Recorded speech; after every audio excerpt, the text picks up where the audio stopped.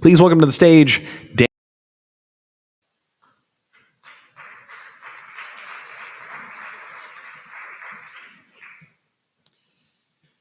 Good morning, everyone. I'm Daniel Pike, and I'm privileged to lead a truly fantastic team at RMI that focuses on carbon dioxide removal, including direct air capture. Our team drives RMI's CDR initiatives, which include innovation roadmaps, startup acceleration programs, first-of-a-kind projects, including regional DAC hubs, and efforts to shape markets and policy at the state, federal, and international levels. Yesterday, there were calls for first-of-a-kind projects and for radical collaboration. This conference is itself a first-of-a-kind project, and it's required some pretty radical collaboration. So thank you to our hosts, to the panelists, to the event staff, and to you, the audience, for making this event possible.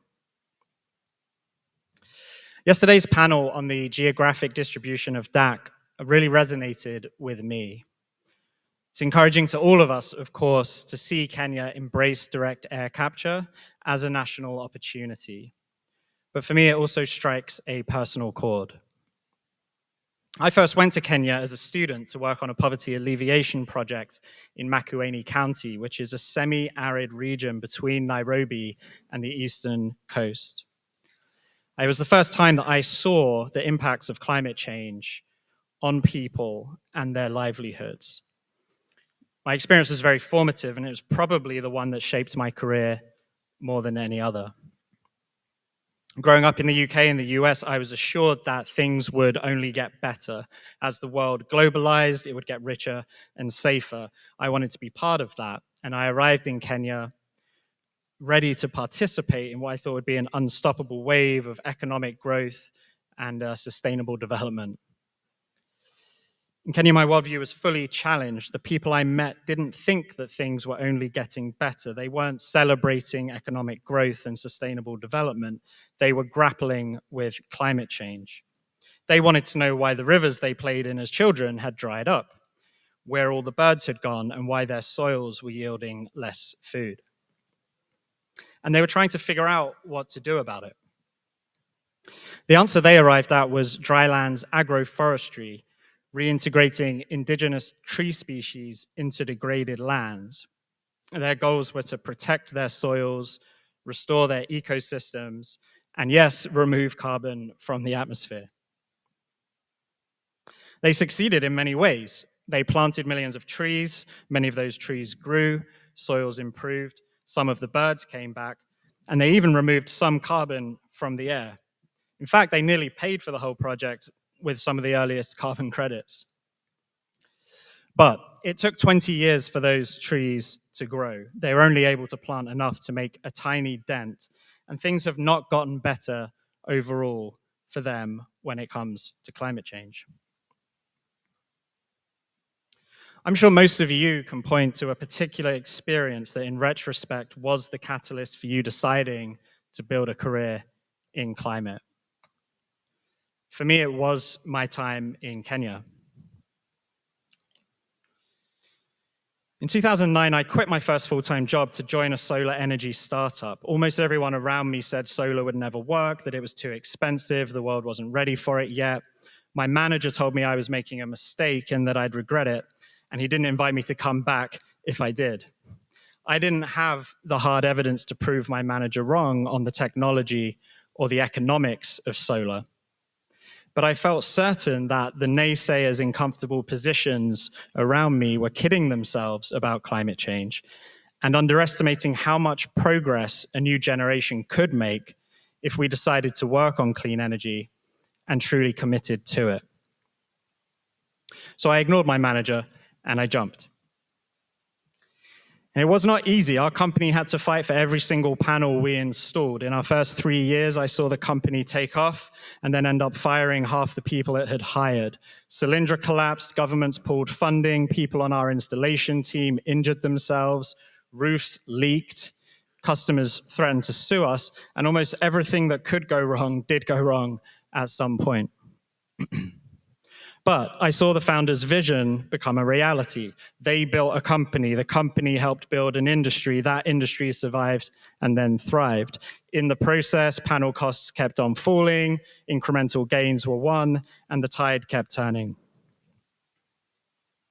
Since then, I've been fortunate to see people build many other climate enterprises that have proved naysayers wrong.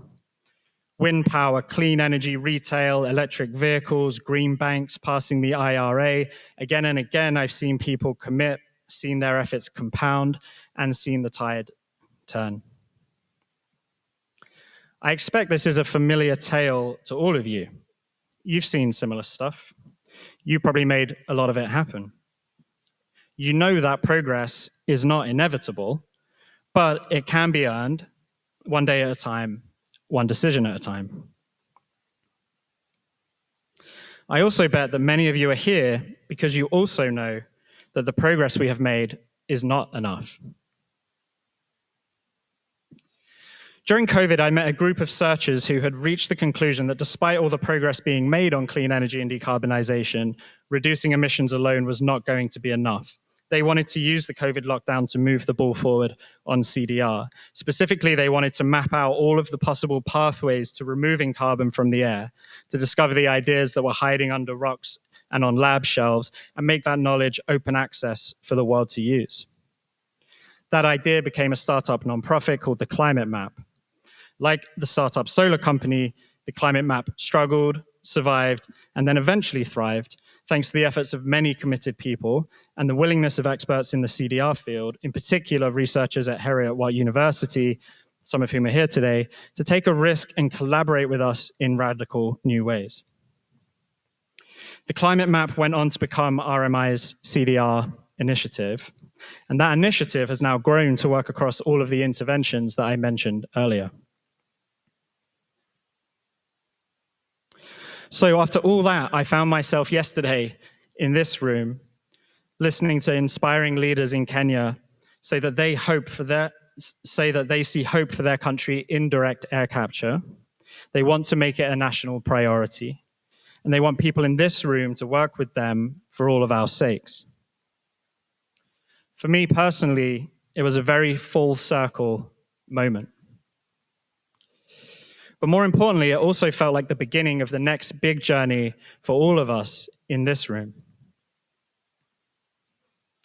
If you're in this room, I think you might share the same belief that I had back when I left my first job, that many people in comfortable positions are still kidding themselves about climate change, and also underestimating the progress that can be made if we pick a new path and commit to it.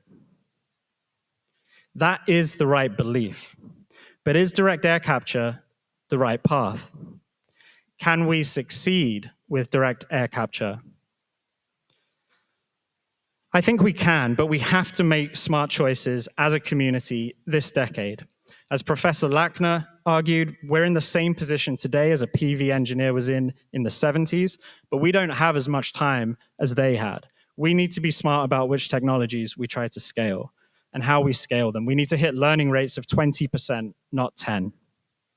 As Ben Rubin pointed out, only 13% of renewable energy projects with local opposition were completed. CDR needs to be a genuine boon to host communities, else CDR won't scale in time. And as Professor Eisenbarger argued, if we are to succeed, we need to become much better organized and make clearer asks to the wider world, especially to governments.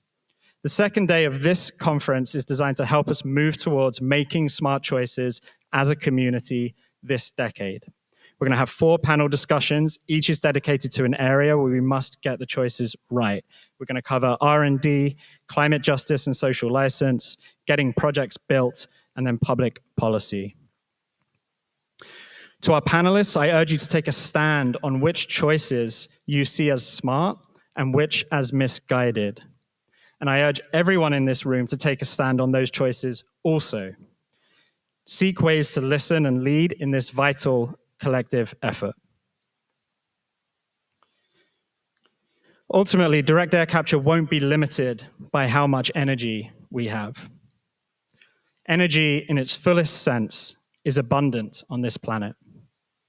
direct air capture will be limited only by our ability to make smart collective choices and to commit. Thank you.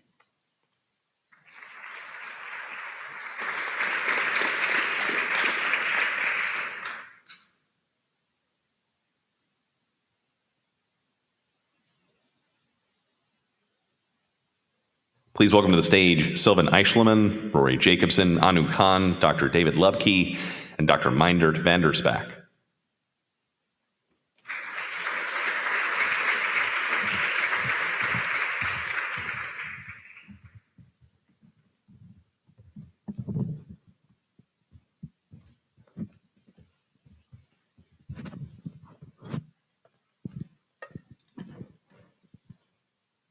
Good morning, everyone.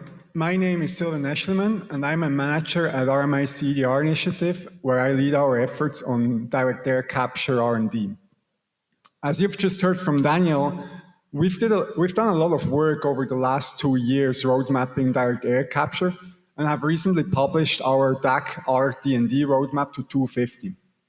But obviously, it's never possible to cover everything, and it's a very fast evolving field. So I'm excited to be joined here by all these panelists and discuss what they see as the most important R&D and D priorities. Let me introduce your panelists. Rory Jacobson, Senior Advisor for Deployment at the US Department of Energy. Anu Khan, Deputy Director of Science and Innovation at Carbon 180. Meindert van der Spaak, Associate Professor at Heriot-Watt University, and Dave Lubke, Technical Director at National Energy Technology Laboratory. A quick announcement before we get right into the topic. Yesterday, we received quite a lot of feedback that audience questions would be highly appreciated. So you asked for it, you're going to get it, but please be prepared afterwards. Let's dive into the topic. We all know direct air capture is largely a numbers game, and figuring out which technology can achieve the lowest cost and lowest energy requirements by 2050 is literally the $1 billion question. So given we have a room full of representatives of different startups that all believe in their technology, I thought a spicy way to kick off this panel would just be asking you all what you consider the most promising approaches to direct air capture. Meindert, I'll start with you. Could you give us a brief overview of the work you do at Heriot-Watt University and what approaches to DAC you consider the most promising at scale? Thanks, Sylvan, for giving me the opportunity to be here with you today. So my work is actually very much focused on technology assessment. At the same time, we investigate materials for direct air capture at Heriot-Watt University. And we really try to make the combination between materials and processes and how certain materials may perform in different direct air capture processes. So we characterize the materials, we model them, we do TEAs, we do LCAs and upscaling, etc. Now, on your question, I think this is a question that many people always ask, and to my mind, we really need a portfolio because the challenge is so big, and I think that many different technologies may perform better or worse in different environments.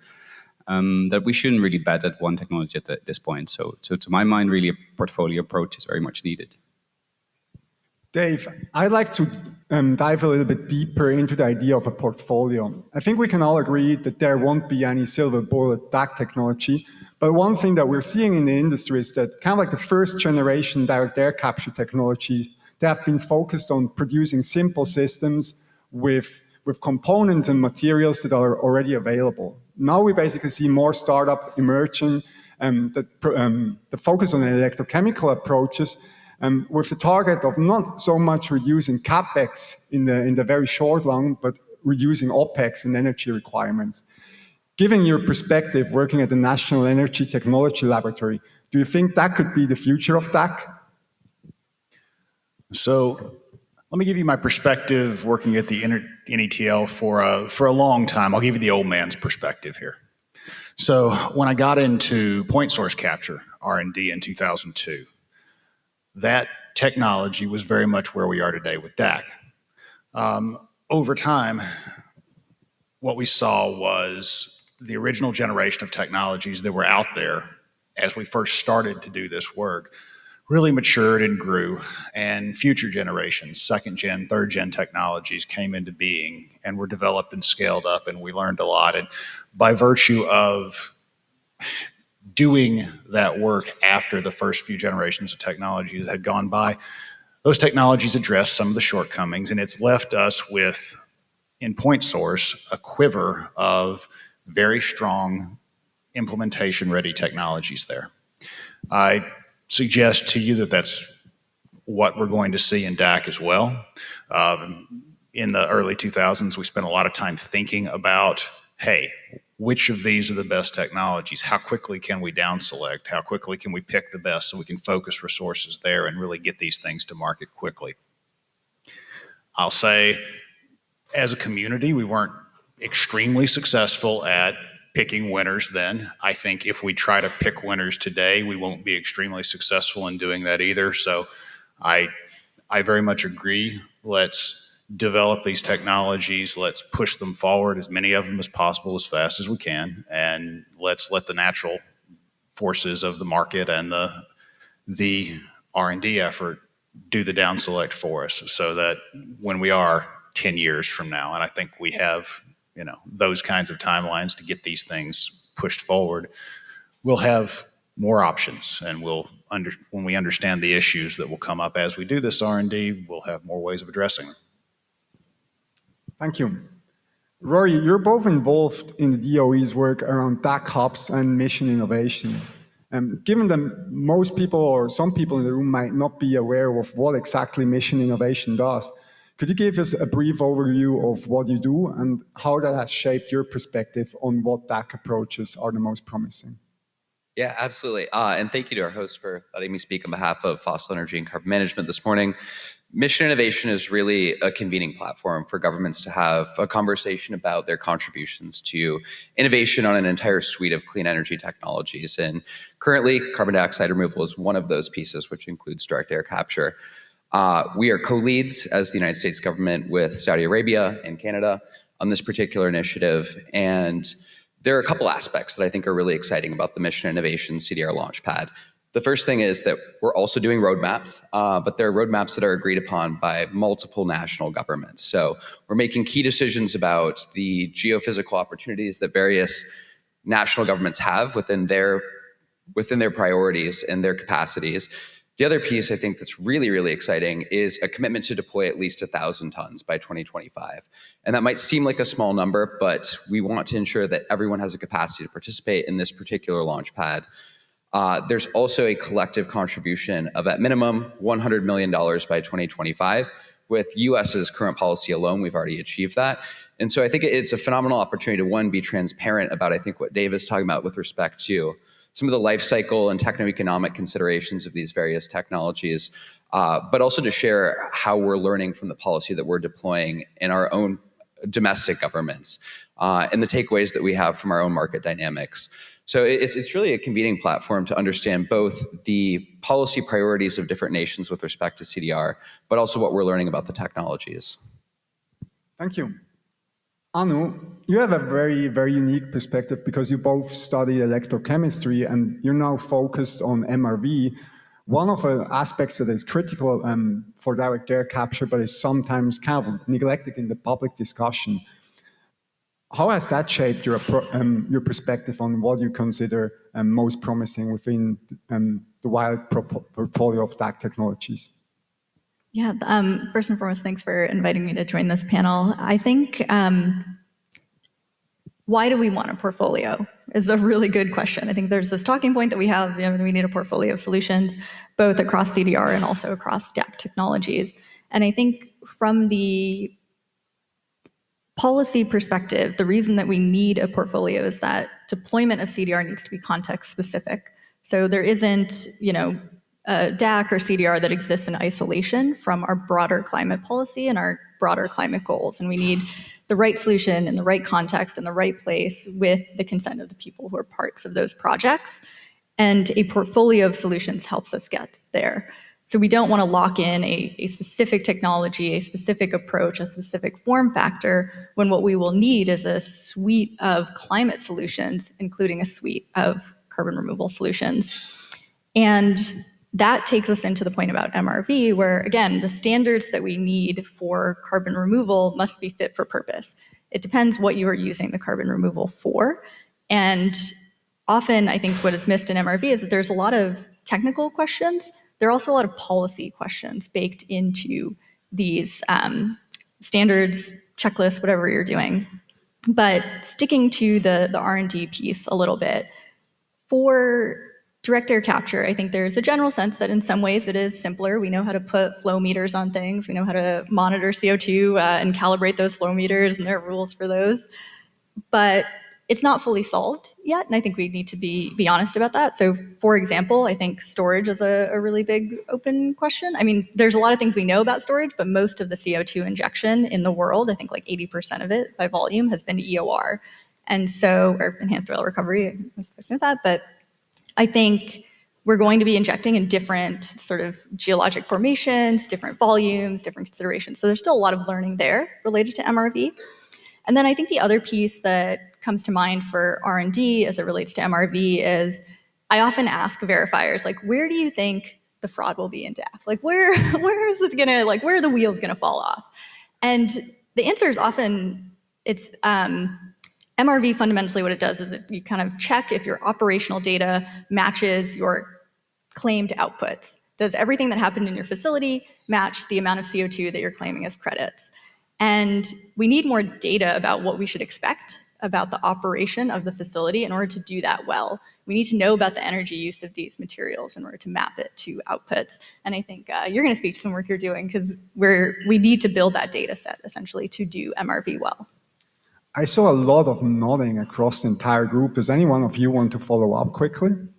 I just find it funny, for instance, that Anu said we know how to do transportation and monitoring of CO2 flows, and the fact is that these standards aren't actually completely there maybe yet. So one of my colleagues, is Professor Maroto Valer, is actually doing projects to make sure that the current flow meters actually do measure CO2 flows in the different thermodynamic regions accurately enough to be used for financial metering, if you will. But so the good news is yes, they do, but we didn't know that yet. Dave? I think that speaks to a broader issue, which is that it's early days. If you look back 5 years, you see just peer-reviewed publications, they've gone up by an order of magnitude in this area. So in some ways, we don't even yet know what it is we don't know. So we're working through those things, and we're doing it quickly, but we're very much in a position where we're going to get some surprises over the next few years, and we're just going to have to deal with those. And I think that speaks to a broader need for data transparency as we're doing this work, because the field is going to evolve, but if it's happening, sort of behind closed doors in a space where the researchers don't have access to the information, we're not able to collectively update our understanding as a community, that's going to be really hard. Do you mind if I continue? Yeah, go ahead. I think that is really interesting, and I think the way the DAC community has evolved is a little bit.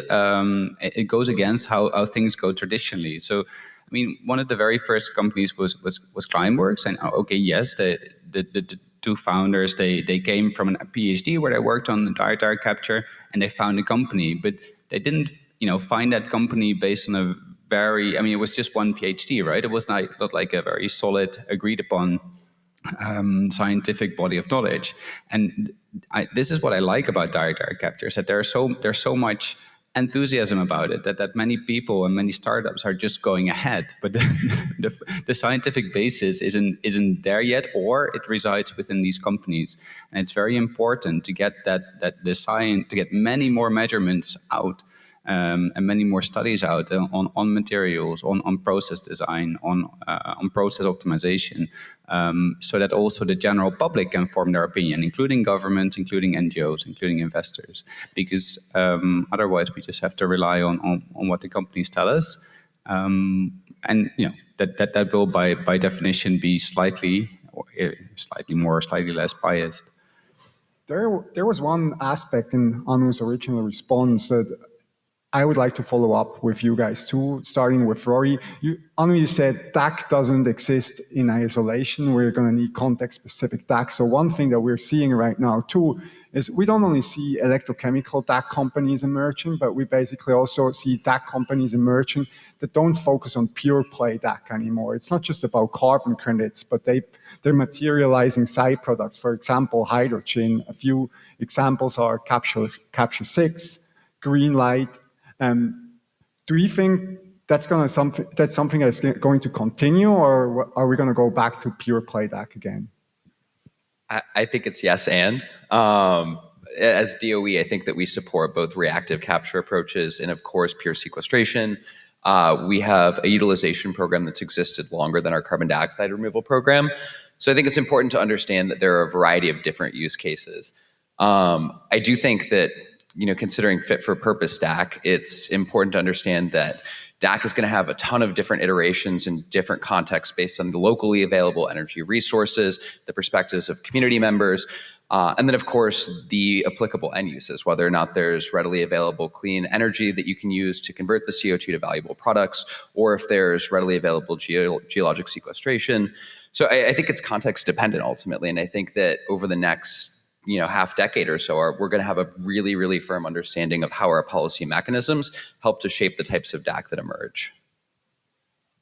I've just heard a lot of votes on things that are needed. I would like to move on to another topic area, prioritization, collaboration. So how do we make these things happen? And just one first thing I'd be interested in, where do you see low-hanging fruits with respect to DAC, RD&D, and specifically where can just little dollar make the biggest impact, starting with Dave? So I see a lot of potential in process optimization. So there are a lot of interesting materials that have been proposed out there. Let me back up a minute and say that when I got into this a couple of years ago, I did back into this. I didn't immediately think, okay, we're going to see a bunch of materials make real progress and major changes in sort of the overall basic technology that underlies DAC. I figured we'd move forward with what we had for a while, but there's been such a blossoming of work in the area that we are starting to see major changes in materials. Now, what do we do with those? How do we adequately create processes which are optimized not only to deal with the normal things that you deal with in a chemical process, like how do you best use your heat? How do you make use of integration to get more energy out of the energy that you have? But also, how do you do that in varying climates? How do you do that in specialized situations?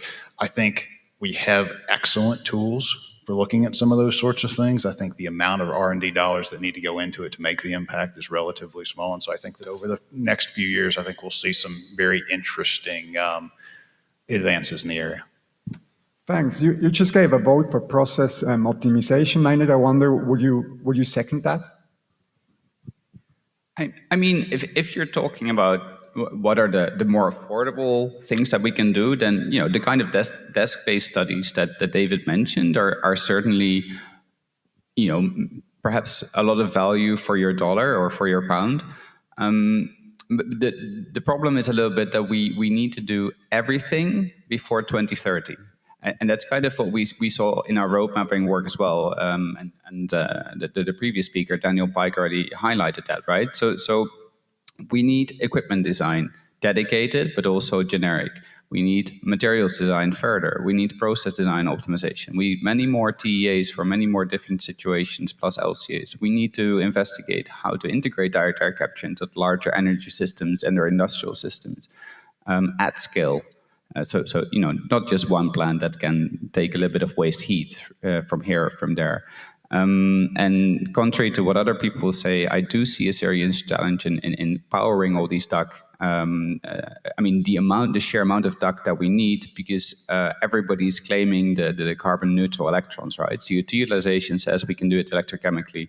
We're electrifying transport, we're electrifying homes. That's all nice and well, but if we want something to be left for DAC, we need to scale up clean energy much more as well. So I think we need all these things all these R&D things by 2030. So I wouldn't focus on low-hanging fruit. We need a lot of investment into R&D in the next 7 years. Because if we don't do it now, then we won't have DAC at the price where we want it by 2050 when we really need it. So I wouldn't think in terms of low-hanging fruits in that sense. Now, two things I've heard yesterday and also earlier this morning when I was following Daniel's speech from behind the stages, we have a lot of calls for collaboration, but at the same time, I also hear a lot of people in the audience when I talk to them saying we're in an echo chamber, right? So we're basically saying we should collaborate, everybody agrees we should collaborate, but the main question is not should we collaborate, but how are we going to collaborate to basically make progress in this industry? Now, Anu, taking a practical example, how would a multi-stakeholder collaboration involving academia, NGOs, possibly governments, look like for MRV? I'm so glad you asked. As some of you know, this is my obsession. So I think what we see right now in MRV and standard setting for carbon removal broadly, certainly for direct air capture, is that it is primarily market-led, it's market-based actors, and that makes perfect sense across industries. Industry has the greatest incentive to create standards and have reliability and quality assurance across that industry. And carbon removal is fundamentally a public good. It will be largely publicly funded at scale, and the standards in MRV for carbon removal need to be designed with the public's interest in long-duration storage embedded in the processes. And so I think what we really need is that voice to be a part of the process and to be fully funded as a part of the process, both through civil society, NGOs, academics, having a full seat at the table when it comes to designing MRV and being able to ask some of these questions of how should we make this choice about LCA such that we are capturing the full set of implications of, as you were saying, scaling up energy use for DAC. What are these broader implications?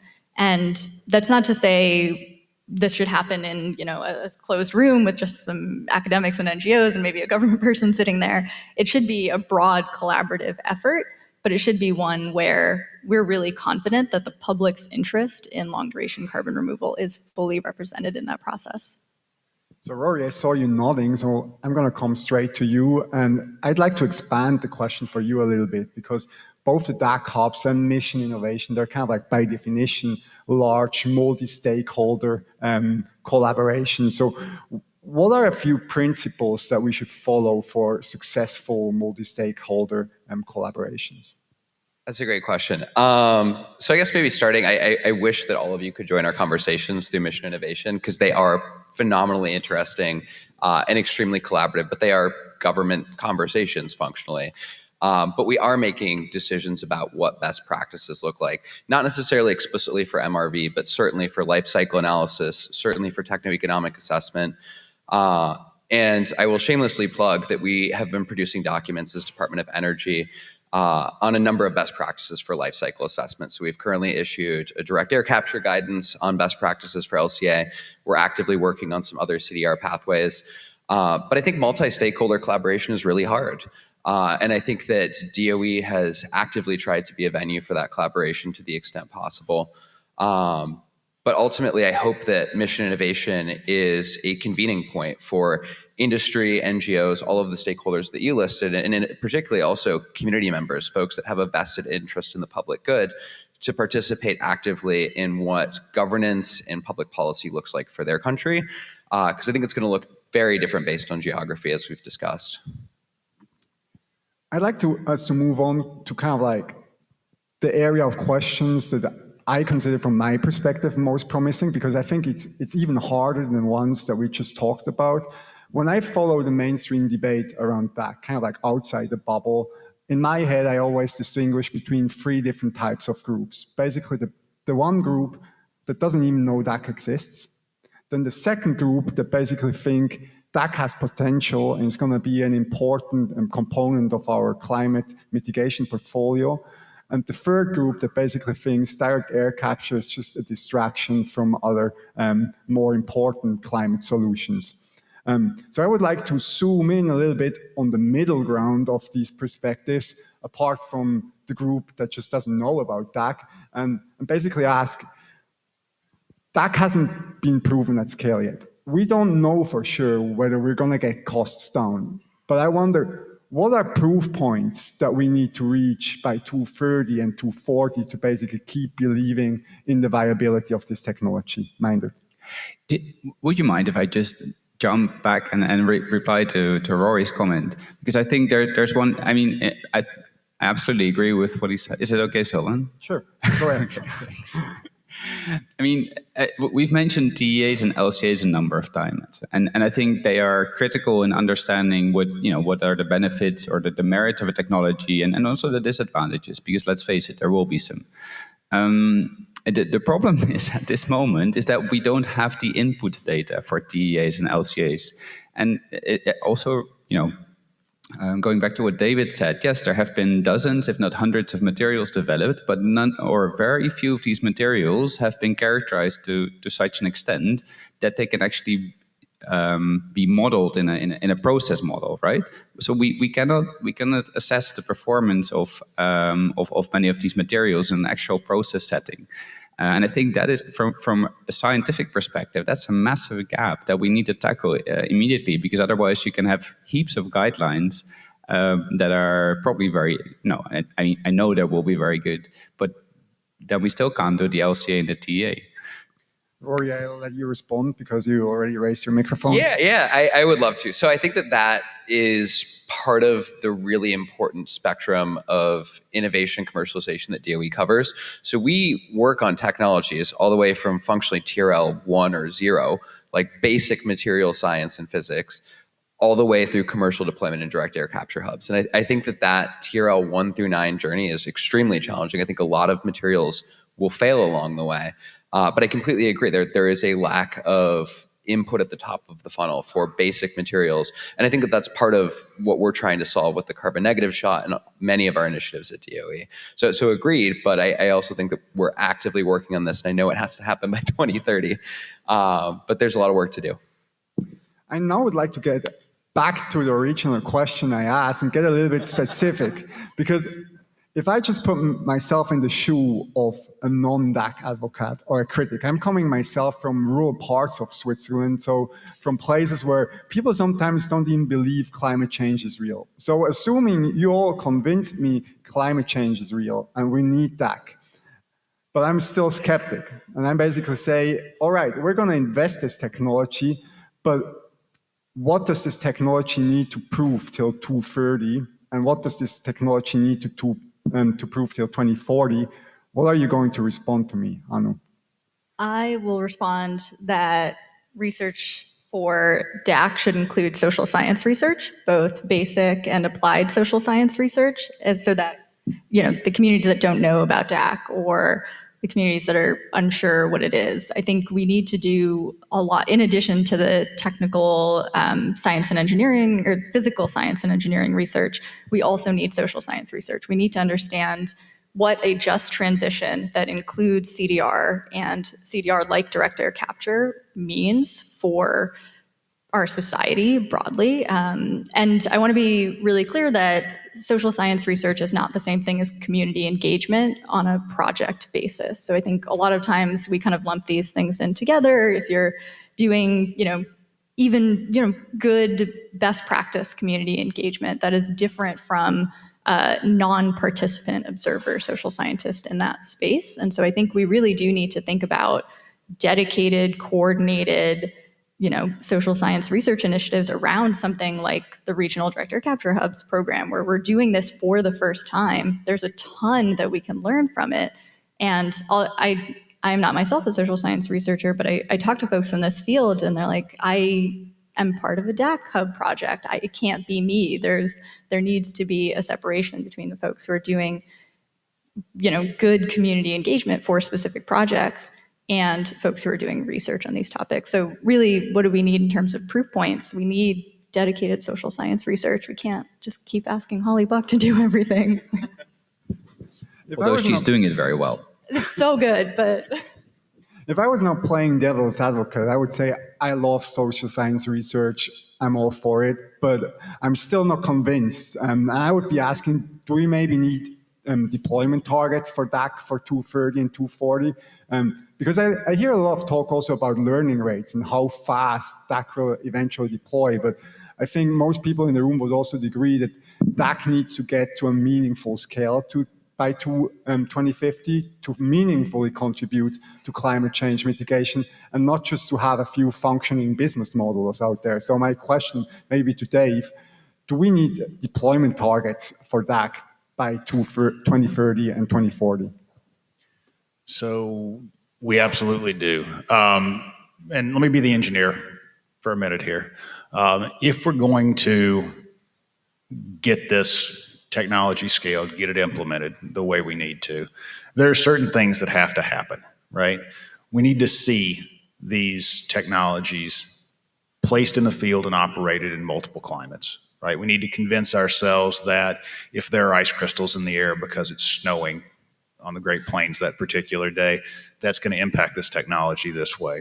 If there's a dust storm because you've got a dry month in Texas, then it's going to impact the technology this way.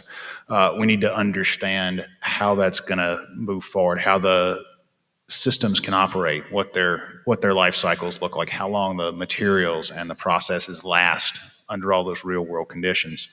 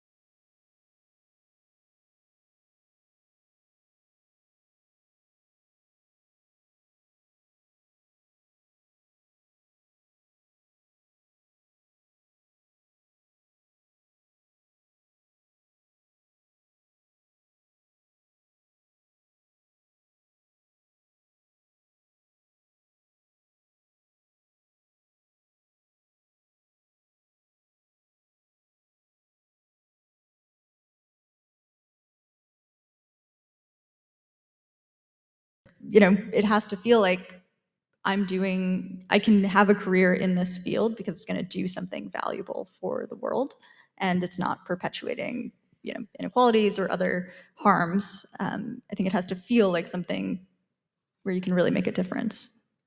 Rory, Dave, is there anything government can do?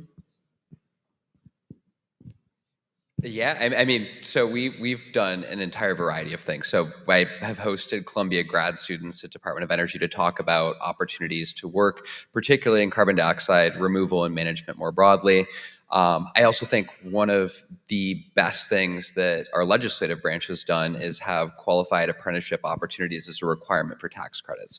So if you're claiming 45Q at $180 per ton sequestered into a saline aquifer for direct air capture, there are apprenticeship requirements the Department of Labor will set for that. And so I think as much as we need really smart integrated assessment modelers to tell us how much CDR we need, we also need people that have an understanding of how to build these operations at scale.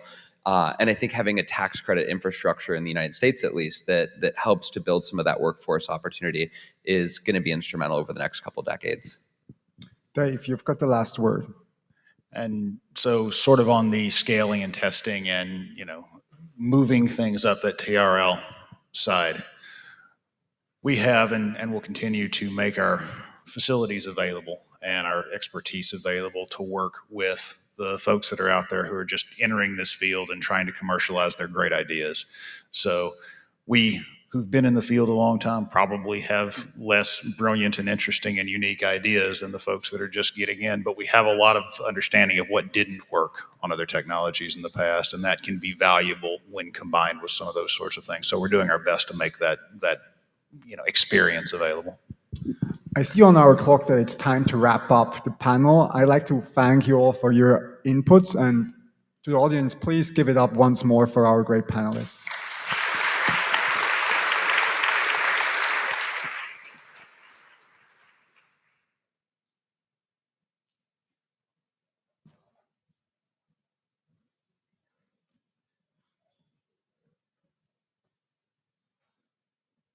Please welcome to the stage Neil Hacker.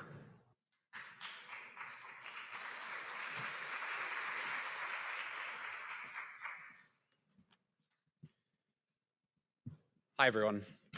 It's great to be able to speak to you all today. And before I start, I just wanted to share my thanks with all of the organizers for putting on this amazing and very timely event. So I'm here to share with you some announcements about the work Isometric is doing in direct air capture. First, some background. Isometric is a registry for durable carbon removals headquartered out of London. We are a team of scientists and technologists working across pathways such as bikers, enhanced weathering, and the topic of today's talk, DAC. One of the reasons for our founding was a belief that traditional registries have struggled to maintain trust. We heard yesterday about a key objective of the VCM being to simply survive. To extend the baby DAC analogy from yesterday's panel for a moment, we see there being a looming risk that the baby will be thrown out with the bathwater when it comes to high durability CDR being tied to institutions that are struggling to keep trust in their role of quantifying and crediting real climate impacts. Without trust, we risk not creating the confidence buyers need to bring their resources to bear on this crucial climate solution, jeopardizing our ability to scale fast enough and to reach the targets we are told we need to meet. We believe that the next generation of registries must be designed differently. So we have structured our business around scientific rigor, transparency, incentive alignment, and collaboration. Scientific rigor is needed so that we are measuring and verifying companies in ways that accurately reflect their climate impacts. Transparency means that we don't just tell people to trust us. We can show them the processes and the impact of projects so they can judge these themselves. Incentive alignment allows us to focus on quality instead of quantity so we can foster trust in the sector. And collaboration is needed because no single group, company, or government will solve the problem of high-quality MRV alone. Instead, we need to work with groups from academia to sensor developers to industry and bring in the best expertise across all domains. Isometric is already working with groups from national labs to governments and the over 150 scientists in our science network to integrate best practices into all of the work that we do. But we also need input from those on the ground, which means suppliers.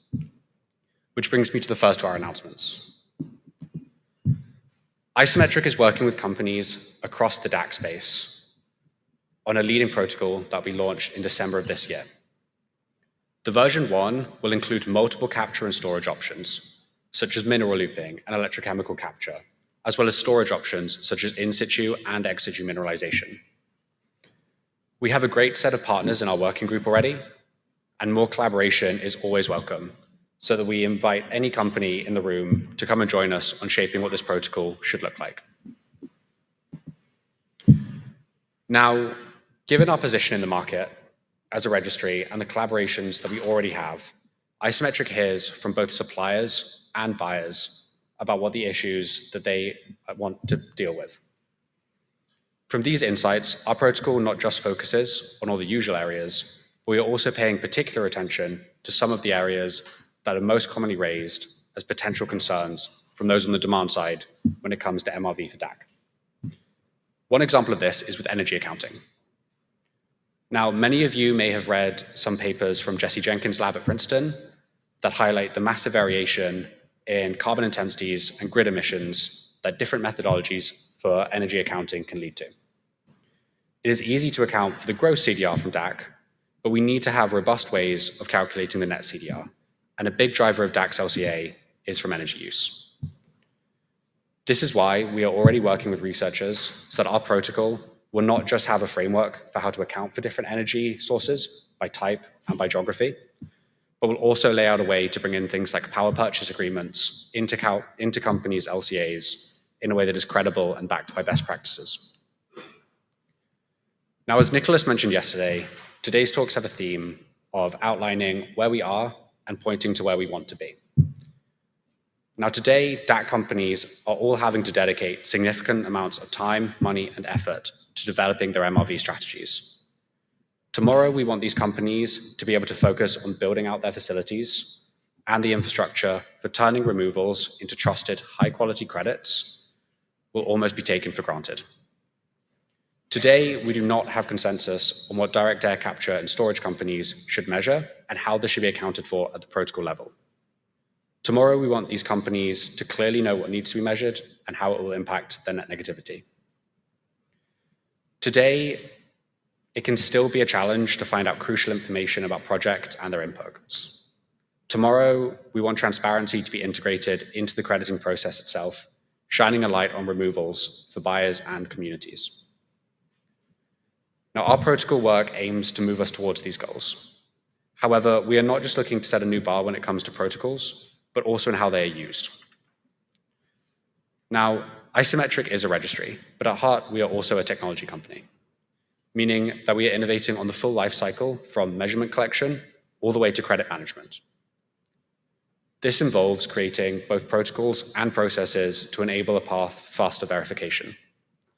What this looks like in practice is that we have started to work on how to turn crediting from a process that happens once a year to one that can happen in weeks or even days. This is something we're excited about across pathways, but we think it has a particular focus for direct air capture, given the quantity of remote measurements that can be taken. Ultimately, we want to help suppliers sell more tons and get to credits faster. One case study of this is the work we are proud to announce with Deep Sky. Now, Deep Sky is a Canadian project developer whose capture facilities implement multiple types of direct ocean and direct air capture technologies. On the DAC side, they utilize a variety of solid and liquid sorbents, and the facilities share common infrastructure where the captured CO2 is liquefied and processed into a high purity stream. In tandem, a storage provider processes mine tailings to obtain purified source of magnesium oxide. This is then reacted with captured CO2 in an ex situ reactor, and the carbonation reaction creates a stable carbonate, magnesium carbonate, which is then transported offsite. By developing multiple technologies using shared infrastructure, they aim to get a better sense of the relative performance and scalability of each one. Working with Isometric on their MRV allows Deep Sky to focus on building and testing technologies, while Isometric does the work to make sure all of the technologies from their different DAC facilities, direct ocean capture facilities, and any storage options they use today or in the future will be accounted for properly. You can see more about their process at science.isometric.com. Now, thanks to the support of partners like Deep Sky and other members of our working group, like Heimdall or Mission Zero, we are making fast progress on the first version of our protocol. Ultimately, though, and this is something we've heard from other talks, we believe that collaboration is always the answer. And so for any companies that want to get involved, you can email dac@isometric.com or come find us during one of the breaks. And we are wearing these lovely little pink pins. So I want to say thanks again for all your time, and it's been great to talk to you all. Thank you very much.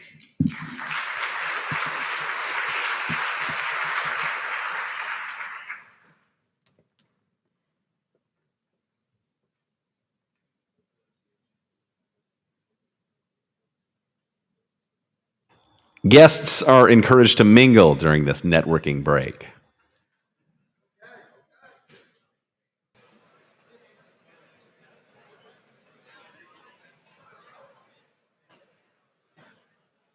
Please welcome to the stage Jason Hockman.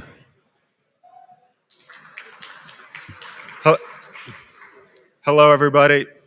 This is a bit surreal, but I have the distinct honor and privilege of introducing video remarks from United States Special Presidential Envoy for Climate, John Kerry.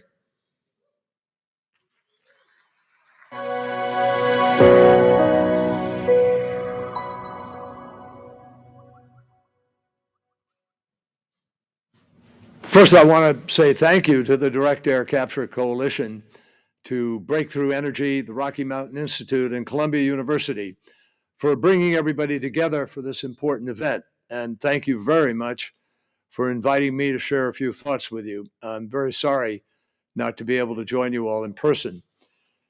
Every one of you is here today because you understand that we are in a truly critical moment in the fight to deal with the climate crisis, and that we have to take bold action if we're going to remain on a pathway that keeps 1.5 degrees Celsius within reach.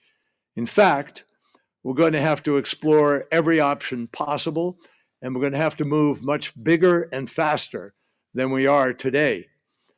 At the Major Economies Forum in April of this year that was hosted by President Biden at the White House, he and I had the privilege of laying out a vision for the decisive actions that have to be taken in order to hold on to this pathway to 1.5 degrees centigrade.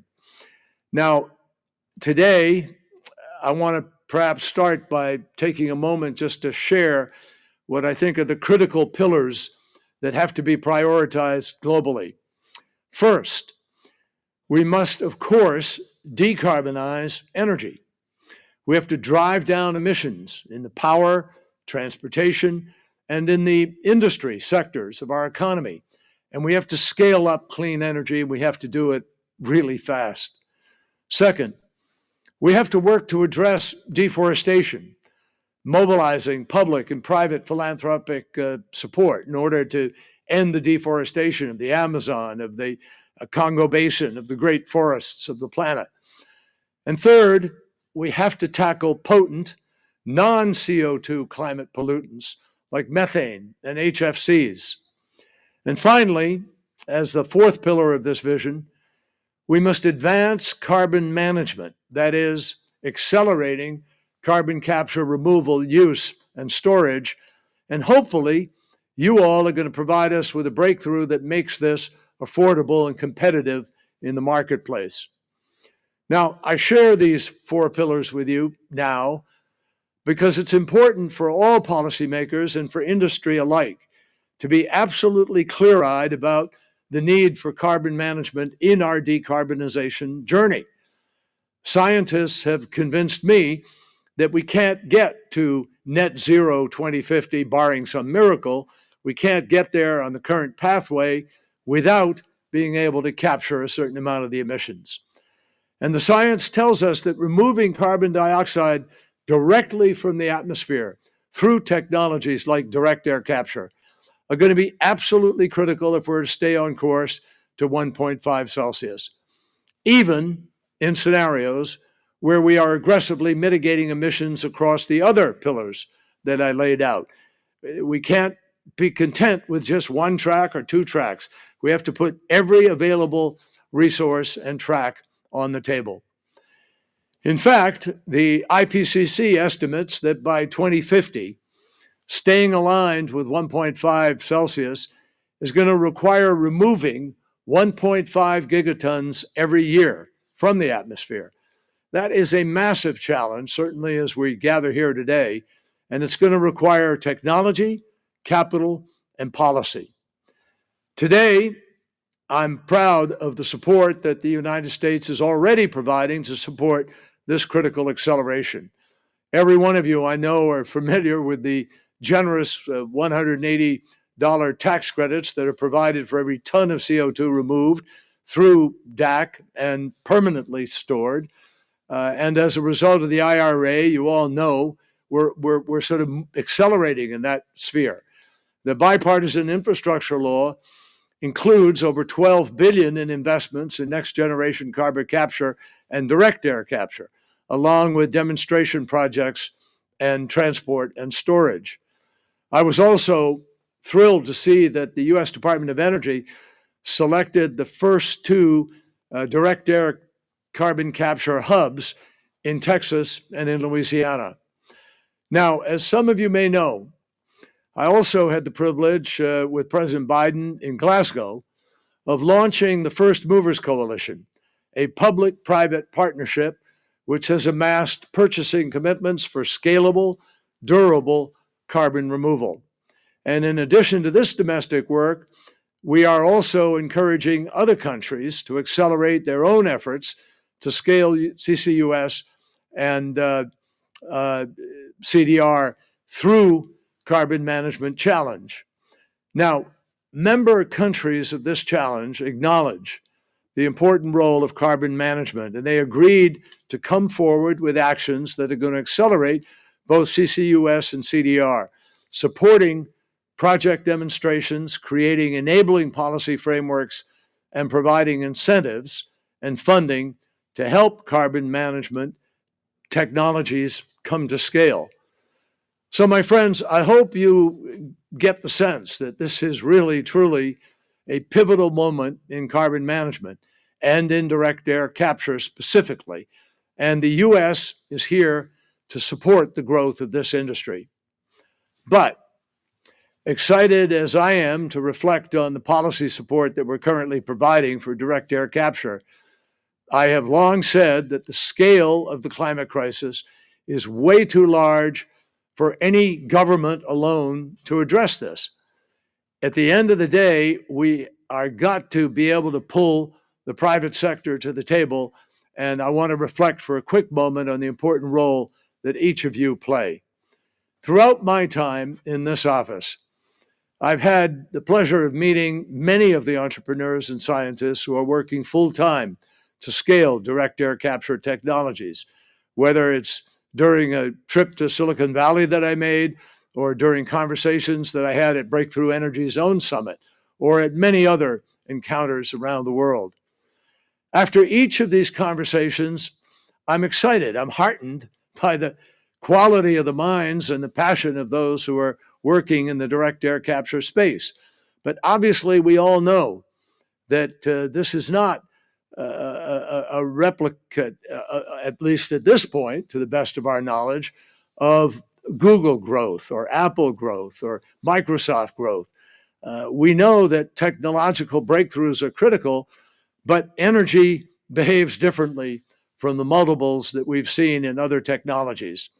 And clearly, the rapid deployment and scaling of direct air capture technologies is going to play a critical role in keeping our planet safe, providing it can provide us with the ability to be able to be affordable and competitive in the marketplace.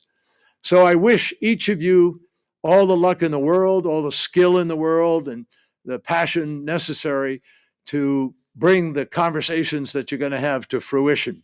The questions that you discuss, how to fund and scale the projects, how to ensure that direct air capture projects bring forward other environmental and community benefits, how to truly measure impact. These are all critical questions, and they're all going to have to be answered in order to be able to meet this moment. So thank you for the work you've done already. Thank you for all of your contributions in this fight to win the battle of the climate crisis.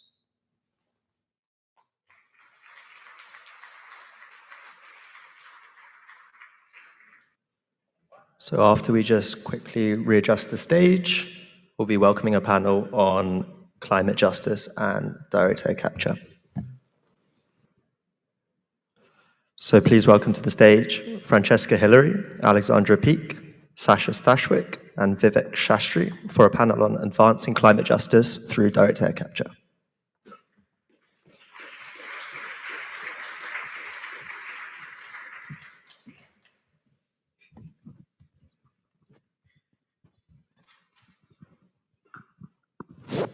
Excellent. Thank you very much.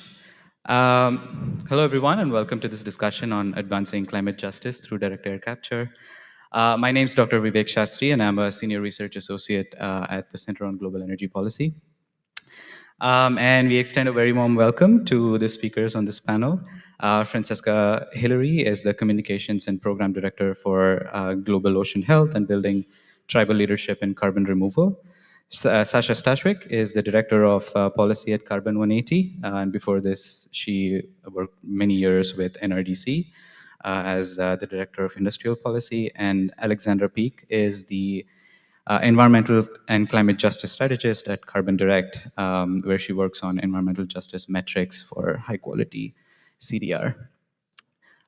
So let's kick this off. Let's start with, for this audience and for, just for other people listening more broadly, could you describe your work in layman's terms? How do we understand your work in the simplest terms possible?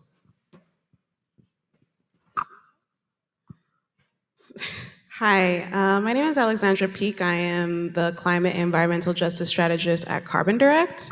Carbon Direct is a carbon management firm. What that means is we help our clients in their journey to decarbonize, both in reductions and removals. Carbon Direct found it very important to have an environmental justice in-house team to help to loop together how these sectors are interconnected. My background is in the social sciences. I'm a sociologist. I also did community organizing in Texas for several years.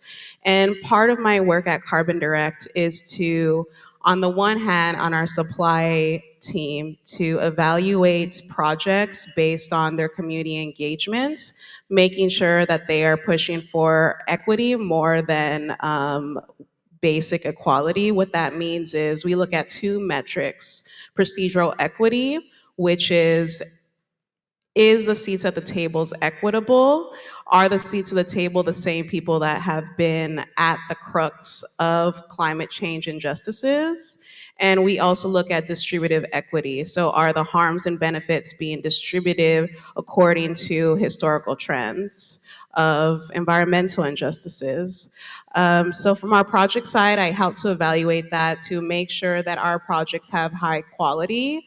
Most of our projects are looking at those that affect the global south. So that is very important work, since the history of it is rooted in a lot of inequities, especially economic and social. And on the other side, we also help clients that are building DAC hubs meet their community engagement plans so that they are in line with Justice 40, as well as any other prerogatives by the federal government in order to get funding. So that it looks like not only just community engagement plans, but how are we thinking about DAC in terms of equity? How are we thinking about DAC in terms of being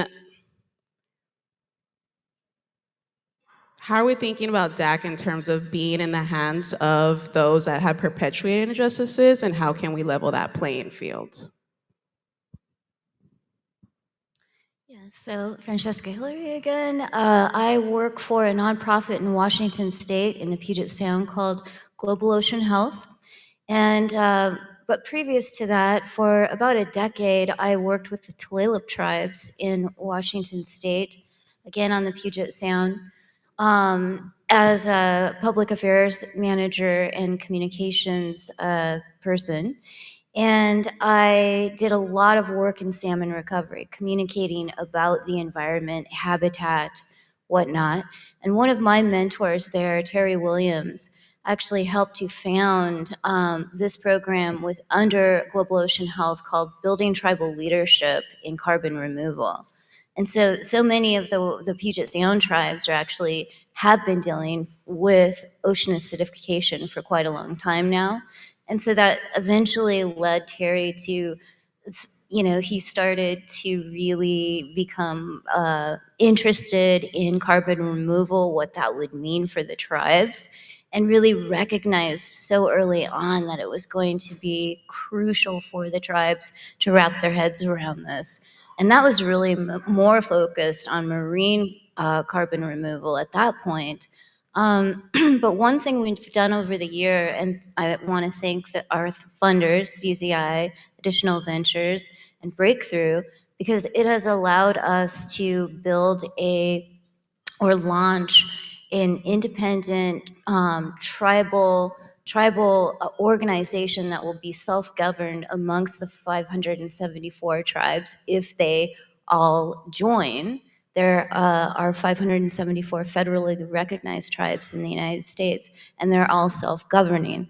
So they have, depending on where they are in the country, they have different needs. And so we've really spent the past year first aggregating and getting research together, building relationships with some of you in the room, which have been so helpful to us. And so, yeah, that's where we are right now. And we look forward to working with all of you in the future and helping to get this information out to the tribes so that they can make the best decisions for their communities around carbon removal. Thank you. Stash. Hi, everyone. I'm Sasha Stashwick. I'm with Carbon 180. We are a nonprofit that is focused on advancing a vision of the carbon removal sector that really centers high accountability, justice, and equity. And a key perspective we bring to the table is that the sector needs to be rooted in the science, but also that the buy-in of communities that are hosting carbon removal projects is really critical to the ultimate success of the sector and getting it to the scale that we need. And within the organization, I am the director of policy. So my team looks after sort of the ways that we can influence the implementation of existing policies to achieve that vision and also fill policy gaps in advancement of that vision. So key focus areas for us are around implementation of the DAC Hubs program, which I'm sure we'll get into more. Obviously, the largest investment in commercial scale deployment of DAC anywhere in the world, but also issues around infrastructure, which we think are going to be really critical, potentially critical catalyzers or critical barriers to the deployment of DAC and to the success of the sector.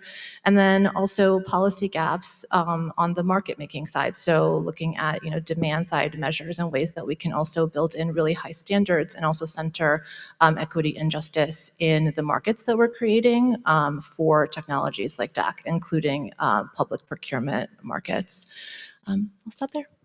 That's great. Thank you all so much for those introductions. So let's dig in for a couple of rounds between us, and then we'll open it up for questions for the last 6 to 8 minutes or so. Okay, perfect. So just digging into this intersection of DAC and community justice, right?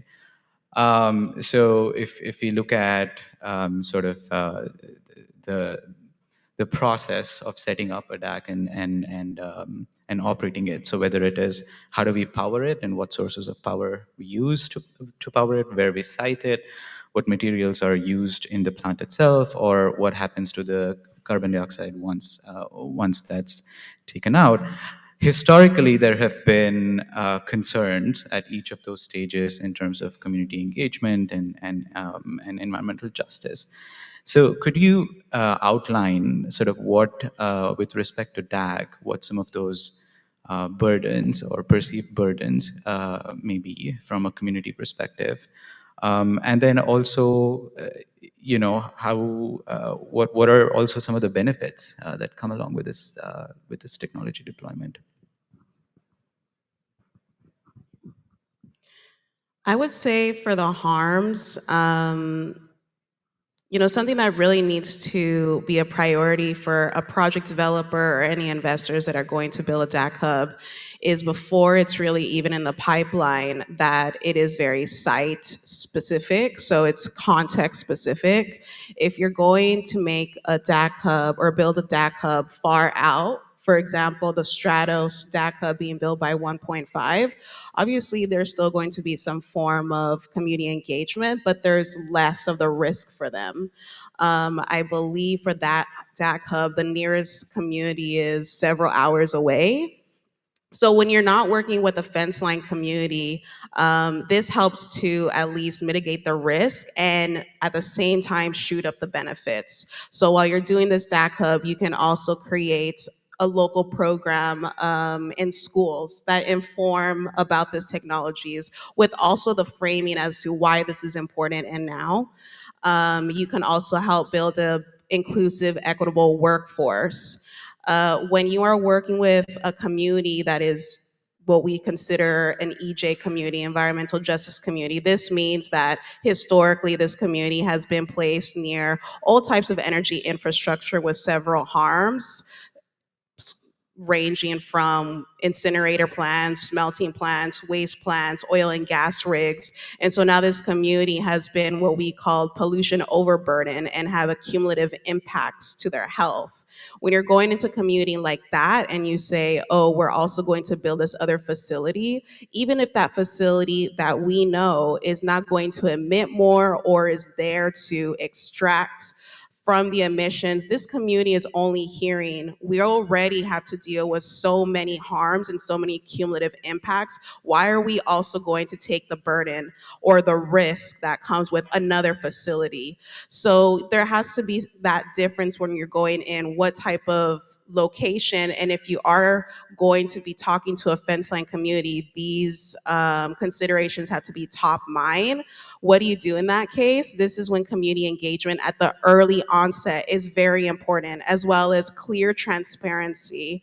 Another benefit that can come from this that 1PointFive has done with the community benefits plan is that they started to create citizen advisory boards. So now you have an accountability mechanism by community members that can either be spearheaded by local grassroots NGOs, local municipalities, or even individuals themselves to be part of these advisory boards to hold this process accountable, right? So even in the beginning, when you're promising communities, you're not going to get excess emissions. This is to take out emissions.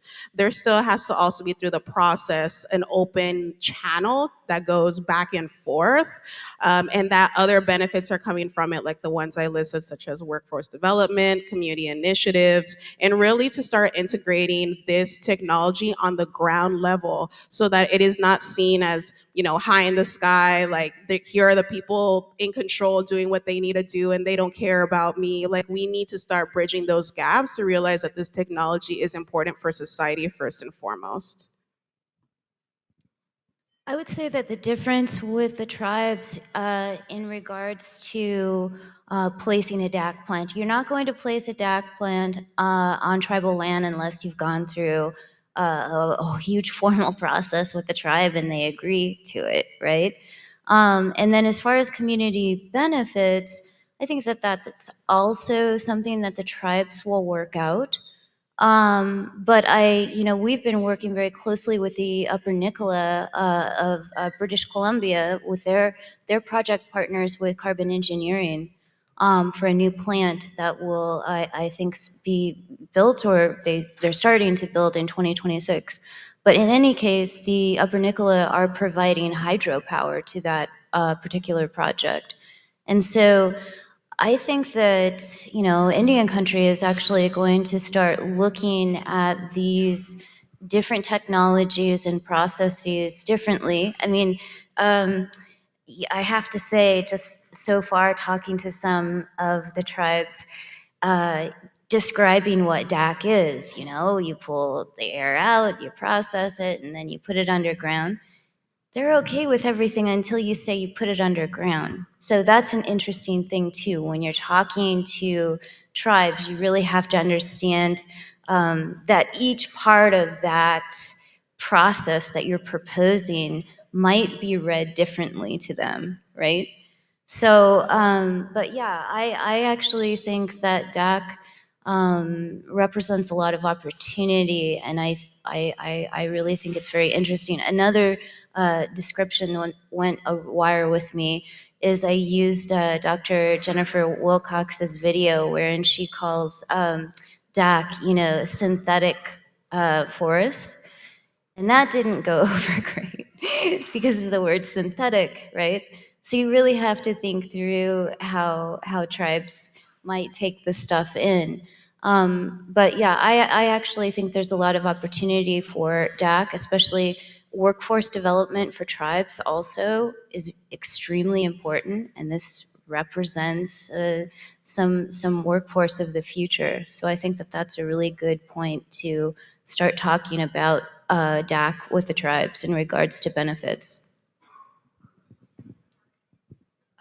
Maybe I could introduce just like a perspective from the policy side around a program like DAC hubs and what we saw coming out of DOE in sort of their first round of awards that was announced in August. So I think that there were sort of the two big projects that got the lion's share of the attention, but really what DOE did was award 21 different projects at really different stages of development with a tremendous diversity within that, the cohorts. And so, the technologies are not monolithic, the communities are not monolithic, the geographies are not monolithic, the energy contexts are not monolithic, right?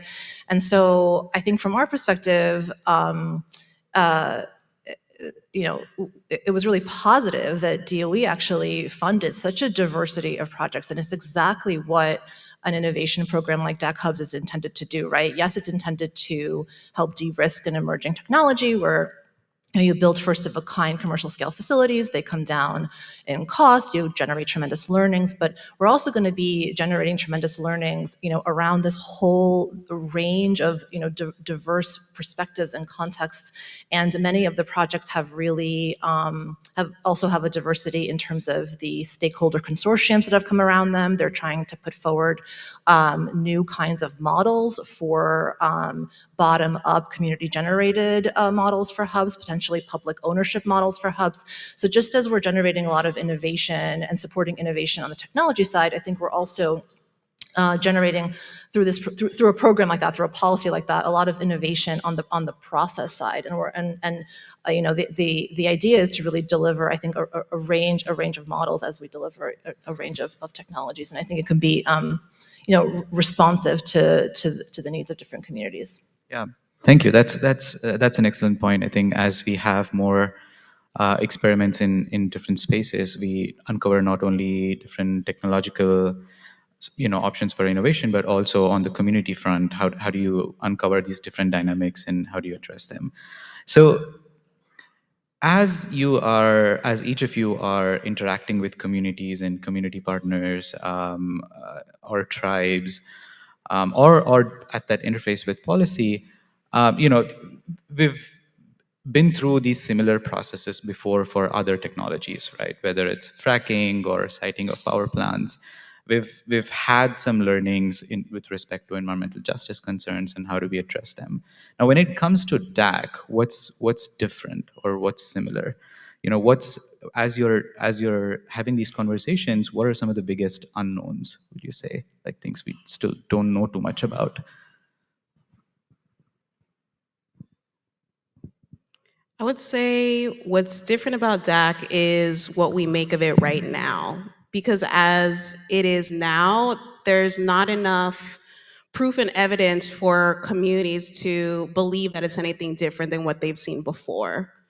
And then we are, of course, also talking about, are we talking about this within the United States, with most DAC hubs being here, but when we're talking about the global South, um, I think the risks are even higher because the global South has just been an experiment ground for renewable energy technologies, for development projects or initiatives. So to me, the stakes are even higher within the context of an area that has just been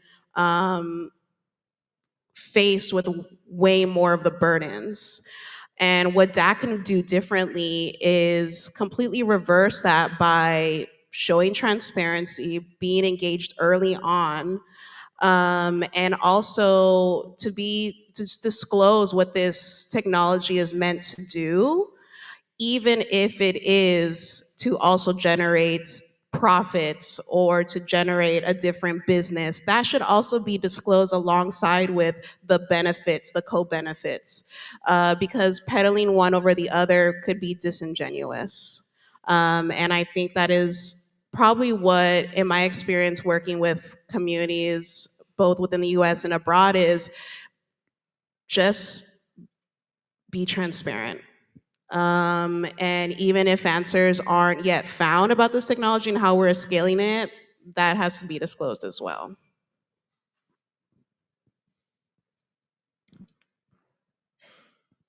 I think for tribes, so much of social justice ends up coming through the court system.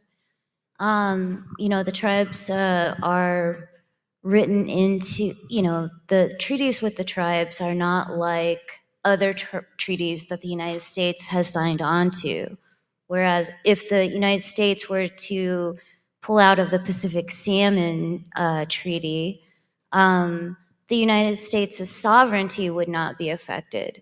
But the United States is the United States because of those treaties that were signed along the way out to the West Coast. And so the treaties are written into US law. And even though it's taken us so long to get justice, it is and it has been happening through the courts. And so I would caution that that would be a way that the tribes would deal with any trouble that would arise from this new industry, that eventually you would end up in court. On the question of what is potentially different about DAC, one of the reasons I was attracted to this work is that I'm well into my second decade of climate advocacy, and I've worked on a variety of sectors. And in sectors like the power sector, other sectors, we're quite late to the game, and we're having to turn around a really, really big ship. I think here there's a massive opportunity to build this sector, effectively a new sector of the American economy and the world economy, differently from the start. And to the extent that we can do that, I think there's huge potential to build more durable political coalitions, to have more host communities that want to come out and support DAC projects, other carbon removal projects. And you really can imagine a scenario where the sector gets built in a way that just reinforces pre-existing environmental burdens and harms. But you can also imagine an alternative world where we build it in a way that actually seeks to redress those burdens and harms. And so for me, that is kind of the central opportunity here. We're not late, or we're not as late, and we'd be much better off building it differently from the get-go than trying to turn things around later. I think high profile failures of the kinds that I think we're all thinking about could really set us back quite a bit. But on the contrary, the opportunity is to create real momentum and the conditions for a lot more policy support that we're going to need over the next decades. Let's move to that policy support, right? In terms of, we talked about the burdens, but in terms of the solutions or the mechanisms that are available for communities to participate in this process of understanding what DAC is, and participate in the process of where do they get cited, and what are the risks of the technology to our communities, and what are the benefits, and how do we take these decisions. So what mechanisms exist currently for communities to engage in that process, and are they sufficient, or are there gaps in terms of would policies need to be updated, whether it is the environmental impact assessments or mechanisms through the Clean Water Act? Are there sufficient pathways for communities to engage? I was for once going to make a not policy point, but I can jump in. This is just one piece, but I'm sure we'll build on this. One thing that Carbon 180 does is we have a regranting initiative, because our perspective is that communities need to be empowered to be sitting at these tables and engaging at these tables themselves. And so we're really there to grant them funding to support their ability to do that, provide a certain amount of education to, really just create, a basic level of understanding of what is carbon removal, what is a technology like DAC.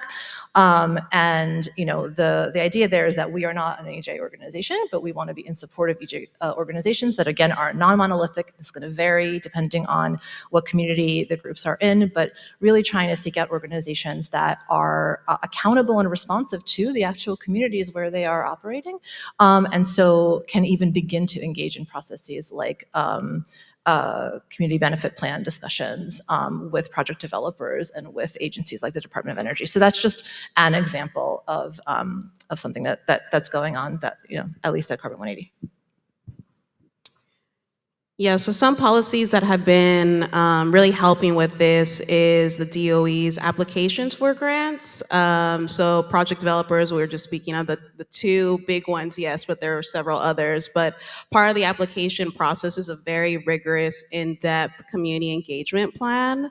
And this also includes a community benefits plan, but what I really liked about their application is there's a series of interviews, there's a lot of proof and verification that these plans already be put into motion, that there's collaborations, that there's partnerships. So having more of this as a need to, in order to get funding, not just from DOE funding, but from states, would be very helpful to advance DAC and make sure that it also is encompassing communities.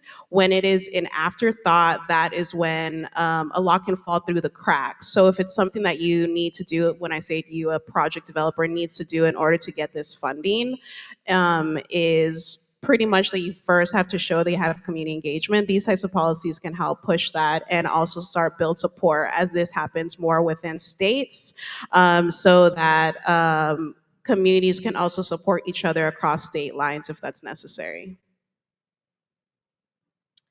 So I live in Washington State, and we recently passed the Climate Commitment Act a couple years ago.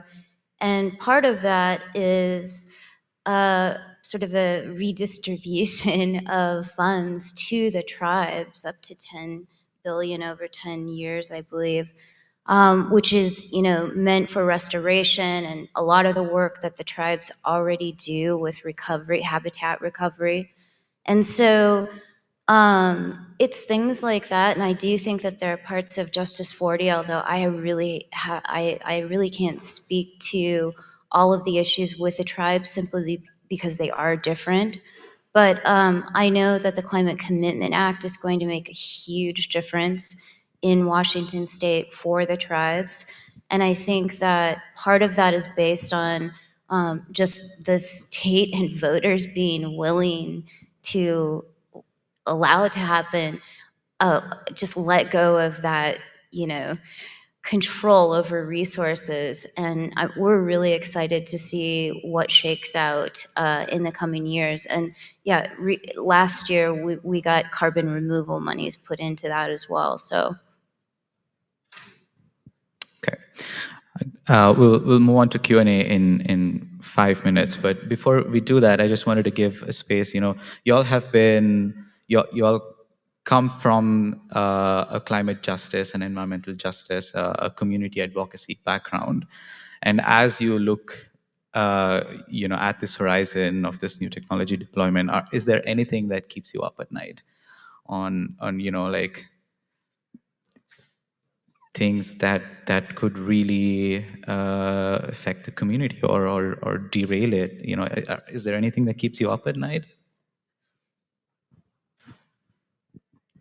I think that one thing that really concerns me is I sometimes fear that, and look what we've been through in the last couple of years, really, 3 or 4 if you count, Australian wildfires starting in, 2019. It's just been a heck of a few years climate-wise. And one thing that I worry about sometimes is that all this emerging tech isn't taking into effect the climate conditions that we might be faced with. I mean, what happens to a big DAC plant and then you have a huge wildfire like they've been having in Canada, right? It's stuff like that. I do hope that more thought goes into how do these technologies survive floods, and what are the issues around the actual climate that we're going to be going through as we're building out this infrastructure. Well, nothing keeps me up at night. I'm a very sound sleeper, but I guess things that I, am concerned about is I worry about this technology further alienating people into different camps, like further alienating developers, those in the climate sector space, from those actually being affected from climate change. And I think I also worry about the framing. Yes, this is technology and innovation, and government has to play its part, public-private investments. But the framing is also, why are we in the position now that we have to remove CO2? Why are we in this position? And this is when climate justice concerns are first and foremost. And those that are polluting and emitting the most are not the ones that are facing the most of the consequences.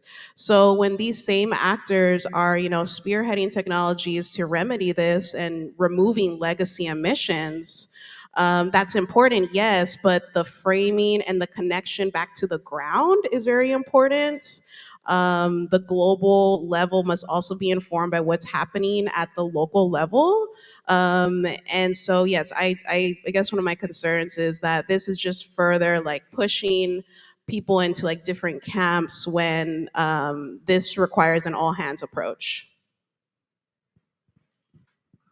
I guess I worry about the big stuff that probably a lot of people in this room worry about, which is, this technology or these technologies being, co-opted by, the same interests that caused the problems in the first place. But I want to try and maybe end on a more positive note, which is that I think there's all of these different ways that we can support, incremental movement towards a really alternative vision for this technology and for this sector, and as a result, an alternative center of gravity. And I tend to be a person that's pretty comfortable with just small incremental, kind of steps forward, directionally correct movement. But I think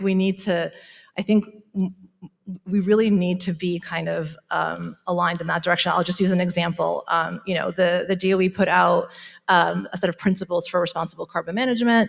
There's some good stuff in there. It's imperfect. They took a lot of comment on it. I'm sure they're going to work to improve it. It's at the end of the day, it's a voluntary thing. There's not a big stick that they can wield to, they don't have any enforcement authorities around it. But there's all these different ways that the people in this room can work to sort of support that effort and try and build in more of an incentive structure around that type of vision for the development of this sector. And I think that that has a real potential to create, that alternative center of gravity that we need, that is the antidote to a co-opted vision for a technology like DAC. And so that's kind of where I try and orient myself when I'm kept up at night by those thoughts.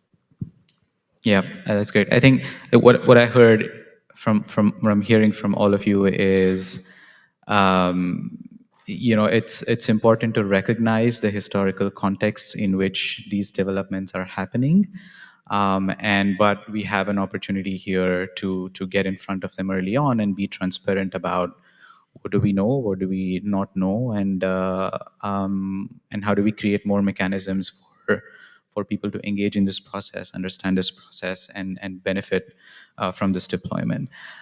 So let's open it up. Maybe we'll take 1 or 2 rounds of questions. We do have 10 minutes. Gentleman over there, please. Hi, I'm Andrew from Counteract, a VC in CDR. Thank you, first of all, for an amazing panel. I've heard a lot of talk on this subject, but never so much specificity.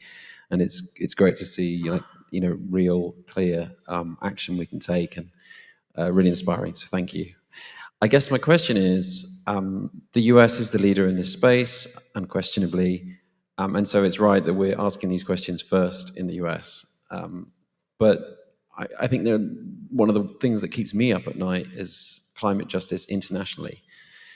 And I guess thinking about really well-intentioned policies, like, for example, the amazing policy set that we have here in the US, helping finance the DAC hubs and the IRA framework more broadly, or the NDC framework, for example, or the European emissions trading scheme, they tend to create incentives for technology to gravitate towards traditional financing centers.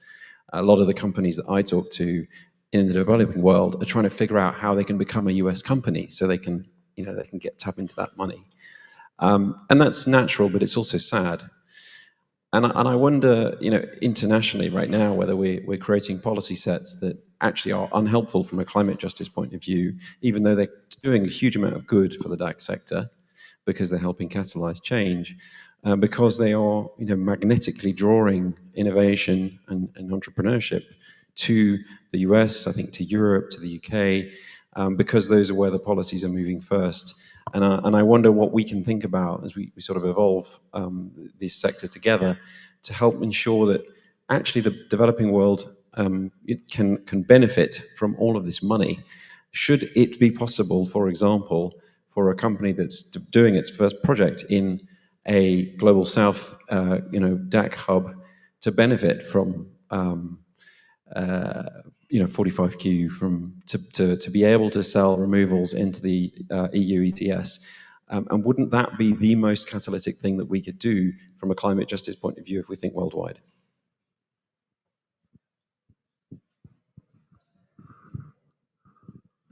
I agree that this technology needs to be diversified and really supported in the global south. The DAC hub in Kenya, Octavia, Carbon, is an example of how this technology can scale, especially in the continent of Africa, which has the geologic conditions for sequestration, most importantly.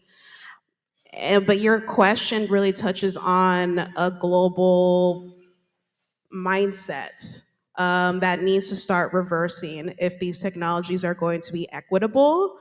Right now, or what has been, is that minerals, raw materials, cheap labor is extracted from the south or the periphery to feed the core, right? And this involves anything from R&D to our phones, our technologies, and even to what we put into DAC hubs. So we're still, into that mechanism of how goods and technologies flow. And so what I'm hearing is your question is like, how do we start then reversing that trend? And that's going to take several different sectors and actors to work cohesively to do that, with the embodied vision that this has to be reversed, where investments aren't always R&D isn't always just spearheaded in the U.S. And if it is, how do we start democratizing that technology and that engineering? So I don't really have an answer for you specifically. I'm not sure if my fellow panelists do, but I do agree that we have to start to, not just us, the global South has to start valuing what they have. The value is the ground, the value is the minerals. And until that value is not seen as intrinsic and it's elsewhere, then that's very hard to then change the mentality. I'm quickly outside my expertise in this, but maybe I'll offer just like 2 quick thoughts. I think from a policy perspective, from a US policy perspective, but I think potentially European as well. I think the value I see in a deployment incentive and innovation policy like DAC hubs, for example, is, yes, we're going to build projects in the US, but you're building that first, second, third commercial scale project. You're de-risking that technology. You're going to start bringing it. The idea, right, is to start bringing it, down the cost curve, and the value of that is that the 4th, 5th, 6th, 100th, project is better, cheaper. And I think to a large extent, that's the role of developed countries like the United States, is to de-risk those technologies that can then deploy around the world to reach the scales that we need to reach. We're not going to reach those scales just by deploying it in the United States and other developed countries. So that's sort of one thought. And then the second major role I think U.S. policy has to play is in standard setting, right? So when you have, the U.S. federal government for the first time, for example, stepping up to say we're going to purchase carbon removal as a public good, really all long duration forms of carbon removal, but to include direct air capture, the standards that get set around that have a value far beyond like those specific tons that get purchased, right? You could really raise boats across public and private markets for the off-takers of carbon removal projects. And so I think those types of, sort of innovation deployment policies and the standard setting rule are 2 really unique ways that developed countries like the US really contribute to that ultimate North Star that we're all going for. That's great. We have time for one more question, and I saw a hand up there before.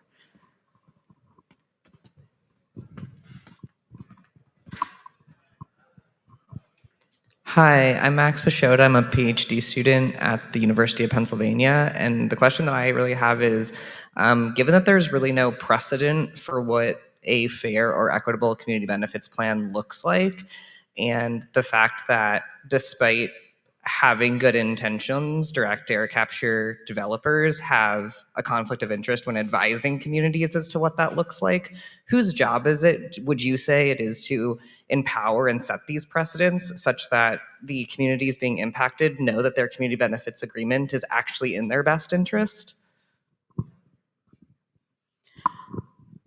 I would say the responsibility is it's on both sides. Yes, I agree that there is already a conflict of interest. If someone already that's advising a client is coming in because it's kind of like, okay, this is who I am representing in this case. That effort can still be genuine. And also, I think it's very important that, which is already happening, a lot of grassroots local organizations are really spearheading this and making sure that their questions are being answered. And if not, they're very loud about it, which is very important. I know a lot of us here can be kind of, upset with the media or how the media portrays things, but the media is still playing a very important role. It's putting out forward any of the concerns. It then gives us, those that are working and creating these projects, to see what the concerns are and who are the community organizations or members there that are vocal about it to meet them where they're at. I don't think there's anyone in particular that it's their responsibility. I think everyone has their part to play and everyone is playing it. Some organizations like the Indigenous Environmental Network, for example, is very much in the front row of CDR and making sure that it is being equitable and beneficial to those in the South. The Black Hive Fund is another one that's doing a lot of community engagement around EJ injustices and what CDR means for them. So this is already happening, right? Organizations and grassroots organizations are not oblivious to what's happening. It's us that have to meet them where they're at and not see them as adversaries. Yeah, and again, because the tribes are different and their special relationship with the federal government, I think that that's going to be worked out and deployed sometime soon, in the sense of, you know, how to build that capacity within tribes to even think through, some tribes, to think through these issues. Other tribes are going to have a team of lawyers looking through it, and all kinds of other folks working for tribal government. There's a difference across Indian country in that respect. But I would say, yeah, I think that there will be we already have special consultation between the tribes, the feds, and the states, supposedly. That doesn't always work out very well. But we do have a precedent in Indian country for this, so I imagine that we'll be following along that route. We have 30 seconds. Sasha, you get the last word. Maybe I'll just say that from an NGO perspective, I think it's really incumbent in our community to develop a set of criteria for what constitutes a good DAC hub, a good DAC project. I think in the absence of that, what we're seeing is that people are using as a proxy for that who owns the hub or who is doing the project. But what we really need is to define a specific vision of what does success look like, and then invest people in that success. And so I think that's the work, at least for our community, at least part of the work for our community, is to really develop those criteria. That's a great place to close. Please join me in thanking all of the panelists today for your time and this discussion. Thank you.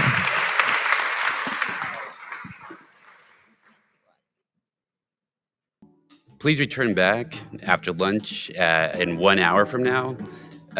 In the intervening time, please note that the DOE DAC pre-commercial program will be holding presentations in the networking space at the back of the ballroom.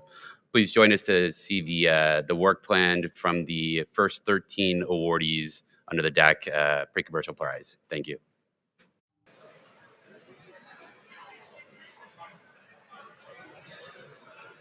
Please welcome to the stage Eric Funkhauser.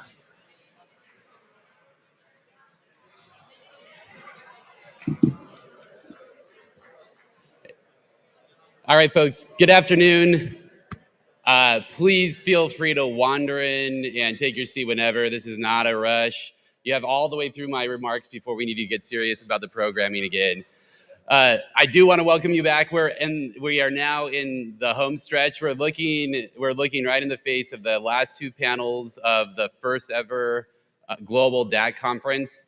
And I want to just take a moment again to kind of welcome everybody back and set the stage. And obviously, the folks that have put together this program had a very intentional objective in mind in terms of having a way for you to see through to a future state of DAC, right? So we're trying to imagine what the future looks like. And that was a lot of what we went over yesterday.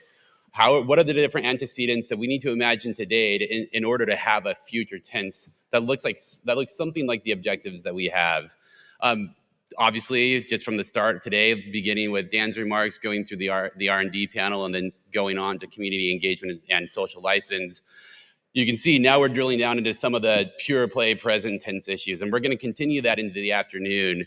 This afternoon, we'll be talking about the project essentials from some of the folks who are the most educated in the story of development and the story of project siting and getting things to work from an operational standpoint that we have available in the DAC community to date. You'll be hearing from them, and then we'll be hearing and closing out the day from some of the folks who've been involved from day one and some of the folks who've stepped into some of the most pressing and import positions in policy development and policy analysis. So we'll look at the day. We'll look at the day to end on these two areas. I'd like to kind of take a pause and think about this entire conference. We're looking at this as the Global DAC Conference. I really want to emphasize that I'm here representing both Carbon Tech Development Initiative and Columbia University. We came together with Rocky Mountain Institute, with Breakthrough Energy, and all at the agitation and at the impetus of Jason Hockman and his cohorts at the DAC Coalition, not because we were all eager to go through the motions of setting up a conference, but because it's essential that these conferences exist and put people in the room. And it's obviously important that we socialize and compare notes and share and develop a nomenclature, right? We need to know how to talk about the same issues together. But it was equally important for us to demonstrate that this is an area of climate strategy that is essentially cohesive. We know we have enough of a starting point to make a real run at this over the next decade. And we're looking at this as a way to externally validate ourselves. We're getting started. This is an incredibly serious conference. We're going to come back to you every year for the next decade. We're going to do it together, and it's going to be the Global DAC Conference. And we'll be marking what the present tense and the future tense looks like for the next decade. With that in mind, I'd like to really point out that this is a lot of effort, not only to host and carry through this conference, but actually to get it right. So moving forward, I'd really like to encourage a lot of you to respond to Jason's calls in the coming week to get involved in putting the next one on. We need to know what programming is most relevant. What are the salient points for the next time through? What changes over the next year or the next 6 months that's going to change the array of issues that we want to dig into when we're looking at it from a community-wide opportunity. We can't do this every month. Doing it once a year is about the most rapid cadence that we can tolerate. So we're going to come together again. So please do get involved. It's really a credit to each of you that you set aside time and budget to come and dedicate so much energy here. The pace has been incredible, and the interactions with all of the attendees has been really exceptional and heartening for all of us who put a lot into putting this on. So please do get involved for next year and for all the future Global DAC conferences, so that we can continue to showcase the state of the art and especially showcase the seriousness of the parties involved here. So we're getting into the second half of the second day of the first conference. So I just want to put a couple of things in mind. With these meta themes that we're looking at, we're thinking about how to do the finance work, what the policy environment looks like, how to think about technology, how to think about technology development. My organization, Carbon Tech Development Initiative, we set up researchers to do different kinds of R&D. We work on techno-economic analysis, but we also provide non-dilutive funding to startups. We do all of this to build a technology base, but one of the main things that we're looking at is what is the interplay between technology development and the public policy sphere. It's not an intuitive link, right? You think about technology policy and industrial policy, and there are a couple of very specific outcomes that you can imagine. But from my standpoint, I wanted to work on this. I wanted to work on DAC and carbon management with a technology-first approach because we've seen it go wrong. And I want to point out something that maybe isn't the most top-of-mind issue, but there have been plenty of policy-driven early leap forwards in technology that didn't go perfectly and lasted. And the result was to have lasting suboptimal conditions in the technology profiles of technologies that we were then stuck with for decades, that operated in a suboptimal context, that had that suffered as a result from underinvestment. And part of that is a need to be mindful about policy design. So one of the anxieties that I encounter as I'm thinking about technology is when we're leaping forward with huge aspirational investments from the Biden administration and from the 3 spending bills that came through last year, that's doing yeoman's effort in bringing to bear the de-risking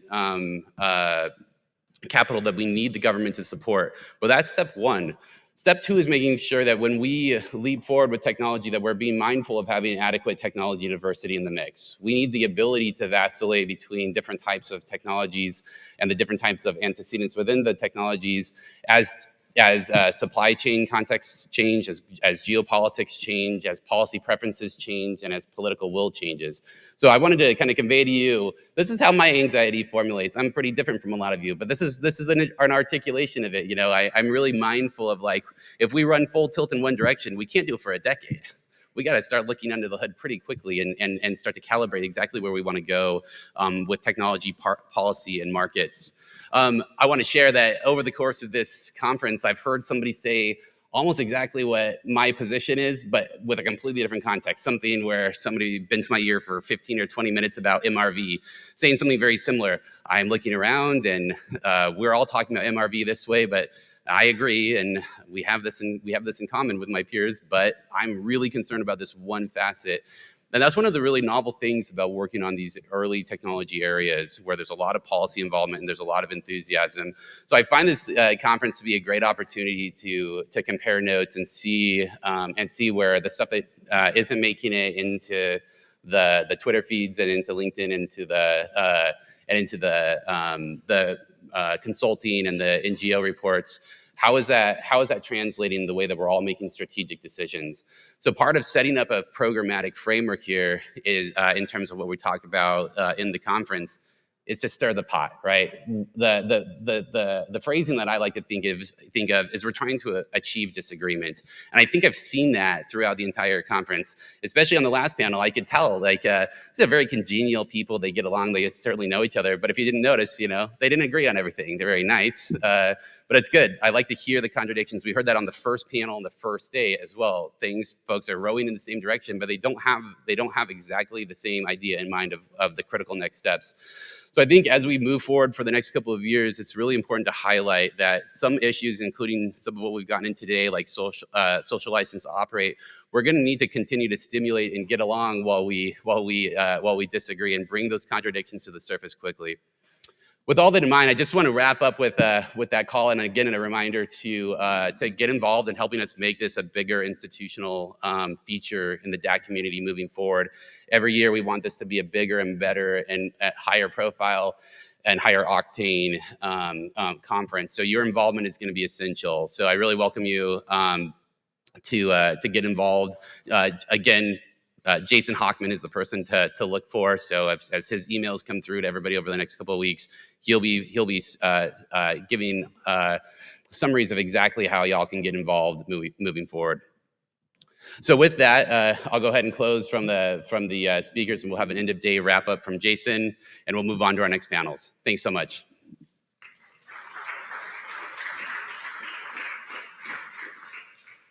Please welcome to the stage Dr. Etta Aradurtir, Adrian Corliss, Julie Gosalves, and Robinson Meyer for a panel on DAC Project Essentials, Securing Buyers, Investors, and Sites.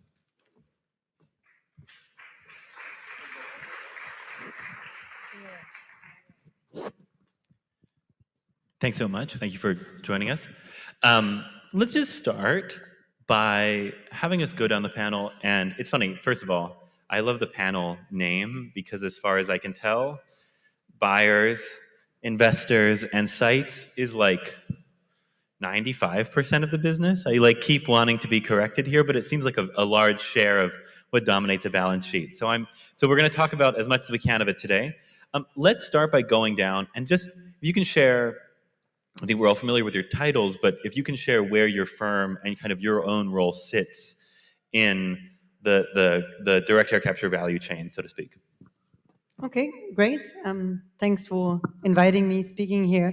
So I'm the CMO at Climeworks, and Climeworks is a leader in direct air capture, moving as fast as possible into the deployment, right?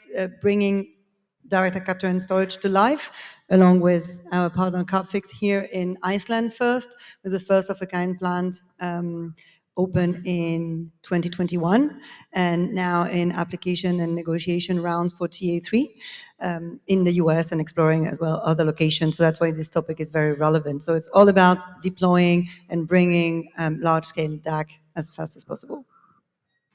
Sure. So thanks. I'm Adrian Corliss. I'm CEO and CTO of Carbon Capture Inc., Los Angeles-based direct air capture company. I would say just in terms of kind of how I would characterize ourselves, so first and foremost, we're a technology company that's made some decisions around being very material science forward. So we've approached the industry understanding that, in our opinion, science and particular material science is going to actually be the engine for cost reduction over time. So we have an open architecture.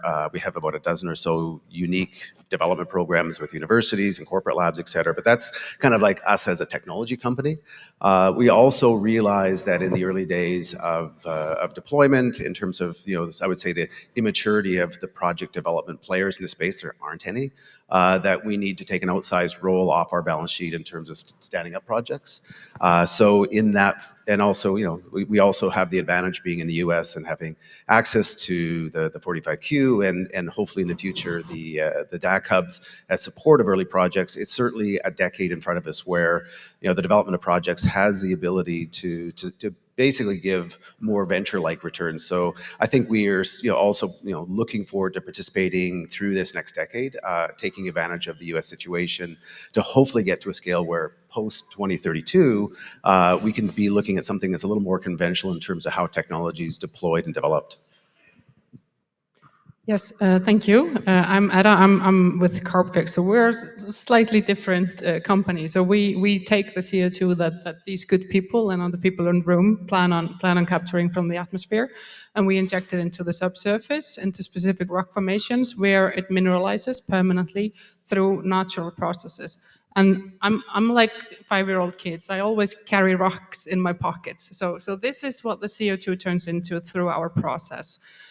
So yeah, that's what we do. We've been developing the technology since, ages ago. It started in 2006.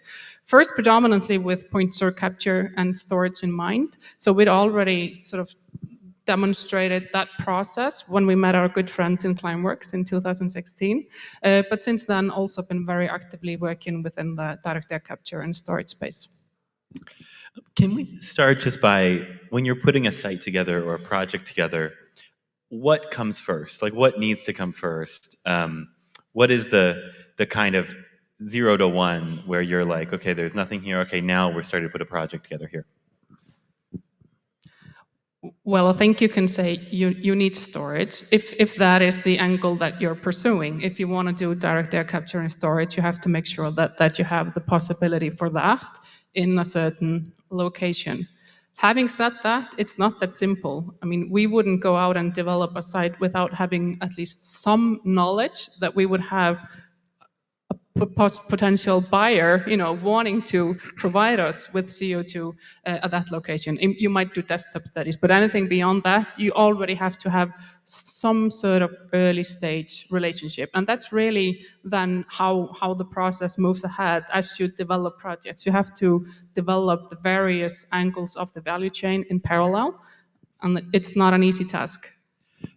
Yeah, no, it definitely starts with site, right? Because as we also focus on high quality permanent storage underground, this is the thing you can't move, right? Or you can add to the site. So that's really the first requirement. But that site also needs to comply with renewable energy capacity, right? Being already available or being able to be built. That's really the two components that we're looking at. And some of it, will be sequential, but a lot of it will be also in parallel on one location, but also in multiple locations, right? So it's really this puzzle that's starting around, and I think we'll talk more about that.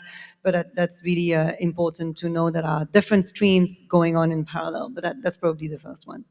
I think this is the what I'm trying to understand. I think most broadly is kind of what is the when you start thinking through putting a project together, that site has to come first. But then, do you also have kind of an offtake client in mind? Do you have investors in mind? Just like, what is the sequencing there? So maybe you start out with storage, you start out with geological capability. What comes next after that? Sure. I mean, I also would say that, when we're looking at a modular system and not wanting to go and take sort of a $1 billion first bite in terms of capital risk, there are certain things, even in terms of the project partners on sequestration we're looking for. And so I think, what we're seeing is, a small handful of companies that are standing up carbon management businesses. A lot of them, I think, are doing this with an eye towards point source capture as the anchor tenants, at least for now.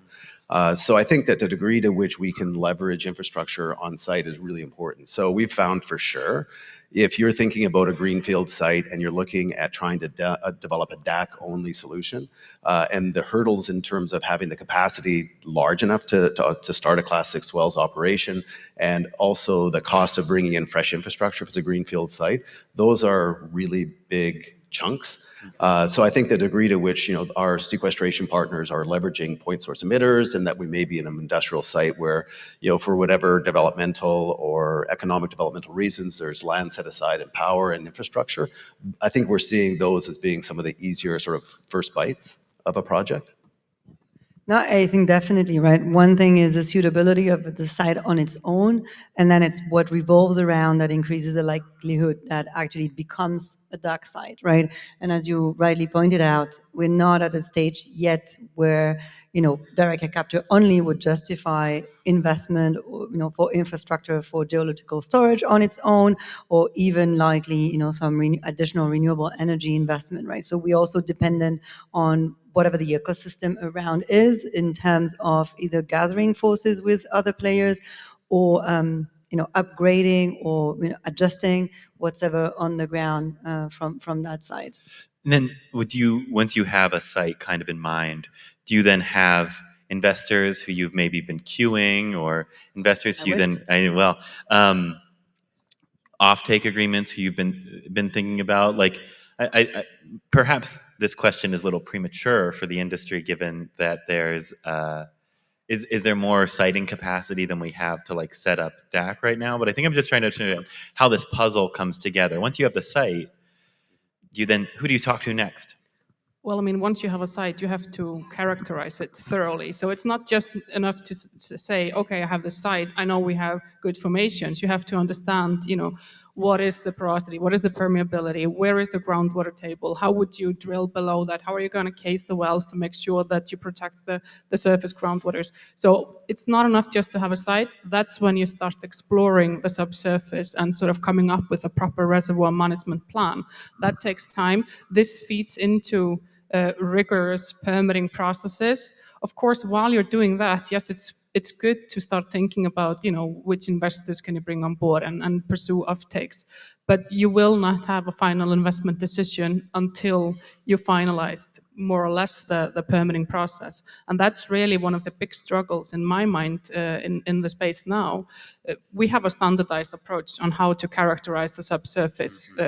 Yes, you might have different properties, in different parts of the world, but we go about it in a standardized way.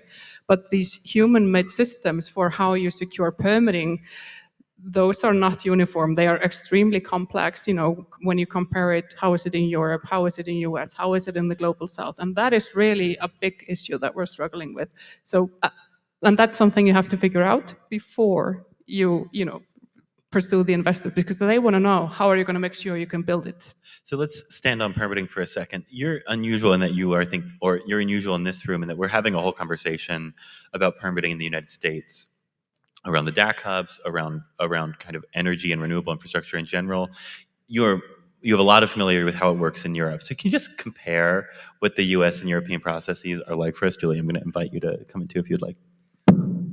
Well, I mean, I would want to be compare it, completely, but honestly, I don't have a full understanding of exactly how it's done in the US, but it's different than in Europe. What we have in Europe is it's a rigorous process. We've done it, so I know the ins and outs of it. But there it's uniform across the countries in Europe that allow storage. When it comes to the US, it's completely different. And then, state by state, it varies somewhat. But I would say, it's as long as you, can get guidance and have local partners that work with you on how do you secure permit in this jurisdiction and the other, that's fine. But it takes too long. And that's something that we have to, as a community, the policymakers really have to increase the efficiency there. But one theme that worries me, and that's we have the same in Europe, is that the existing frameworks and the policies, they're too mean, they're designed for a specific technology, and they have to become technology neutral, not just because, I mean, we have a new and emerging storage technology, but with all the research and innovation that's ongoing, I think we can safely say we're going to make tremendous progress in the coming years, and we have to make sure that the regulatory framework is ready for that and not too rigorous on exactly you have to do things based on state of the art as it is today. Is there any equivalent? I mean, in the U.S., there's a lot of energy devoted right now to actually exactly what the last panel was about, which is making sure there's community benefits, making sure that the whoever is near a project isn't going to be hurt by it, that there's not going to be unjust outcomes. There's a lot of different kind of ways of judging that. Is there an equivalent framework in Europe, or is that more part of the kind of general streamlining? It's sort of included in the environmental impact assessment. It's a public consultation process, but of course you have to make sure that you engage with the communities. We have exactly the same, situation there. You have to ensure you have social license to operate. I would say we've done it quite well in Iceland, where where we've been operating our systems for more than 10 years now. However, the culture aspect is so different. So I think it's extremely important that you also have to have a local partner to guide you through what is the messaging that works here as opposed to in other locations. Adrian, you've been quiet for a bit, so can you just walk us through like how you think about this permitting, and then also kind of lining up the capital stack, lining up offtake? What does that puzzle look like from in the American perspective? Yeah, I mean, from our perspective specifically, when we're talking about Wyoming or we're engaging in others projects, again, we're piggybacking on to a company like AEDIS that's doing carbon management as a business. So I think from we're cheerleaders, but we're not leading the permitting side of sequestration. If we're talking about Wyoming, we're working with the DEQ on permitting our facilities, and and of course that's on us. But I think that I think that that's a shorter putt than obviously the geological permitting side of this. But again, kind of as you're evolving, as you're putting your pieces together, you've identified your partners on the storage side. Our experience so far, and we've pre-sold project credits that we've announced to Microsoft and BCG, and we have a few others that we'll be able to talk about shortly. They need a project. I mean, these need to be attached to a project that you can do an LCA on, that you can actually give a coherent energy strategy around. And so I think, again, that's something that sales cycle kind of starts when you at least have the framework of the project, and then you do it in parallel. I think on the capital side, that's really tough, right? Because I think, right now, we're looking at doing the initial stages of development off balance sheet. So that's us using, pretty expensive equity to do the early stages of project development. And we certainly expect that projects will all be their own entities stood up with a variety of different equity holders and bringing in debt. But that's going to happen at a certain level of de-risking that we're not at yet. And so I think, to me, I suspect, and what we're seeing even in the funding round we're doing now, is that we're kind of entering the realms where strategics become super important in terms of some of those early projects and where that capital might come from. Do you have a sense of where we are? Let's put ourselves in the solar PPA framework. What year is it for solar?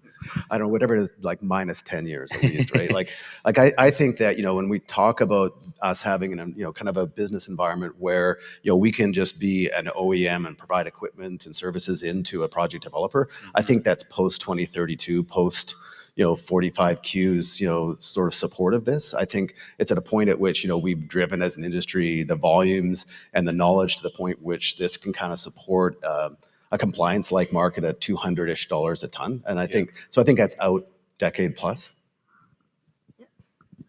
What's the one thing from policy that you would need? And we can go US or European policy, depending on whichever one you would like most. But what's the one missing piece from the policy landscape right now? Well, I think it's more than one piece, but it has to be more efficient, tech neutral. I would say those are the critical aspects. And the more we can move to a more uniform global approach, it may be naive to even ask for that, but the more efficiently we can build to scale, because it's a global problem. And when we look at direct air capture and storage, I mean, it's the same atmospheric reservoir that we're drawing the CO2 from, wherever the the machinery is positioned. And I mean, I feel in a way a bit ungrateful to ask for more, especially sitting here in the U.S. and knowing all the steps that have been taken in the last months, right? Be it on a procurement side or on a support side for funding. There is one thing, and we need more and more and more. But there is one thing that also will catalyze that towards really high quality is really the standards. Right, either by the criteria that a government like the U.S. administration sets, or also likewise in the U.S. all the criteria that are being set for this is what a good carbon removal and direct air capture and storage credit looks like. I think that will help driving the innovation toward where it needs to be in terms of permanence, in terms of value and associated price. Would that matter more on the investor side or the offtake side? Like, are you finding that offtake buyers need that security as well? Not yet. I think some very sophisticated buyers, right, that do have the knowledge and the capacity in-house to assess that, really look at that more clearly. But we do have a whole lot of buyers that are entering the market with a lot of willingness and we're willing to learn and willing to spend, but not yet there. I think what at the moment the buyers and investors alike are really sensitive to is de-risking that you were mentioning before. And this is where we've seen a lot of added value by having Orca, the first of a kind in Iceland, because that really enables you to do the LCA. Right? That's site-specific, but also validate kind of your technology. That enables you to do a methodology for, standardization and certification that didn't exist before because that's such a new industry. Then it enables you to, sell verified, and then, soon enough we're working on certified, and the first certified direct air capture and storage removal credits. Right? So all that really brings the confidence and accelerates, through the deployment, accelerates your learning curve into getting the cost down, getting the supply chain less fragmented, and the security. And that's what investors require, right? Because I find that while there is some experience in the wind and solar industry with larger infrastructure spending required, it's still a bit of a headache sometimes, right, for some investor when looking at the absolute amount that are required to build some plants, and that's project finance, but also equity, and the level of maturity or the desired level of maturity that the technology can demonstrate at the moment, right? There's a lot of optimization going on. So that's a whole virtuous circle that needs to be triggered, but it takes some time and education and also courageous stepping in from investors and buyers. If I can add, I think in addition to it being important to the stakeholder that Julie mentioned, I think when we look at the local communities around where we are actually operating the systems, to have a framework in place that makes sure that certain data is gathered and that it's transparent so that it can be that much clearer what is the ultimate climate benefit. That's going to be an extremely important factor to maintain social license to operate. This is what we've experienced throughout our development journey. Carbfix started as a pure R&D project, so from the very beginning we've been very open with the scientific data, transparent, publish peer-reviewed papers, and that has been tremendously helpful in not just gathering, and making sure that we are demonstrating and but also maintaining the social license to operate, to have the scientific literature sort of backing up what we are saying. And also the questions, right, from the community, as you said, sometimes with the question, are those big fans really noisy, right? And, is that going to be, but I mean, you can imagine that no one who's been, someone who's never been on site sees this big machine and understand, how much of a disturbance is it going to be, or, is it dangerous for bird life, right? So having been able to collect the data, what's the noise level, what's the bird life, and also, I'm inviting anyone who, would want to come to Orca, and I'm sure Edda welcomes them as well at Carbfix to come and see, what it looks like. Right? You mentioned de-risking, and I think normally de-risking kind of means financial risk, but you're really talking about almost every kind of uncertainty related to the project. Is that right? Yeah, I mean, I think that's encompasses beyond finance. Finance is the name of the game at the moment, right? We need the capital to be able to deploy, and that takes different form. Equity, project finance, offtake, and they're kind of all interrelated. The more security you can give, the longer term, the bigger the offtake, right? The more you'll get the equity investor and the project finance willing to step in. But there are plenty of other risks, right? That at the moment, might not be proven, but might be perceived. And that's where the deployment really leads the way into offsetting those. I want to talk about the private market in a second, but Adrian, I think you skipped I think you've so far evaded this question. No, I didn't. What's the one policy ask that you would have? Well, I think there's a couple. I'll go through them real quick. So I think first of all, I think that when we look at a transition ultimately from a voluntary market willing to pay a premium because we're dealing with emissions of high margin businesses, but that's kind of shallow pool. And ultimately thinking about in the long term this becoming more of a compliance market where ultimately it's sort of baked into policy and regulations. I think there's a place in between, probably in terms of price per ton, where we probably need to see procurement being, and the government playing a role there.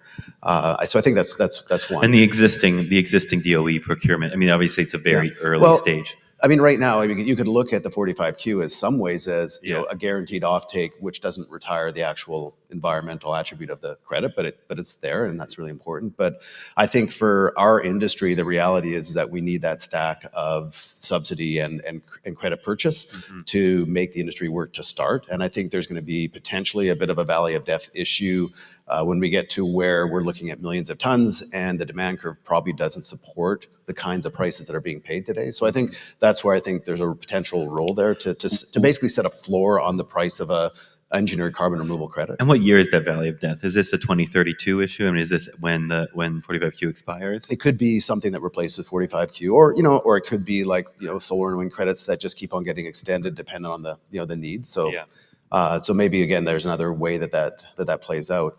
I think another one that's kind of important is that the DAC hubs are great, and I think we've got 2 Topic Area 2 awards which provide $12.5 million each for feed studies in particular projects, but there's still nothing there for capital for the projects themselves. And I think if you're Climeworks and you have a TA3, which is awesome, you have line of sight to significant non-dilutive support for the project itself. So there's that's sort of in the range of 200,000 tons or greater.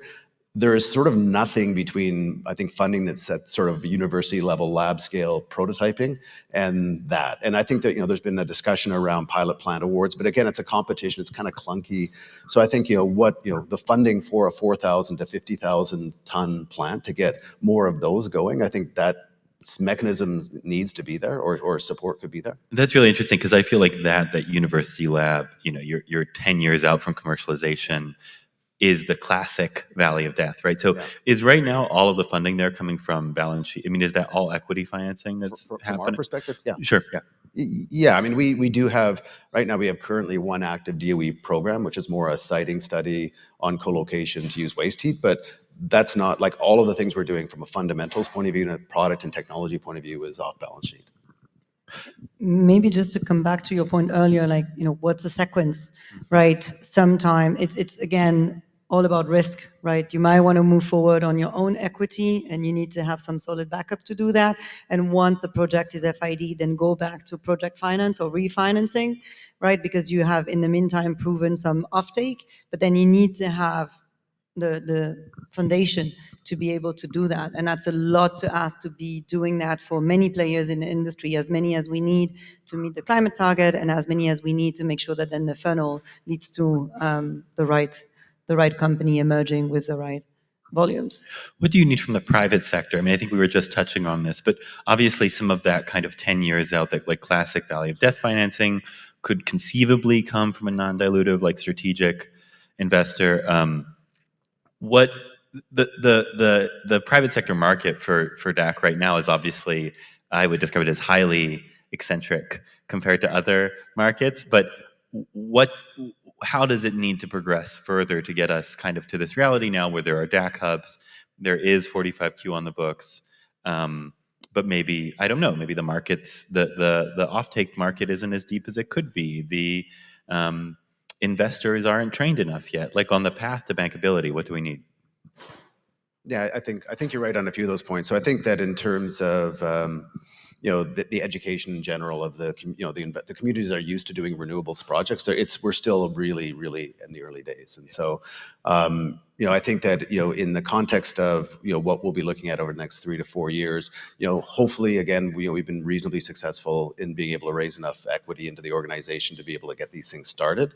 Our current funding round is characterized largely by strategics that are also, I think, aligned, whether it's on project support or project financing or offtake. I think we're seeing more of that as well too. So I think it's getting alignment within our shareholder base to support what we need to do next. I mean, is there how do you even have a conversation with someone who is like, well, this facility or this project or this technology will be profitable, we expect, in 20 or 30 years? Is that really only strategics who can play a role? Well, there, I hope it's not that long. Okay. I mean, how long do you think? Yeah. I mean, I think for us, I think that the challenge is going to be to get through these early stages of deployment, getting up to that 100,000 plus level of deployment where you can start to become a little more efficient with your capital and the infrastructure. And again, the challenge with these projects, again, is that there's, on the one hand, having a modular system is great, and we can go and take bite-sized chunks of the problem. But on the other hand, it has this issue of, unless you've got a partner that's got infrastructure sitting on a facility ready to use, it's really cost prohibitive to start and be just on your own going out to start these projects. So I think the strategics, are also likely going to offer us a bunch of different situational opportunities in terms of starting out a little bit smaller and potentially helping to start to solve some of their problems. How do you think about this as I think you were talking about, by the end of this decade, by the early part of next decade, as the tax credits start to roll off, establishing a large compliance market. But carbon removal is one of these things that it's a waste management service, right? So at the end of when this is a mature market, do you imagine that most of the buyers will be governments, or do you imagine they will be mostly firms? Government. I mean, given the magnitude of the challenge and the nature of the business, as you said, I think at least at Climeworks, and I think we're convinced this is very close to a waste management system. So the private market now, be it on the offtake side or the investor side, really act as the leverage, right, to get started and to get to the scale where we need to be with it's really led by the private sector, also including the companies that are sitting here, but enabled by great government support like we see in the US. But clearly what we need, to your question, is like this step that we see now, if the exponential growth. I think this is that there are strategics who are operating here, and they're kind of they're being very nice to everyone by participating, but eventually this should be a public waste management business. So when does that transition happen? Is it as that demand starts to kind of fall off at hundreds of millions of tons, or? I think some people in the room might be better placed to answer that question, but we can give it a go. Well, I mean, as you're thinking about financing, kind of, maybe it doesn't matter for the projects you're working on right now. I think it's going to be a mix. We're going to have the private sector being part of it as well. But obviously, if we're going to go to the volumes that we need to reach, the governments will have to step it in. But I would say, same as Julie, it's up to others than us to answer that. But obviously, the sooner the better, because then we're that more likely to be going to the scale needed. And now a few things, on top of the funding that the governments can do in terms of incentivizing or even like pushing to action, right? The corporation, even before buying themselves, right? So that's what we're all hoping for. Can you talk a little bit about what it's been like in the TA3 process? Are you just like, what kind of, has that really started to ramp up yet? Are there certain kinds of support that you kind of expect to be coming online soon? Well, yes and no, right? Because at the moment, we're in between the notification of selection and the award phase, so that much I will be able to comment. I think it's a very collaborative process, understanding how to bring to life, such large infrastructure project. In general, combined with the expertise of the direct air capture process, and making sure that lines up properly also when it comes to the different phase of funding and, taxpayer money, and that's done at best. But we'll know more. Adrian, backstage, we were talking about the pore space gold rush that's kind of happening right now. So I wonder, can you share how you're thinking about even approaching the kind of pore space market or handling the pore space market as as carbon capturing? Yeah, I mean, I think what we're seeing it again, and the U.S. has a particular approach where the pore space itself is actually attached to the surface ownership of the land, as opposed to it being a mineral right, which may have different owners.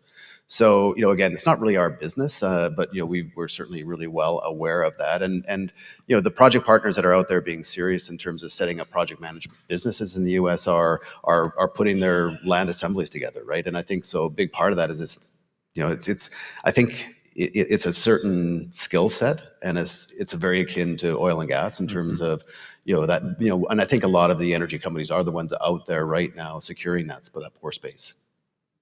What's the mature version of this market? Because I think when we talk about carbon management, we often find ourselves being like, oh, oil and gas companies have expertise here, but of course the involvement of oil and gas companies is quite controversial and affects the social license to operate quite significantly. So what does a mature version of this market look like, and what is the role of oil and gas companies as you're thinking about in it? Well, I think that there's no question that they're going to play a pretty significant role in carbon management in general. I know that it's kind of the two sides of how DAC is being considered and deployed is part of the reason also why in the U.S. it has pretty broad bipartisan support, and because it is very easy to think about how it does support the existing industries, but also deals with with climate as well. But I think from our perspective, I think that we're again kind of taking a bit of a middle of the road approach here. We're certainly not trying to say we won't partner, particularly the project side, with energy companies, again, because what we're seeing happening on the carbon management side, it is largely projects that are being developed either in conjunction with energy companies or certainly within the same investor groups that would be supporting energy projects. Mm-hmm. Julie, I think Climeworks has a different approach, or at least is in on its DACA project is, I believe, not involved fossil fuel companies. So I would. Well, I mean, building on what you said, I think it's not controversial to say, right, that skills from the skill, expertise, and experience from the oil and gas sector will be beneficial to the industry. I don't think anyone has an issue with that.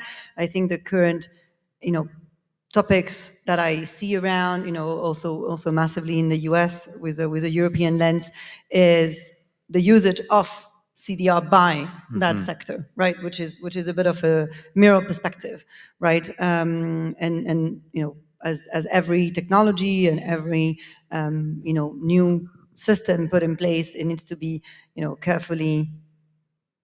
Have a careful framework, but as soon as we say that the majority of the volumes at some point will be guardrailed and coming from governments, then you also have solved part of your topic, right? Because that's what it will be coming from. So at the moment, I think that was also clear from the the DOE guidelines, and that the application, there is no permeability between the application and the processes and EOR, right? If just to say a big word in that room, so that the lines are being clear cut, and that's the framework we're operating happily within.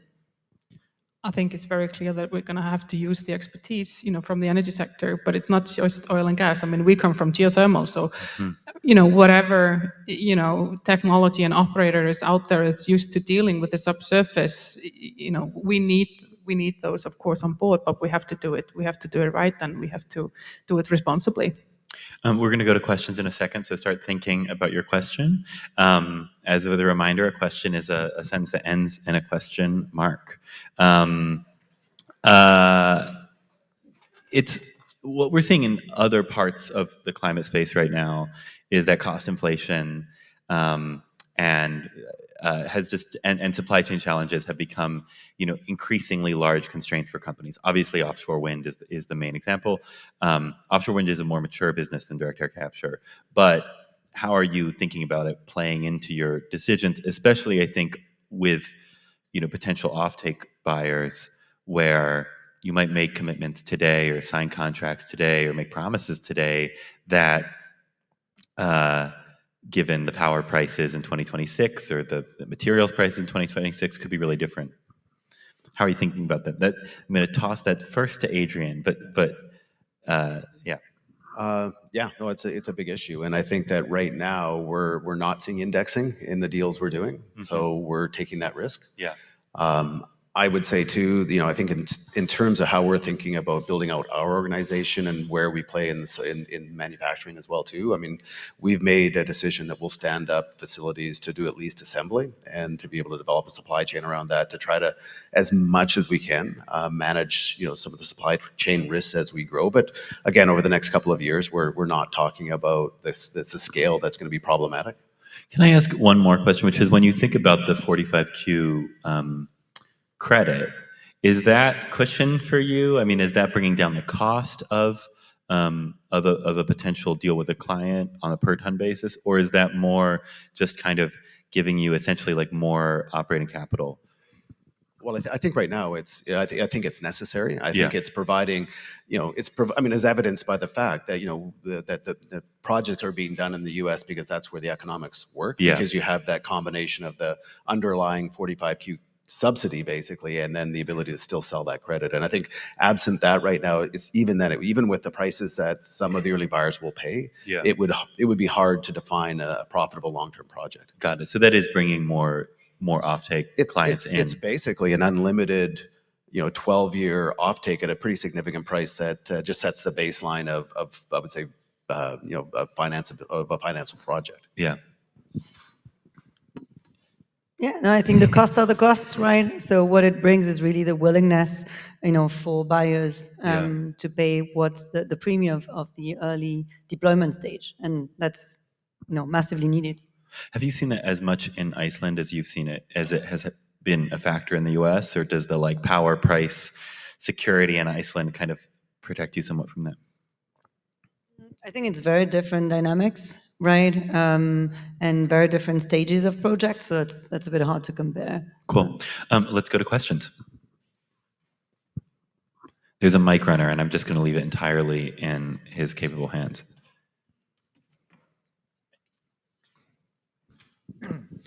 Hi, my name is Nick Xu. I'm with a DAC startup called Clean Capture Tech.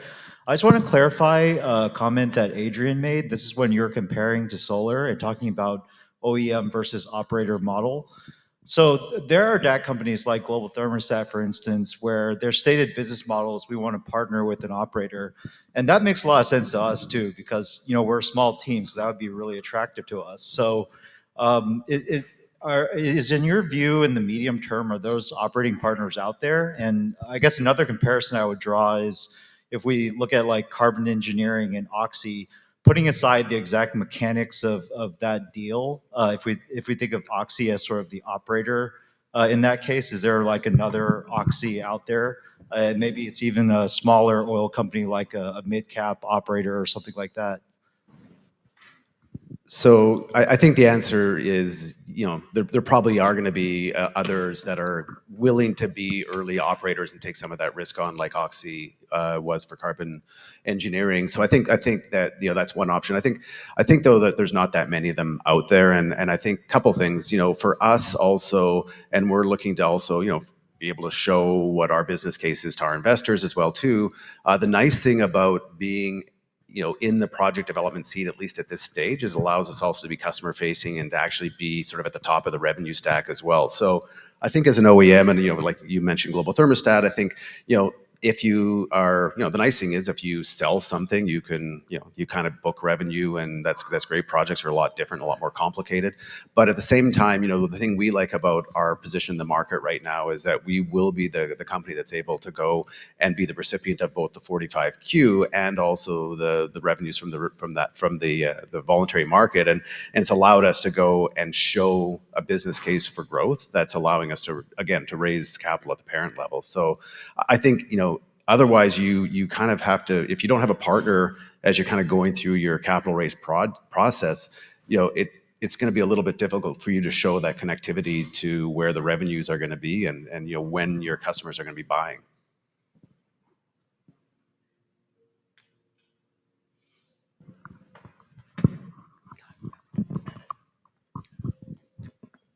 Hi, my name's John Pope. I'm with Carbon Geocapture out of Laramie, Wyoming.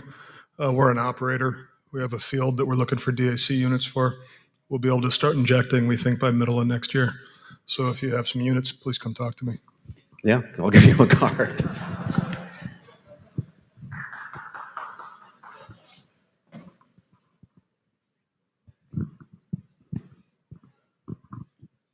Hey, Gabe Messer-Cola. I'm with EDF Renewables. This is a really informative topic because we're an IPP that's really interested in powering the DAC space in the future, or in the short term for potential co-location opportunities.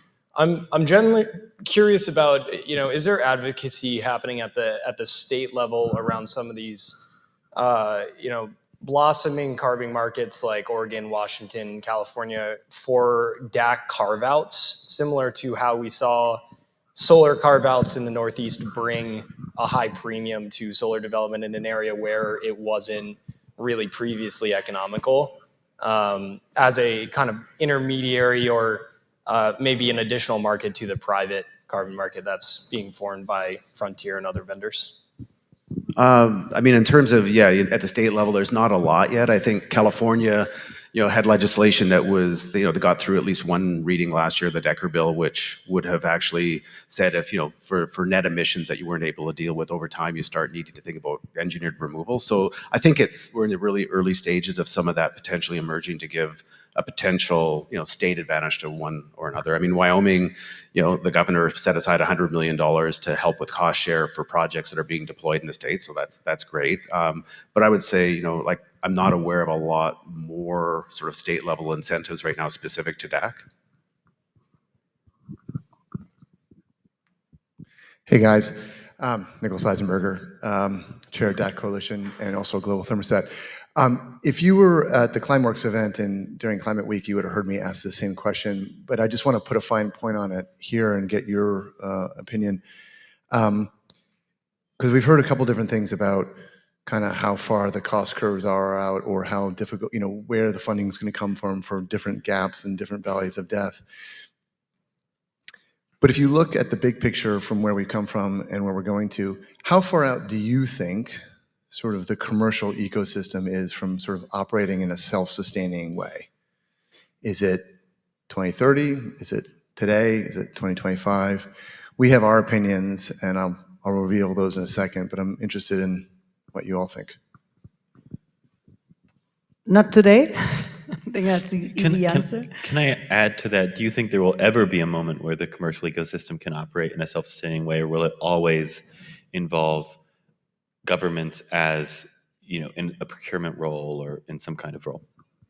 I think and I hope it will. It might not come solely from cost down, but also willingness to pay more, right? And social cost of carbon, how to abate emissions, all of that will also go up.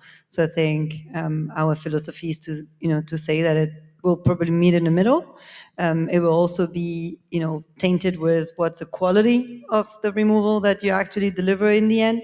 I think all the prediction in terms of to come back to your question, Nick, on 2025, 2030, I think it will be only educated guess, and everyone here, it's very hard to make prediction, right? 3 years ago, we wouldn't say we would have so many people solely on DAC, right? So even if we would say 2030, maybe that ended up being 2025 or 2027. But all that we are all dedicated to that it comes as fast as possible, I think. So I think we've got about a decade of an industry that's going to need a lot of babysitting and support. And, I'm hopeful that, the first half of 2030 that, we've settled into some sort of market condition that's most likely, again, it will have to have been from a regulatory point of view, created by governments and hopefully more than just one. And hopefully at that time there, the industry's of capacity that, that we can actually deploy in a more conventional way. But coming back to the earlier question, like thinking about who should be buying plants, I mean, that's another role. In terms of, I would say, infrastructure facility, the government could also just be a large buyer too, of hardware, not of credits. I see. I had the same answer as Adrian. It's early 2030s, approximately 10 years. Well, we'll have to leave it there. Thank you so much to our panelists, and thank you all so much for having us.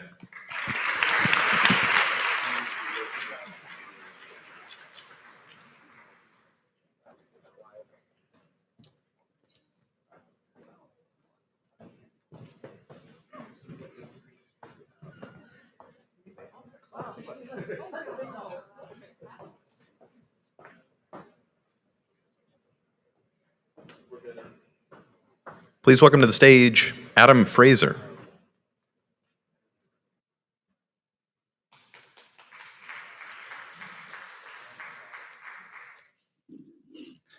Hello, the cherished mid-afternoon slot. Help me out with a quick show of hands. Who here donated to a nonprofit last year, gave to a charity in the last 12 months? It's a generous room, I like that. One more show of hands. Who donated to a nonprofit focused on greenhouse gas removal? Still a few, which is great. This is, if you're in this room, you probably think this is one of the biggest challenges facing humanity. So I'd expect you to skew the numbers up, but we still had quite the drop-off. That's something really mirrored globally, of around $1 trillion going into philanthropy on an annual basis, from food banks to guinea pig rescue to the amazing amount of money donated to these admittedly very beautiful universities in this country. Philanthropic giving totals $1 billion a day just in the USA. But of that, only a couple of percent goes to climate-related causes. And of that, it's again a very small percent that goes to anything linked to CDR. To put the numbers into perspective, we can look at the $1 billion that the amazing people and organizations behind Frontier are putting into this space, the recent US government commitments. These are all incredible commitments from those entities. They're game-changing for this space. But if you think of $1 billion, that's one day of what people give to charity in this country. They just don't give very much of it to this space. TerraSet exists to change that. We're a nonprofit that pulls tax-deductible donations from individuals, businesses, foundations, donor-advised funds, family offices, and we use that to make strategic purchases of permanent high-quality carbon removal from innovative projects and companies like many of the ones in this room. In some cases, the donations we receive are $10 via our website. In others, they're tens of thousands of dollars or larger, but we need it all. And I don't mean TerraSet. We as a sector and as a planet need it all. We launched on October 18th last year, so it's our birthday tomorrow. Thank you to the organizers for putting on a party for us. 1 year in, we're not raising $1 billion a day or $1 billion a year, but we have raised more than $1 million. We've brought together funding from organizations like Conscience Bay Research and the Grantham Foundation, individuals like Tim Ferriss, collaborations like 1% for the Planet. We've purchased hundreds of tons of CDR from the likes of Charm Industrial and Heirloom. We're announcing more purchases and more partnerships very soon. We remain convinced that philanthropic capital can play a key role in catalyzing the carbon removal industry. The donations we receive are tax deductible. They go directly to permanent carbon removal. So what does that mean for the people in this room? I mean, first of all, if you're a great person who just wants to donate to support our work, we should definitely have that conversation. But if you're a CDR company, a DAC company, look out for our next round of purchases. As I said, we're just closing one round. Even more crucially, if someone says to you, what you're doing seems amazing, it seems great for the planet, can I get a tax benefit for supporting your work? Tell them, you probably can. Let's talk to TerraSet. We can equip you to make that a smooth process. We want to make it possible for anyone, any individual, to support high quality carbon removal. My guess is most people in this room want that as well. Let's try and get more people putting their hands up a year from now in any setting when they're asked whether, when they give to charity, they choose CDR as part of that mix. Thank you all for doing this work.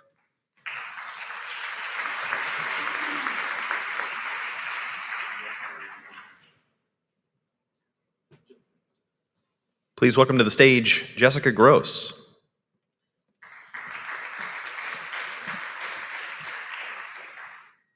Hi, everyone. I am Jessica Gross. I'm a program manager at the Urban Future Lab. And Urban Future Lab, or UFL, is a clean tech incubator based in New York City. So a bit different than some of the presentations we've heard yesterday and some coming after me. We're an incubator that works with a lot of the startups, not a startup ourselves.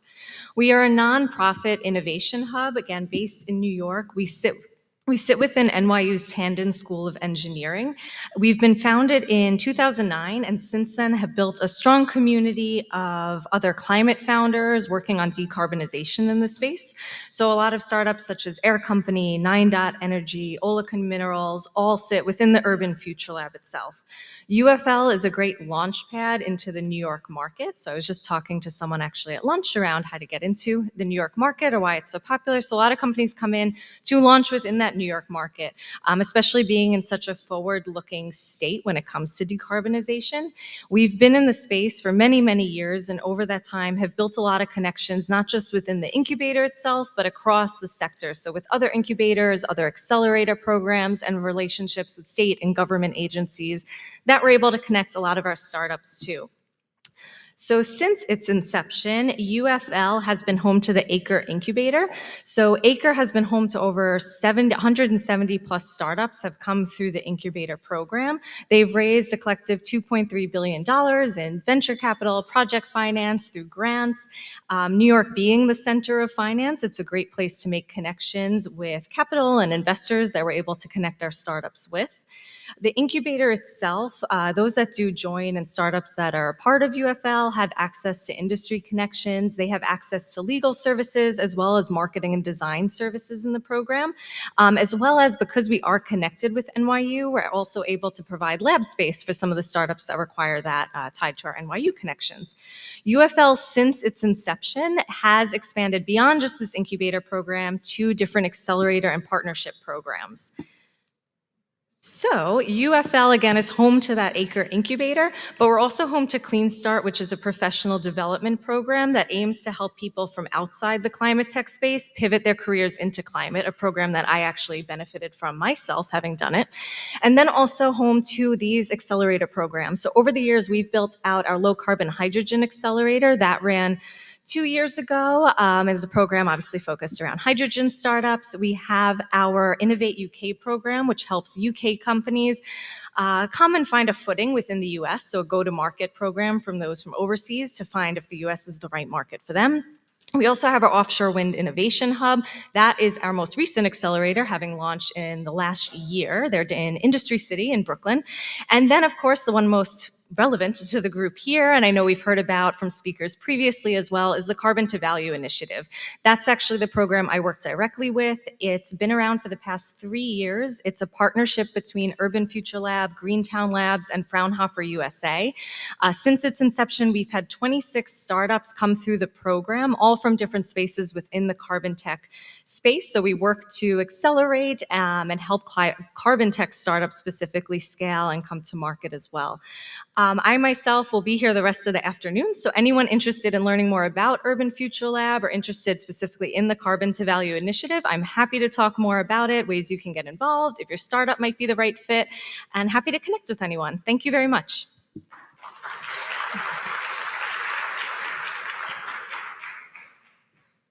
Please welcome to the stage, Evan Hines. Hello, hello. How's everyone doing? My name is Evan Hines. I'm CEO and co-founder at ClimateBase.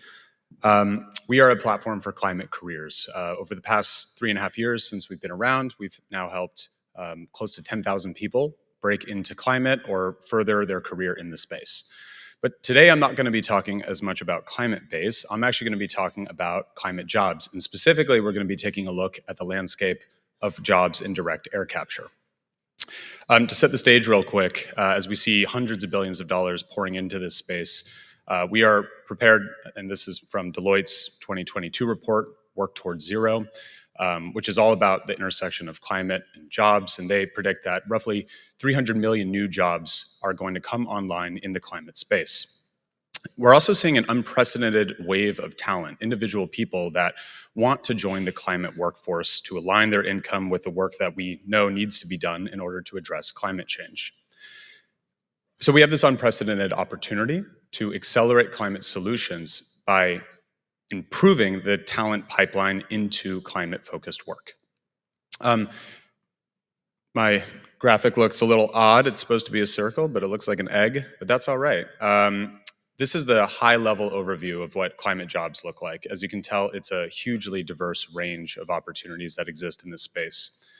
Bloomberg recently did a story on climate jobs and looked to Climate-Based for their main source of data on this subject. So these graphics are from that article that Bloomberg put out a few months ago. Again, looking at just the broad, this is just setting the stage. This is all climate tech jobs. And we're seeing that these are the top 5 most common role types. These are the most in-demand roles in climate. And this is going to be a bit different than what you'll see in direct air capture. We also took a look at the hardest to fill roles in climate tech. And what we did there is basically we looked at the source of truth, looking at these companies' career pages, where we scrape jobs in from, and actually tracking the number of days that these different roles remain open for. So this basically represents where the hiring bottlenecks are. There's a whole bunch of reasons why these roles are hard to fill, but it's important to note that for most tech jobs, the range, this includes a whole bunch of different roles, but typically the range for time to hire is between 30 to 60 days. So as you'll tell, in climate tech, there are some serious hiring bottlenecks that exist. And this is holding back climate tech innovations from being able to scale effectively. The Rhodium Group recently put out a report that I'll quote here as we now shift into looking at DAC jobs. For every megaton capacity of direct air capture, we can expect about 3,500 jobs to be created. So there's a massive opportunity to actually bolster our economy through investing in DAC. I'll skip that one. Let's take a look at the most in-demand jobs today in DAC. You'll see engineering roles and hard science roles basically constitute all of the top 10 most in-demand jobs. So I'm sure many of you are unsurprised to see this stat. But it's important to also note that you're looking at roughly 75% of jobs that are not these top 10 most in-demand roles. In fact, the opportunity in DAC is as diverse as what we see across the broader climate workforce. So the bottom line there is everyone has a role to play in the direct air capture workforce. And we really need to mobilize a lot more folks to consider climate careers and take a look at DAC specifically. So what are the hiring bottlenecks in DAC? And I think this is the stuff that I personally am most interested in. Note that, again, the average time to hire for most jobs in tech generally is between 30 to 60 days. So all of these top 10 hardest to fill roles are way beyond that. Data science is right up there at the top, definitely the hardest to fill role in this space, followed interestingly enough by HR and people. So folks who are actually working on hiring, turns out it's hard to hire those people. I'll also point out that there's a few hard science roles as well as a few engineering roles that are represented both in the hardest to fill jobs as well as the most in-demand jobs. So as I'm wrapping up, I'm encouraging all of us to consider some questions. What can we do in academia, in the industry, and beyond to increase the supply of talent so that we can really close the gap on these hardest to fill roles, which is only going to increase our ability to accelerate climate solutions in DAC as well? And also, what can we do to make sure that we're, especially for the roles, and I'm out of time, how can we ensure a diverse workforce and how can we raise awareness of jobs in DAC? With that, if you have any questions about what Climate-Based does and how we can help you folks hire, I'll be around. I might be wearing a green hat and I should get off the stage. Thanks so much.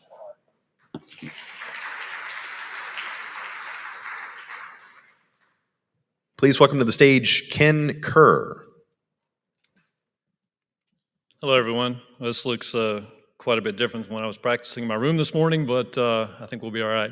I'm Ken Kerr. I joined Global Thermostat earlier this year as part of the commercial leadership team.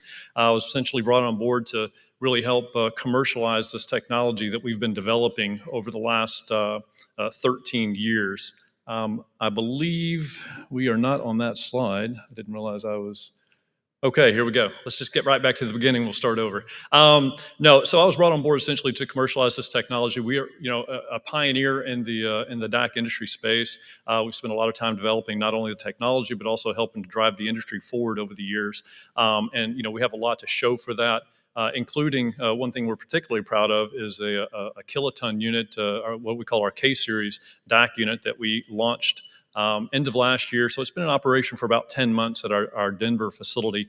And be more than happy to welcome anyone who wants to come out and see an operating DAC facility to our Denver facility. We'll let you take a tour of it. It's I believe, one of the largest in the world and the largest operating currently in North America. So I will advance now. So wanted to talk today really about our business model. And there's been some discussion. I believe there was a question in the earlier panel regarding business model. Wasn't here for that. I was in the back, but kind of got the highlights from that. So I want to talk to you a little bit about what Global Thermostat is doing. And again, apologize for that. Okay, so basically how we engage the market. We consider what we are bringing to the market as kind of a capital light business model. What I mean by that is we're really focused on being a DAC OEM. We want to be the best DAC technology provider to the market worldwide. There's a lot of components and parts that go into building a DAC facility. Obviously, there's a balance of plant. As you can see on the screen, we kind of have the Global Thermostat, what we consider to be our key scope, which is the DAC technology. And that balance of plant, we leave essentially to the expertise of others who are either more advanced or a little bit more experienced, if you will, in developing those types of those balance of plant scopes. So in doing so, that allows stakeholders in the industry, and we'll talk a little bit more about it in a second, but the various stakeholders in the kind of that developing carbon ecosystem to focus on what they do best. That way we focus on what we do best, and we leave our resources to really focus on just kind of delivering the best DAC technology we can to the marketplace. Minimizes overlap and competing maybe agendas in that carbon ecosystem that's evolving. I want to speak quickly about kind of the world market, the evolving world market. So obviously led by the U.S. We heard from a panel yesterday on, I promise I didn't touch it. We heard yesterday from a panel in the U.S., talking about some of the activities that are ongoing in Africa. We've spoken to several companies here at this conference about what's going on in Europe and Middle East and just kind of around the world. So it is a quickly evolving landscape. And I think it was Brian at JP Morgan yesterday that mentioned that the carbon ecosystem would probably be one of the fastest evolving and one of the biggest ones that we see evolve over the course of our lifetime in terms of the size of that overall market. And we tend to agree. And, we feel like, in terms of technology, in terms of our business model and how we position ourselves in the marketplace, we're well positioned, both short-term and short-term and long-term rather, to support that going forward. All right, so in closing, my last slide, I want to talk a little bit about timing. And I know there's been a lot of discussion in the various panels and maybe even just a little bit earlier in terms of what the timing looks like. So we see the commercial tipping point for DAC being more 2025 versus 2030. And the reason for that is because of all the initiatives, all the activity and the conversations that we're having in the market tends to make us think it's going to happen sooner than later. Now, maybe it's not 25, maybe it's a little further out, but we do think it's sooner than later. And we think there are several things that can impact and help drive that timing forward. One of those is the strong competitive OEM landscape that's developing. And in terms of our business model, as I mentioned, we want to just really focus on providing the best DAC technology we can to the marketplace. And what we think will happen and what we see can happen is similar to what happened in the solar space, some years ago. This rich OEM landscape brought in a bunch of developers, a bunch of investors, developed a lot of projects, and really spurred the growth of that industry going forward. So that's what we think can be the result, and we can see that happening in the DAC space, again, based on all the conversations that we're seeing happening right now. And that's obviously where everyone in this room wants to see it go, as do we. So again, we feel like our business model is uniquely positioned to help drive the industry forward. We want to continue to be on that, on that trajectory with the rest of the industry. I think that's, really kind of in my mind where we want to end up sooner than later. So on that note, I'll wrap it up. I'll be here as well. If you'd like to follow up with either anyone on the Global Thermostat team or myself, please reach out. Thank you.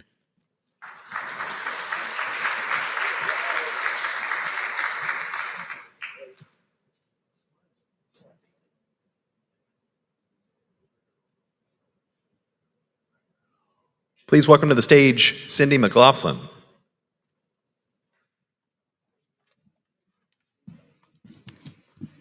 Hi, everybody. It's great to be here. I'm Cindy McLaughlin. I'm the head of product at Carbon Built. So I've been talking with a lot of you wonderful DAC nerds for a couple of years, and it's been fun to watch the conversation go from how are we going to pull all this stuff out of the sky to, oh my God, we've got it. What are we going to do with it? So it's like my beagle with a squirrel. So it is pretty clear to me that for gigaton scale removal, DAC to underground storage is a critical solution if we assume that these installations are going to overcome the various permitting issues and some logistical hurdles in the short term, and then be treated like a government-funded waste management utility in the long term. But we're all old enough here to have experienced multiple political administrations with divergent priorities on things like climate. And so I would love to see the various actors in the CDR space invest in some early muscle, delivery infrastructure, and an innovation ecosystem around distributed small-scale industrial utilization of all kinds, in addition to geologic storage. So a booming CO2 innovation and utilization industry is likely to be a much more politically and economically resilient solution over time, and a geographically diverse one, which is important.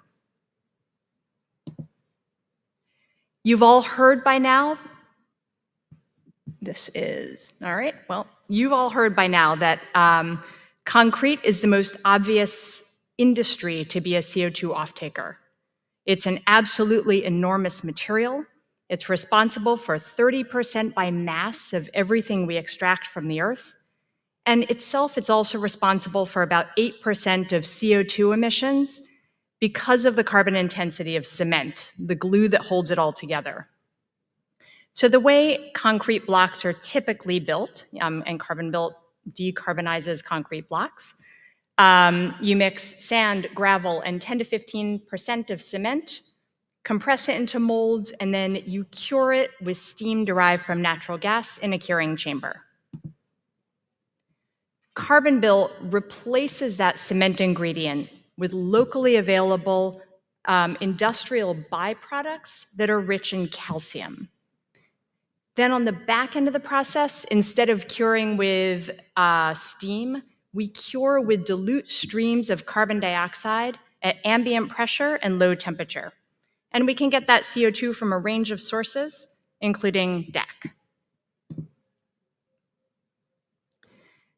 So Carbon Built, and sorry, this is I'm gonna go back. Here we go.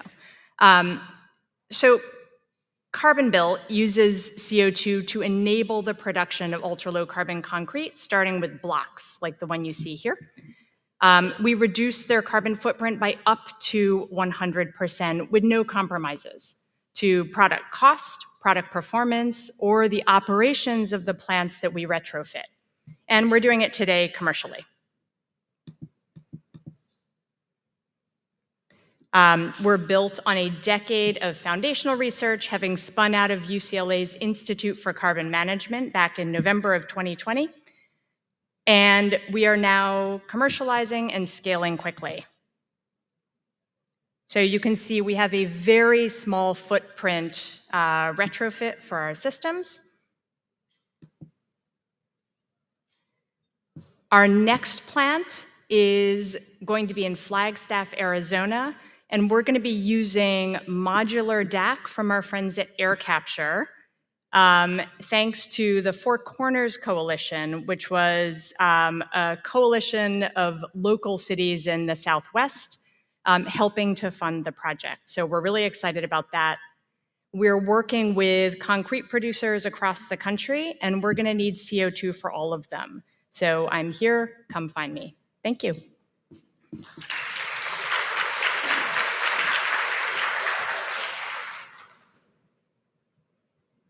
Please welcome to the stage Dr. Claire Nelson.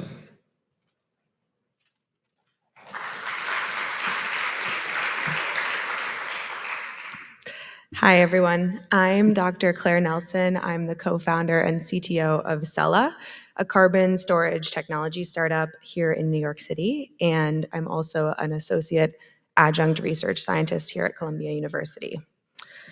So everyone in this room is painfully aware that the climate problem is a carbon problem. I see the carbon problem as fundamentally a carbon storage problem. We need to put billions, potentially tens of billions of tons of carbon somewhere other than the atmosphere, and we need to do this fast. So this is a DAC conference. Most of us think about all the problems with scaling to capacity, lowering cost associated with capture. And I'm here to tell you that permitting isn't the only bottleneck with storage. We face similar challenges to everyone in this room, as you heard about on the previous panel. Storage needs to grow 30 times in the next 7 years. So this is a figure from the IEA that basically shows the gigantic discrepancy between planned and storage in development for 2030 versus what we actually need to meet our net zero targets. Furthermore, capacity for storage lags distinctly behind capture. And we see this reflected in the fact that investments and new innovations in geologic storage are basically a drop in the bucket compared to what we see for capture. And this is a big problem because durable and verifiable carbon storage is at the core of a carbon credit. And the market for durable CDR, potentially $135 billion market, as we learned from BCG's most recent report, will not be realized without this. So at Cella, we're developing a novel method for mineral carbon storage in subsurface reservoirs. So we're all familiar with this technology, hopefully, thanks to the pioneering work done in Iceland by Carbfix, as well as in Washington State by the Pacific Northwest National Laboratory. In short, captured CO2 is injected underground into volcanic mafic rocks, and it reacts with reactive silicate phases hosted within these rocks, thereby transforming the CO2 from a gas into a stable carbonate mineral. And born out of my postdoc research here at Columbia, our innovations at Cella are aimed at cutting water use, and our method is specifically designed for scale.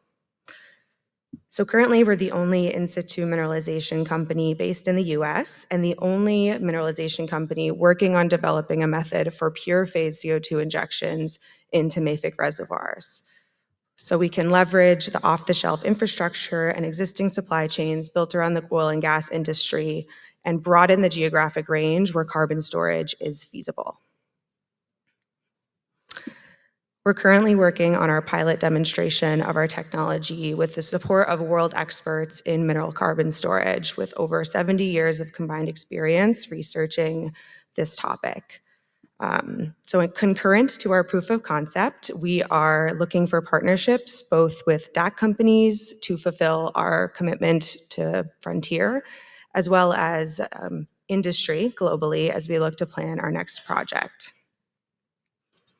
So anyone who's interested in learning more, please come talk to me. And I just want to thank some of our partners. Many of you are here in the room. And also thanks to Jason for the conference. So, okay.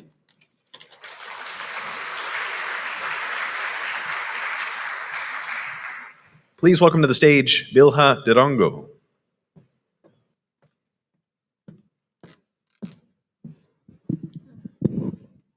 Good afternoon. My name is Bilhan Durango. I'm the CEO of Great Carbon Valley. We're a company out of Nairobi, Kenya. And yesterday, we did hear about Africa as a potential for direct air capture and storage.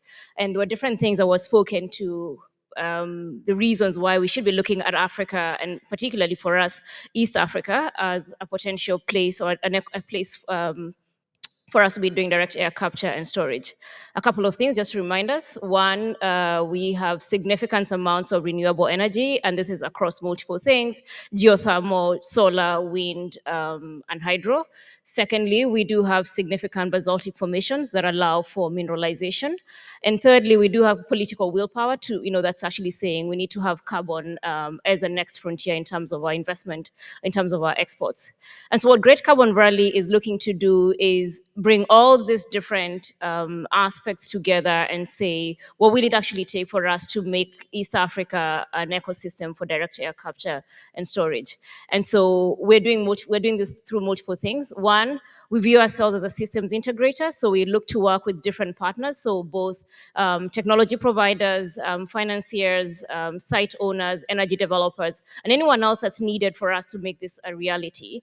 And so what GCV is doing is, one, developing industrial sites, green industrial sites that will bring together the different components that are required, so both the energy, storage, and the infrastructure that's needed.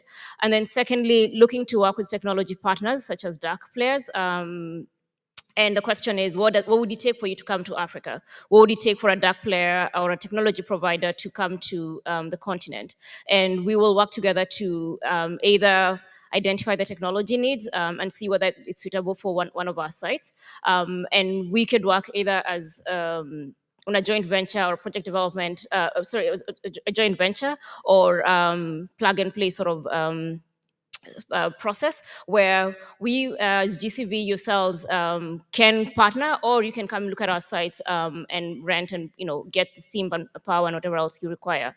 And lastly, we actually look to figure out what do you need from permitting perspective and everything else whatever it would take for your project to become a success. And so we've been doing this for the last couple of months, but the hope is that over the next 5 years, we'll develop several projects and looking to make East Africa a hub for at least megaton removals by 2030. Thank you very much. Please welcome to the stage Alec Turnbull.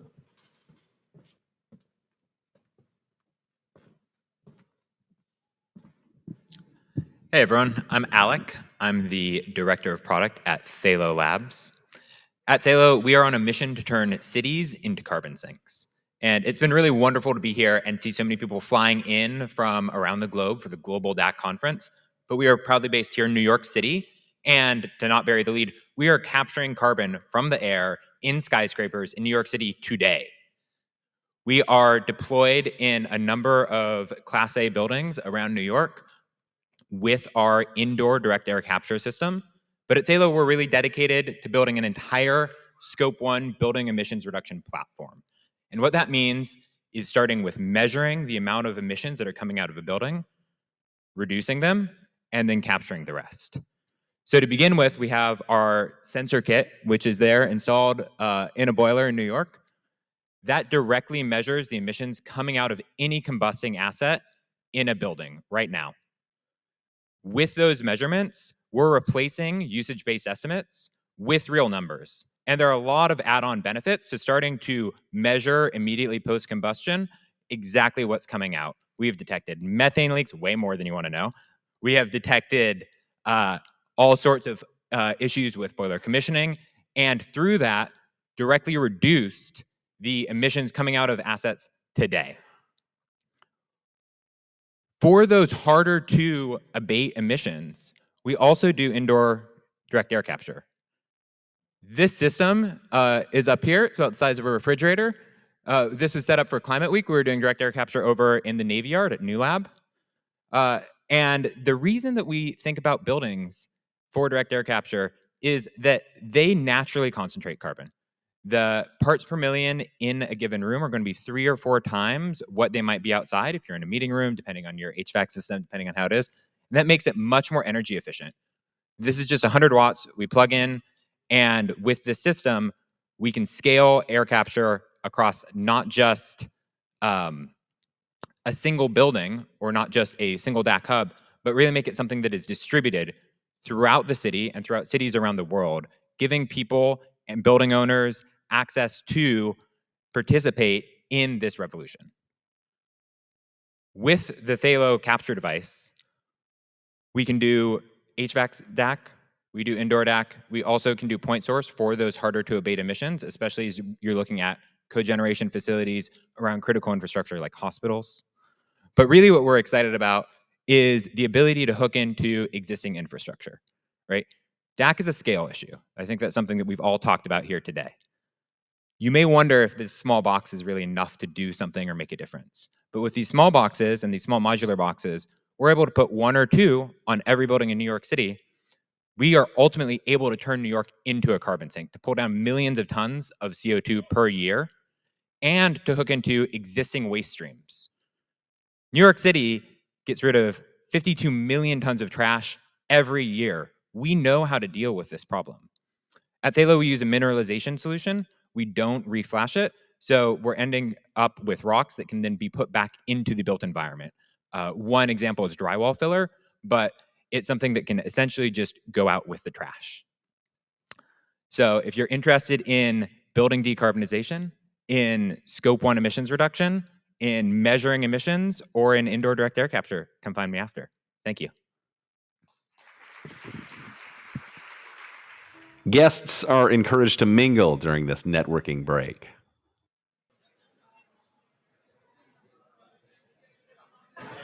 Please welcome to the stage Gianna Amador, Jack Andreessen, Dr. Jane Flegel, Peter Miner, and Romany Webb for a panel on policy roles and priorities for scaling DAC.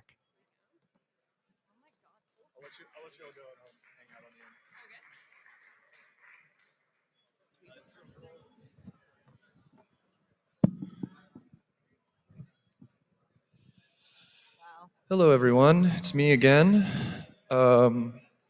I'm not going to bore you with comments about sea bass or loafers. We're actually going to discuss substantive topics with real-life experts. So if you didn't see me yesterday, apologies. It was fun, but you get to see me now. I'm Jack from Breakthrough Energy. I will let my esteemed panelists go one by one and introduce themselves, their title, where they're from, and a little bit about what they do. Hi, everyone. My name is Romany Webb. I am an assistant professor here at the Columbia Climate School and the deputy director of the Sabin Center for Climate Change Law over at Columbia Law School. Just very quickly, the Sabin Center is an academic think tank. We work to develop innovative legal tools to combat the climate crisis and advance climate justice. And we do a lot of work around carbon dioxide removal, carbon capture and storage, and related topics. So happy to be here. Thanks. Hi, everyone. My name is Peter. I was formerly at Carbon 180. I was the director of science and innovation there. I'm now at Icarus. We're an MRV company trying to solve many of the problems that exist in the space today, especially for suppliers and buyers. We are starting with direct air capture, but we'll eventually expand to other types of CDR, and also really happy to be here.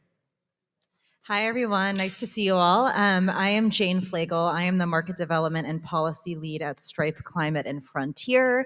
Frontier is a now more than $1 billion advanced market commitment to procure permanent carbon removal through 2030. And prior to joining Stripe and Frontier, I was at the White House Office of Domestic Climate Policy, where I was the senior director for industrial emissions.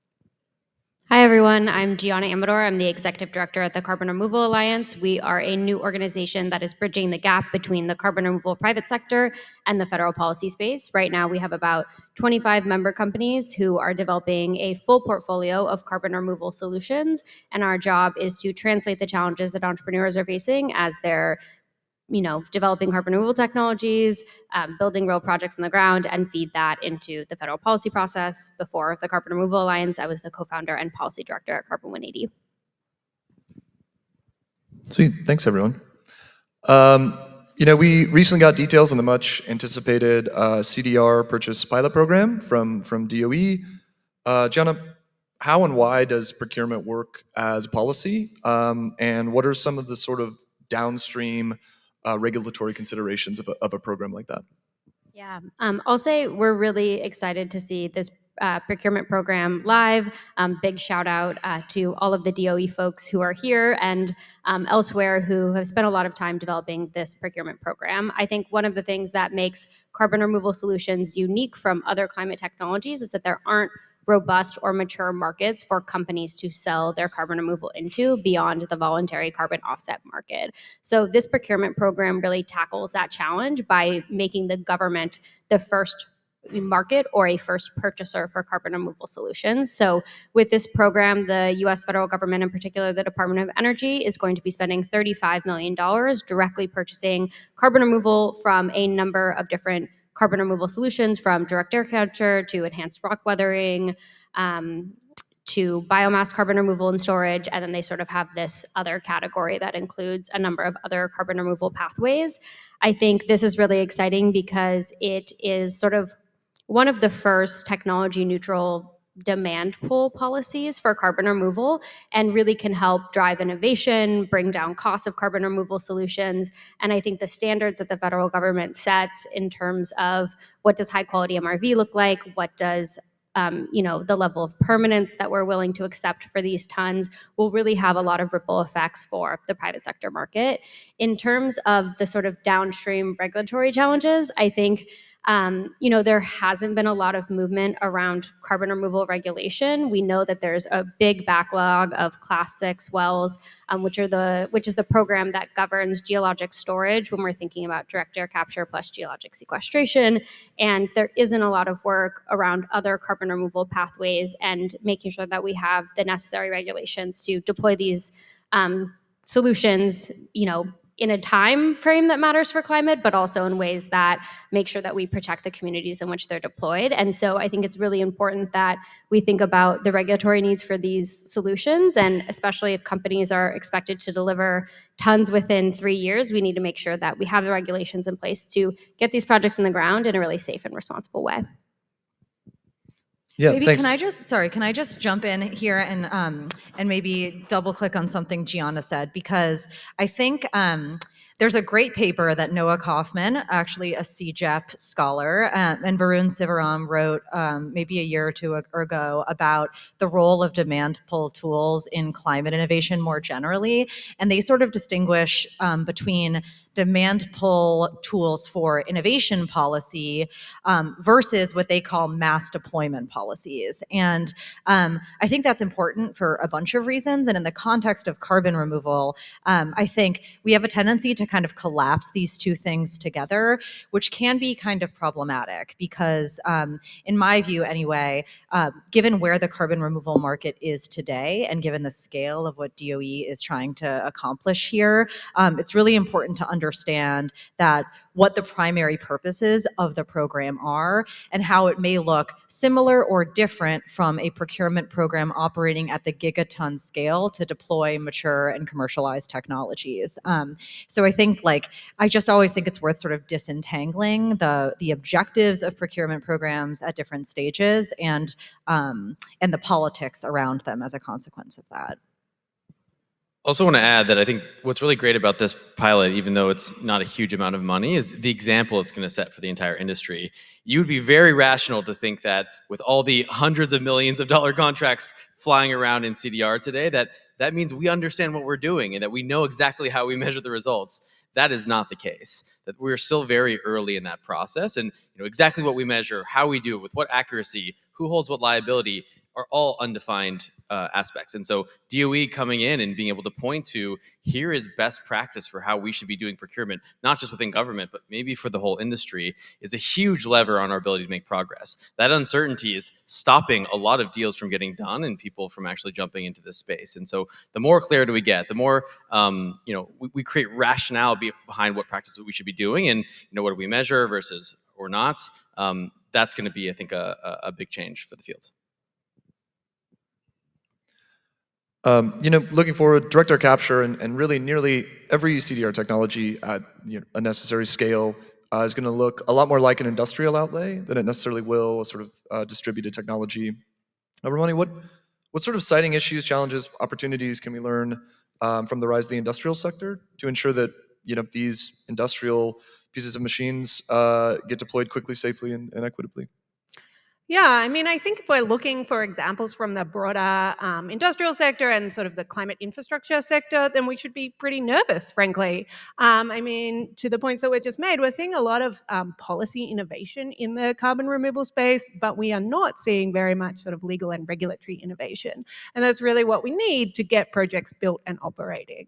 And if you think about the scale of the challenge ahead, when we think about building a DAC system, we're not just talking about the direct air capture system itself. There's a lot of sort of support infrastructure that goes along with that. The energy systems to power it, the CO2 pipelines, the storage sites, the utilization facilities. We need to build all of that at a massive scale in multiple parts of the country at the same time as we're building other CDR technologies, along with renewable energy, electric vehicle infrastructure, and everything else we need for this sort of decarbonized future that we're trying to build. So it's just a huge undertaking. And if you look at what's been achieved so far, I mean, progress has been made, but it's been pretty slow. In many cases, it hasn't been particularly just. We see in the renewable energy space, a huge amount of local opposition to these sorts of infrastructure developments. Often there's sort of a NIMBY, not in my backyard element to that. But I think frequently when people hear NIMBY, they think, okay, this is just an isolated incident of a particular landowner objecting to a particular project. What we actually see is sort of much more institutionalized and widespread opposition to a lot of these projects that's ended up being sort of implemented through local level ordinances. So, we just did a study of local opposition to renewable energy development, and we found about 230 local ordinances that restrict or prevent renewable energy development around the country. And we're starting to see the same thing happening in the CDR space. New Orleans has an ordinance that it adopted targeting what they described as carbon capture, transportation, and storage. We've got local governments in Ohio that are looking at doing that. California has a moratorium on CO2 pipelines. So it's really important to sort of engage at the local level here. There's a number of different options for sort of thinking about how we can address local concerns around these sorts of projects. And I think there are learnings we can take from the renewable energy sector and other sectors as well. So one thing we've been looking at a lot at the Sabin Center is the use of community benefit agreements in support of carbon removal projects. So many of you will have heard about community benefit plans that DOE is now requiring as a component of a lot of applications for funding. Community benefit agreements sort of go one step further. These are legally binding agreements between developers and usually local governments that include benefits going to those local communities and that give communities more of a say in where, when, and how these projects are developed. Can be really important to sort of smooth the way for some of these projects. Yeah, absolutely. Just as a follow-up, I was actually having a conversation outside about some legal concepts in the subsurface, whether it's unitization or amalgamation or subsurface trespass. These are all terms you should go look up. It's very fun. It's very fun reading. You should do it. I did it, and it left me a little terrified for a couple days about what could happen. Are there certain whole topic areas of law or particular sort of legal regimes that keep you up at night that either are potentially not set up in a way that would be beneficial to deployment or just aren't set up at all, which sometimes is the case as well? Yeah, I think, looking beyond the DAC space, looking at CDR more generally, what we see is this attempt to sort of fit these new and very innovative approaches into long-standing legal frameworks that in many cases aren't particularly well suited to them. And some of the rules around unitization that we're applying to subsurface storage are an example of that. I also think one thing that is important that people don't spend enough time thinking about is liability. We've seen a few states adopt liability regimes specifically for carbon storage that either provide for the transfer of that liability to the state after a certain amount of time, establish industry funds to pay out liability claims. And I think those early movements that we saw from select states have sort of lulled a lot of people into a false sense of security that we've dealt with the liability issue and we don't need to think about it anymore. I think that is really not the case. And so that's certainly a legal issue that deserves more attention. Yeah, absolutely. In thinking about a lot of the policy discussions that I'm in lately, procurement is a really popular discussion topic, whether it's through the pilot purchasing program through DOE, or whether it's the sort of oft repeated, like, we have to have government procurement in order to get the level of tonnage we need to remove by 2050 or whatever that is in net zero. But in the short to medium term, the lion's share of the tons will be purchased from voluntary actors, whether through carbon markets or voluntary just purchases outright. Jane, what do we need to do on the sort of demand side to ensure that those actors making what are, again, completely voluntary purchases adequately supported to do so?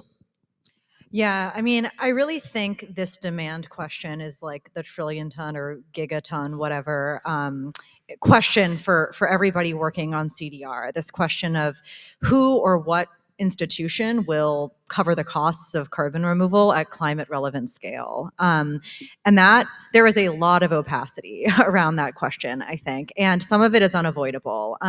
So one way to think about this is what are the sort of, in the face of some ultimate uncertainty about what that regime is going to look like in the future, what are the sort of no regrets things that we in the public sector and the private sector can do today to put carbon removal on its best possible trajectory in whatever plausible future world turns out to come to pass. And I think there are a couple of things here. One, I think my esteemed panelists already pointed out the way that policy experimentation by governments in the US and elsewhere around defining what constitutes good carbon removal are both building on efforts in the private sector to do this in various ways, including, when I say private sector, I don't just mean buyers, I also mean non-government entities and other kinds of standard setters, and also shaping those private sector standards moving forward, right? And so that, I think, is a really important intersection today. I think the government has a really, really important role in helping to define what good carbon removal looks like. So that's something that's very important. The second is, there are lots of quite innovative and exciting carbon removal approaches represented in the room today, but we just don't yet know what will scale and what will work and what won't work at climate relevant scale. So I think one thing that governments can do and should continue to do to set the voluntary sector up for success in the medium term is just fund a lot more innovation, not just in direct air capture, but kind of across the carbon removal spectrum. And in the United States, which has really taken a lead here, this has been like a broadly bipartisan issue, which is not true of all climate policy and politics in the United States. And that's really been a huge advantage for the field, and hopefully that continues. Another thing I would say is, we talk a lot about the natural and physical scientific dimensions of an agenda for carbon removal and for direct air capture. We talk a lot less frequently about the social scientific research agenda, and yet the common complaint or barrier that many folks in this room have talked about in the last few days has to do with social challenges, social and political challenges. I think, speaking as someone who spends a lot of time with carbon removal developers and buyers, both as a result of conflicts of interest and lack of capacity or experience, relying on the private sector to do the kinds of early and frequent and iterative and responsible community engagement that all of us would like to see, and that is sort of a requirement for moving quickly at scale, does not seem sustainable to me. And so I actually think governments have a really important role to play in funding social scientific research, ideally kind of empirical social scientific research, where scientists and researchers go into the field and kind of map the various values and perspectives and concerns of communities where carbon removal projects might be early on. And I think that can help go a long way toward resolving controversies as the private market works to scale these things. And the last thing I would say is that, of course, there are all kinds of things that governments can do on sort of buyer governance, right? So whether that's financial regulation or other kinds of interventions around the kinds of claims corporations should and should not make about their climate liabilities and their climate actions, I think can go a long way toward incentivizing the kinds of behaviors we would hope to see in the voluntary market as far as sort of good carbon removal is concerned.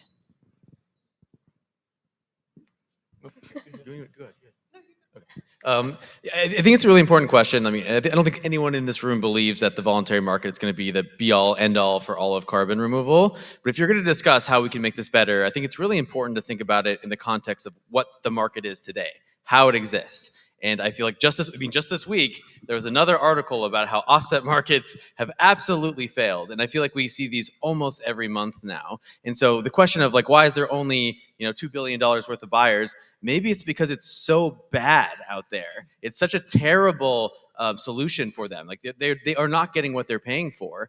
And so if we really want to build a market, part of what you need to do is solve their problems. You need to make this easier. So I mean, like for example, how many of you, like seriously, raise your hands. How many of you bought something this month? All of you should be raising your hand. How many of you have bought something, keep your hands up if this is true, that you've never been able to see, touch, interact with, of any kind? What did you buy? I really want to know. Okay, yeah, okay, well, there we go. I stand corrected. But I think, yeah, I think the point is that if you imagine trying to put down $100 million on something that you really have no way of assessing the quality, that is the world of the voluntary market today. And so I think if we really want to grow this, like we need to do things like invest in better MRV. We need to find ways to solve their problems. We need to think about liability at a more global level. So like we really have no reason to complain about the size of the market until we actually build something that solves people's problems. Go ahead. We all have a lot of thoughts on the market, clearly. I agree. I do think we need to sort of take a hard look at the market. I do think there's a particular issue around transparency. And I think, Jane's last point about thinking about the claims that corporates are making and how they're meeting those claims, more transparency around that is going to be really helpful. We see a huge amount of just fragmentation and opacity in the market currently right now. And I think some of the proposals that are currently floating around, whether it be the SEC's Securities and Exchange Commission's climate risk disclosure proposed rule that's been pending for seemingly forever.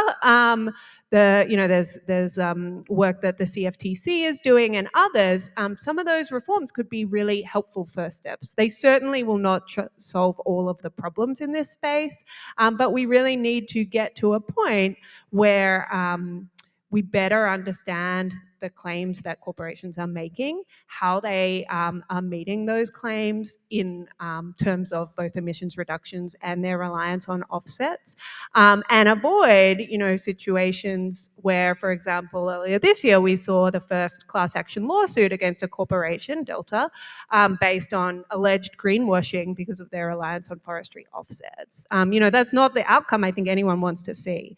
And so the more we can sort of enhance the integrity and transparency of the markets and this corporate behavior will be really beneficial. Yeah, just a few pieces that I would add. I think, one, it's really important for us to make these purchase decisions in the voluntary carbon market as plug and play as possible, as easy as possible. Many of the companies who have made carbon removal purchases to date have either hired or contracted full technical diligence teams, and that's just not going to be something that's scalable across all of these solutions. And I think the other panelists started to touch upon this, but there isn't a lot of incentive beyond these, scathing news reports that come out every month in terms of having transparent goals around both emission reductions and carbon removal targets. So I think moving towards a paradigm in which we are talking about the differential roles that those two climate strategies play in our net zero goals or our net zero corporate commitments will be really important.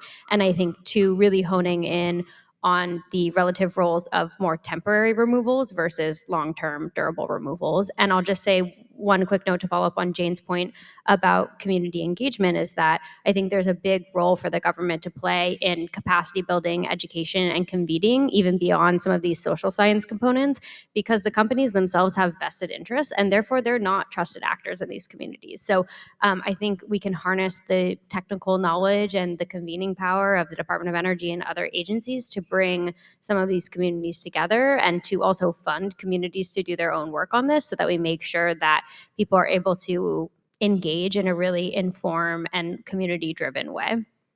Sorry, the one other thing about the incentive structures around the voluntary market today for high quality, quite relatively expensive carbon removal is that, in many cases, companies are doing this in part for reputational gain, in addition to the fact that they really care about the climate problem, of course. But government, it's really, really important that these early kind of iconic carbon removal projects are broadly seen as successful. And that's partially about MRV, but that's also really about the kinds of political narratives that emerge from these projects, about the kinds of co-benefits they provide for communities, the kinds of stories that are getting written about these projects. Because if it ends up being the case that that buying high quality carbon removal projects are a reputational liability and not a benefit, then will be no incentive for corporate buyers to continue to do that. So again, so excited about the work the government is already doing in the US in particular to get some of these projects off the ground. And we all have an obligation, I think, to make sure those projects are successful along many dimensions. Yeah, can't agree enough that we should all be singing the praises of all the successful projects, and as people know, all the successful, incredible work that DOE is doing. Speaking about to Peter's point about buying things, I recently moved, and in the house that I'm at now, I'm doing what I feel like most people do in their 30s, which is get really into landscaping. And so I started to look at tons of things, and you really can't buy a ton of anything for $4. Well, you can, carbon on the voluntary carbon market in some markets, but other than that, you really can't. And so the point being, tons are really not tons. Carbon is not fungible. There's this idea of the commoditization of a carbon atom or something that I'm not entirely sure how it works, but we have a suite of technologies, institutions, processes, et cetera, that try to approximate what a fungible ton might be. These are usually all bundled up into everyone's favorite acronym, MRV, which, as Peter noted out before, was formerly MMV, for, in this case, monitoring, reporting, and verification. Peter, can you sort of tease apart what is MRV? Why is it so critical? Should the M and the R be with the V? How is this all working? I really love this question, partially because I feel like the best signal that you're really getting to know what MRV is when you have this existential moment where you realize, actually, no, I don't know what MRV is. I'm really confused. What am I actually supposed to be doing here? What is the purpose of this? And so I think generally how people think about MRV is it's how can we, as best as possible, measure the amount of CO2 molecules that are being removed from atmosphere and stored. And I actually think that that's wrong. I think that is the wrong way to think about it. And it took me a while to kind of figure this out. And please, whoever disagrees, come and argue with me afterward, because I'm very open to other perspectives. But I think the challenge is when people try to disassociate MRV from the core activity of CDR, that they really aren't distinct things. They're the same thing. And the only way to have meaning is when you put them together. So here's my sort of better definition, is that really what we're trying to accomplish by doing CDR is two things. One is we're trying to remove enormous amounts of mass from one place to another, ideally from atmosphere to almost anywhere else, but hopefully in durable storage. That's the first piece of it. The second piece of it is then how do we measure and assess the liability if that doesn't happen the way that we think. So going back to what you're talking about of liability. And embedded in those two things are all the little details that matter for MRV. So what do you measure? How do you measure it? to what accuracy? What are the responsibilities of the buyers? What are of the suppliers? What are the rights of the buyers? How does that all interconnect with each other? Because ultimately what's happening is that buyer is trying to make a claim based on not the actual CO2 that you removed. Best case scenario, they're never going to see that. That's going to go into storage for, tens of thousands of years. It's the data, it's the MRV that they're going to use to make those claims. And so it needs to be robust enough, not just to best measure what's happening, but to stand up against immense amount of scrutiny, to be auditable, likely in a legal sense. And so I think that's sort of the detail that a lot of people miss. So it's not enough to measure a thing. It's you have to measure it in a very specific way so that you can trace where that data came from, that it was secure and not changed, and why you know that that's the right answer.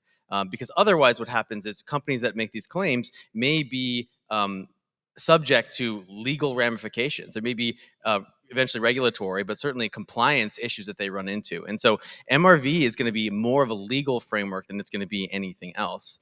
And so actually, I don't know if I'm allowed to do this, but I'd like to stop there and hand to you if you want to say more about the legal side, because you probably have even more expertise than I do.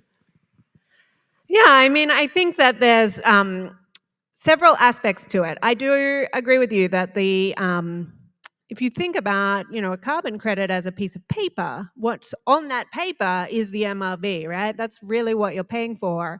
I think that as we see more regulatory development in the space and more transparency around, in particular, these corporate net zero claims, then the MRV just becomes more and more important. At the moment, it is pretty opaque. But as we hopefully start to see more transparency in this space, then the quality of the MRV and the ability of people to sort of understand the quality of the MRV becomes increasingly important. I think the one thing that I would add as well is that I think the purpose of the carbon removal ton really matters when we think about the level of precision that we need for monitoring, reporting, and verification.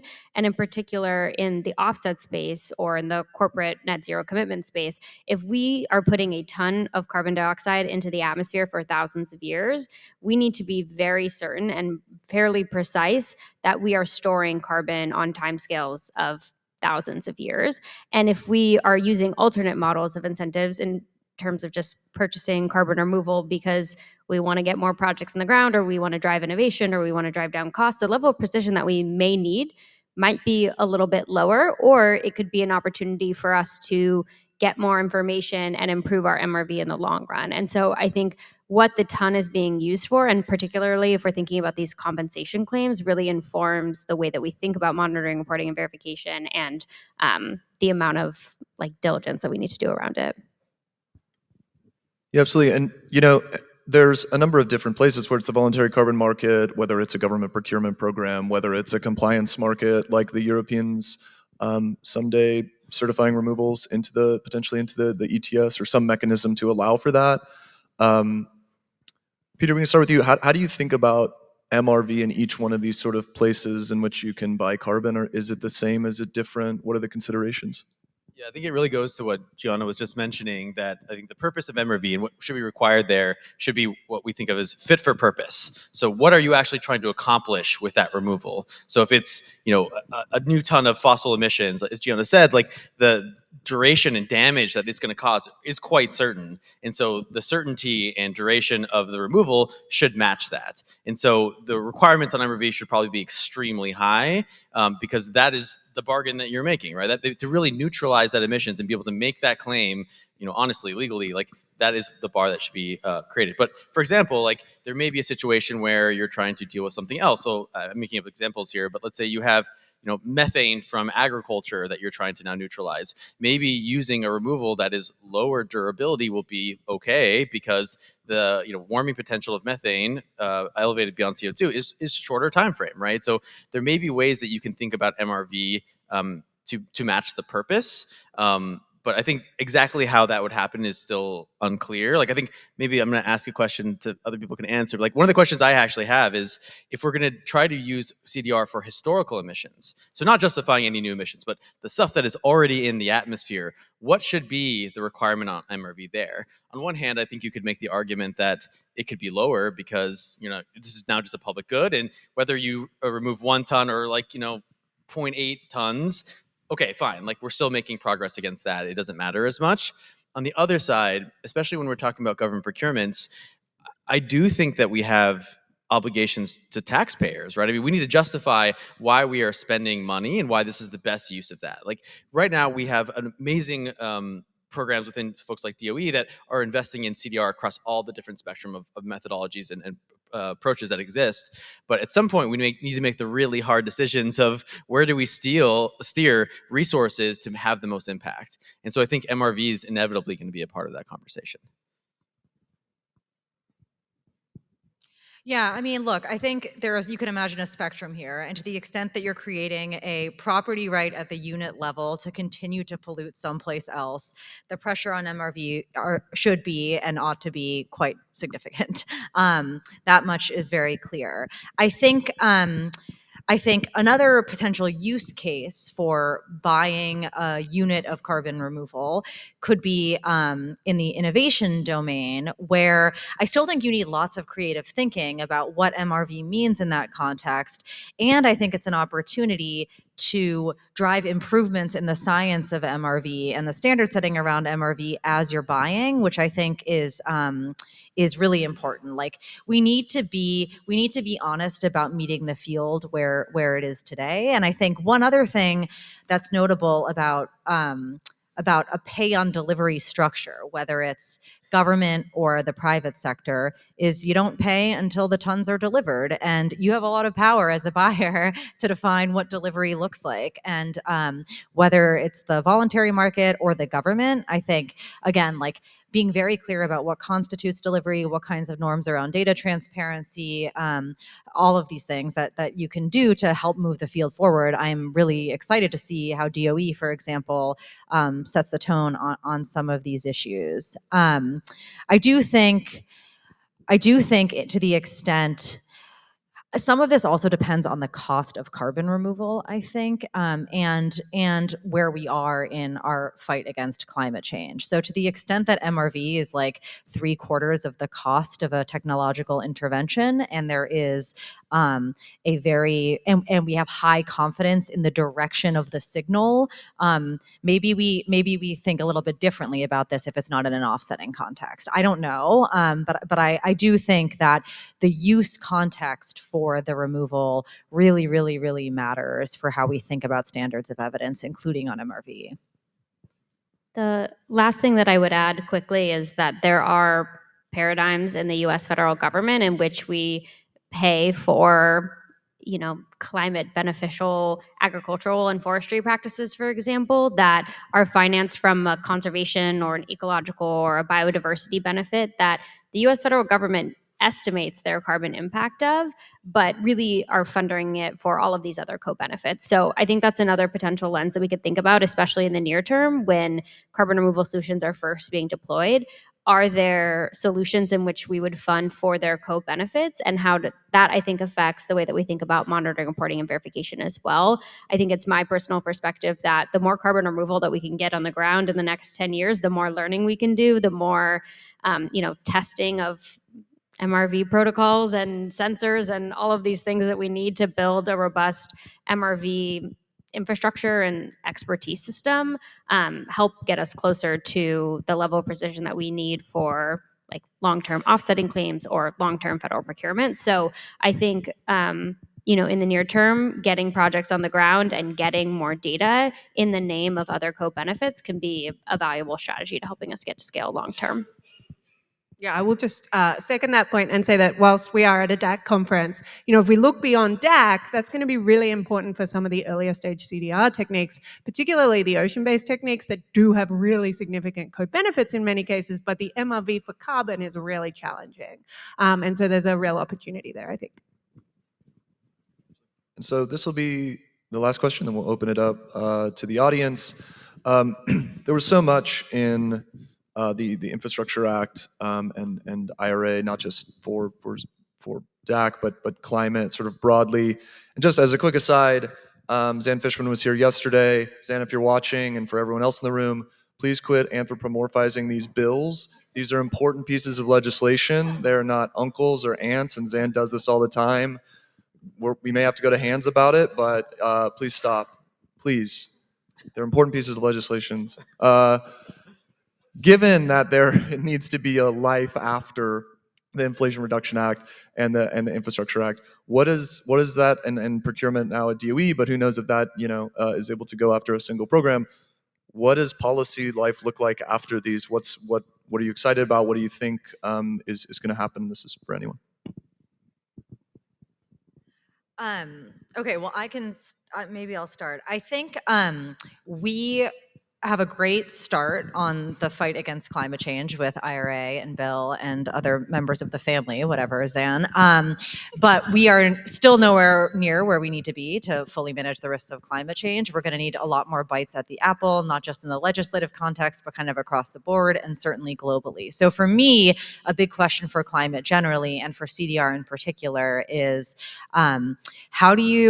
what do we need to do today to strengthen the constituencies that stand to benefit from more ambitious climate action or carbon removal action specifically in the future. And I do sort of think in carbon removal world, we have spent so much time in the IAMs and in the figures and in the making the case in the abstract for carbon removal as a part of the climate solution, and have spent a little bit less time thinking about the political narrative around what carbon removal can do for communities and for the world and for industries and for organized labor and for the tax base in various communities, then we probably should. And so I think for me, I think spending a lot of time thinking about how the funding through Bill and through IRA is being implemented in a way that is attentive not just to like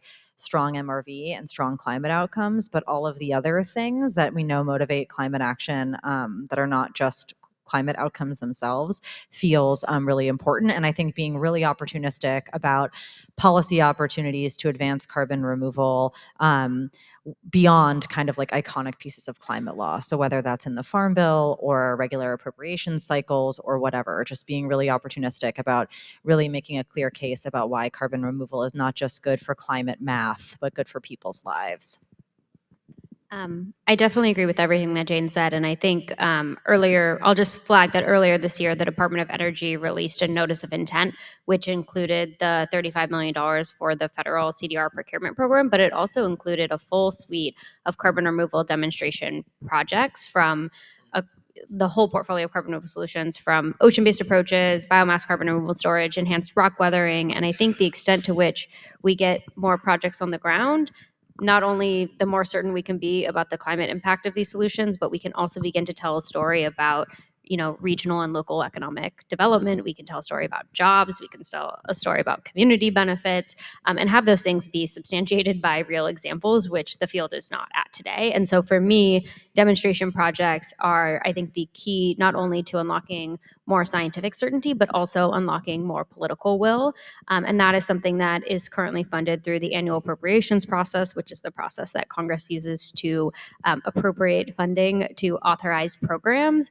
And so I think, it's an opportunity that comes every year and something that we should really harness. I think one potential barrier to that is, to those demonstration projects, is the regulatory landscape. And so I really think we need to give these companies more regulatory clarity so that they can build projects in the near term. Yeah, I would just fully second that point. It is not sufficient to just throw money at this problem. There is no point funding projects if we can't actually get them built, because we can't get the permits that we need, or we can't get the community buy-in that we need. There's too many questions about liability, etc. So the policy innovation that we've already seen and that we hope to continue seeing is needed, but it has to go hand in hand with the legal and regulatory innovation. Maybe there's some glimmers of hope that we will see permitting reform at the federal level. I think it's somewhat become a bit of a dirty word of late, but frankly, we do need permitting reform if we are to advance this field. Permitting reform does not mean eliminating any legal requirements around these projects. It means designing legal frameworks that can facilitate deployment, but still ensure that it occurs in a safe and responsible way. And we can certainly do that. We have done that in other fields. We have models we can draw from, but we really need the sort of political will and the momentum to make progress on the legal side rather than just the money side. All right, we can take questions from the audience. Raise your hand, stand up. Okay, we got one. We got a couple. Hi everyone, Andrew from Counteract. Thanks for the panel, really interesting conversation. Prompted a little bit by comments from Jane and Peter. And to be clear, I'm a massive fan of DAC and behind it and put everything in my life behind DAC. I believe in it. But there's some stuff that worries me. And the thing I get scared about is how fragile the system is right now. If we had one leak, if we had one failed IPO, if we had one big failed fundraise, if we had one scandal, one fraud scandal, I think it could be incredibly destabilizing for the whole ecosystem, particularly in terms of financing. However you feel about the Oxy carbon engineering deal, it's been quite reassuring to a lot of external investors looking at the sector and thinking, well, maybe it is investable. But there's still a lot of people standing on the sidelines, not sure whether they're prepared to put capital at risk in the DAC ecosystem yet. And it really scares me that we have a relatively small number of projects which the reputation of our ecosystem rides on. And in particular for the startups in the room, the question they constantly get asked is who's gonna lead your Series A and your Series B, and then how are you going to transition to bankable projects? And everyone points to 1, 2, or 3 global projects. And I'm thinking those are full of corporate risk, technical risk, some of them, geological risk. And I'm wondering about the role of policy in frankly, de-risking the system. And I think it's a really subtle question, but it was prompted by Peter, your comments about MRV, which I think are absolutely valid. Also, Jane, you're saying we couldn't mess it up, right? We have to get it right. And that onus right now feels like it's almost on 2 or 3 companies. And what's the role of policy in helping make sure that we spread our bets in a responsible way and that we clear the way for those bets to be successful? Yeah, it's a really good question. I think this actually extends well beyond the policy domain, actually. So let's park that for a minute. On the policy front, I do think there is some of this is just unavoidable. Like we are going to enter like the trough of disillusionment in CDR at some point. That is going to happen, and I think we just all need to like steel ourselves for that moment to the extent we can. I think the way that DOE implemented the DAC hubs is a really good example of them understanding the need to get projects in the ground today and the congressional imperative to get large projects built today, with the notion that we need to cultivate a much broader set of innovation at earlier stages. So the like TA 1, 2, and 3, I think was like a really, really great intervention on DOE's part to diversify the field. I think, again, like love DAC, here for DAC, DAC Coalition, DAC Conference, diversifying the bets not just within DAC, but outside of DAC for CDR is also an important piece of this. And then I do think I spent some time in philanthropy before coming to this job, and I think that there needs to be much more civil society capacity to engage constructively on carbon removal, because one of the things that we all interpret news about bad or successful projects through the media and through the algorithm in its various forms. And we, I think today, have a limited set of organizations and institutions that are like trusted brokers on these issues, can be quoted in media stories, like identify the right lessons, say the right things, be trusted by the stakeholders who matter, including the policy stakeholders who matter. So I do think that's a part of it, is like building out the civil society apparatus to support carbon removal as it enters the trough of disillusionment feels important. Yeah, I think I agree with everything Jane said.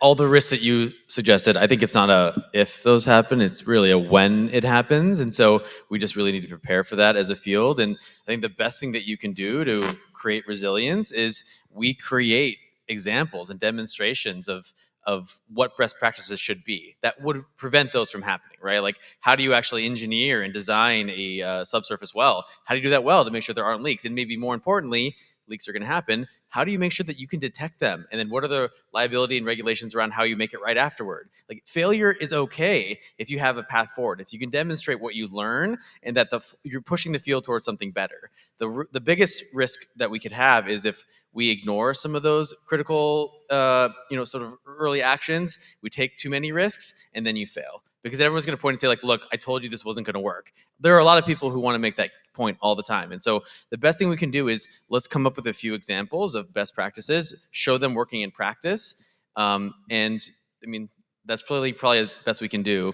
I do want to say, though, that one of the reasons why we talk about how we have so few examples of this in the real world, and that is true. But I think one of the reasons why the field is moving a little bit slowly right now is because they understand this risk. Those companies, those project developers understand that everyone is watching them and everyone's looking at every single detail to see what they're doing wrong. And so they are making very sure that they're getting it all right. And so they are sort of really holding the load on their shoulders for us. And I think that also comes with a lot of, it does make it slower. So I just want to acknowledge that they're not doing this because they are just slow. They're doing this because they know that they have the examples that are going to hold up this entire field. In keeping with my history of poor time management, that is going to be it for us. We have a blinking red light. We have Jason Mayer saying, "Get off the stage." But want to thank all my panelists. I want to thank you all for sticking with us. I also want to give a shout out to Kobe, who has been making everything run incredibly smoothly. It's been great. Give Kobe a round of applause. Amazing. Thank you so much.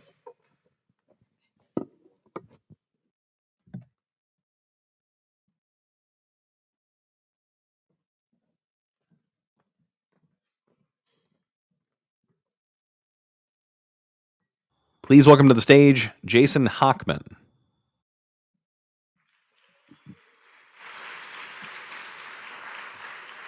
Well, I know these have been a jam-packed few days, so I'll be brief in my closing remarks. Firstly, there are scores of folks who deserve to be recognized for making this conference a reality. To start, thank you all for taking the time to come here. Thank you to all of our insightful speakers and presenters. Thank you to our student volunteers who took time out of their days to help make this event run smoothly. Thank you to the incredible behind-the-scenes staff here at Columbia for everything they have done to actually make this event happen. Please give them a round of applause.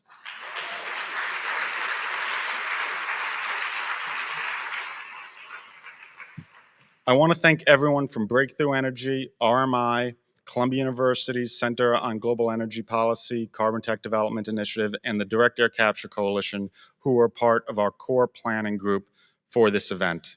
Aaron Benjamin, Jamie Rogers, DAC Coalition co-founder and board chair Nicholas Eisenberger, Willie Elamine, Nick Hammer, Natalie Voke, Sylvain Eichelman, Rafay Ghani, Monisha John, and many others who supported us along the way throughout this effort. A special thank you to Jack Andreessen and Daniel Pike, who believed in the vision for this conference and got Breakthrough Energy and RMI to join this effort as partners in making it happen. Their ideas, insights, and hard work were instrumental in putting together what I believe has been a compelling 2 days of programming. Eric Funkhauser, where is Eric? There he is. This guy makes things happen. Not if, but when DAC scales, it will be because of the incredible, intelligent, hardworking, and determined people like Eric who make it happen. So Jack already stole my thunder by thanking Kobe, but Kobe Ahmed, our tireless event coordinator, this is the first global DAC conference that we have thrown, but clearly this was not Kobe's first rodeo. I heard someone say this conference has run more smoothly than any other conference they've been to this year. That is because of Kobe. Please, everyone, give him a round of applause. Another round of applause.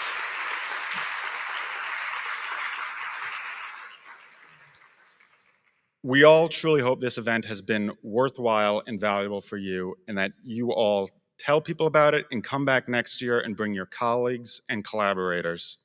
We will share a post-event survey to solicit your feedback and make sure next year's event is even stronger.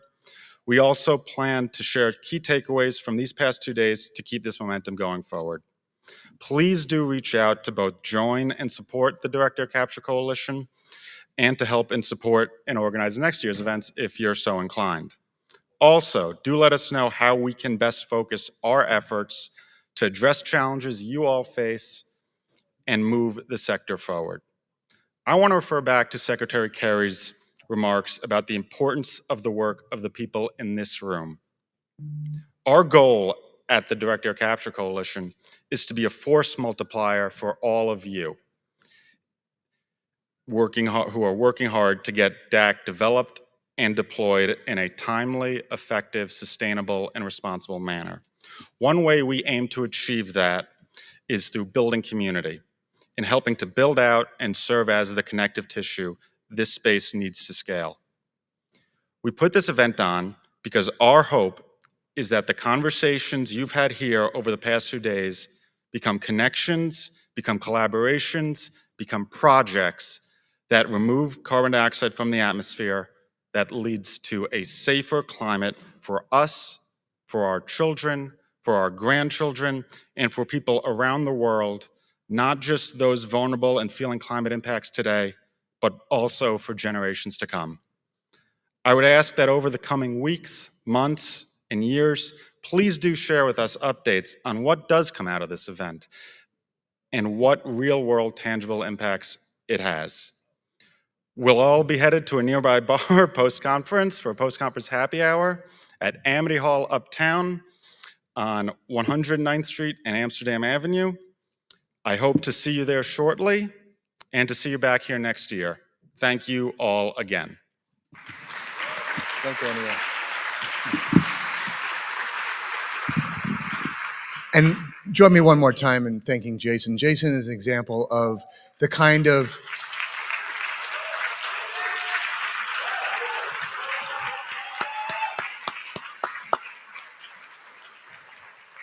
you've seen what he did here, but I just want to say very quickly, he's been a terrific partner to me and the whole team.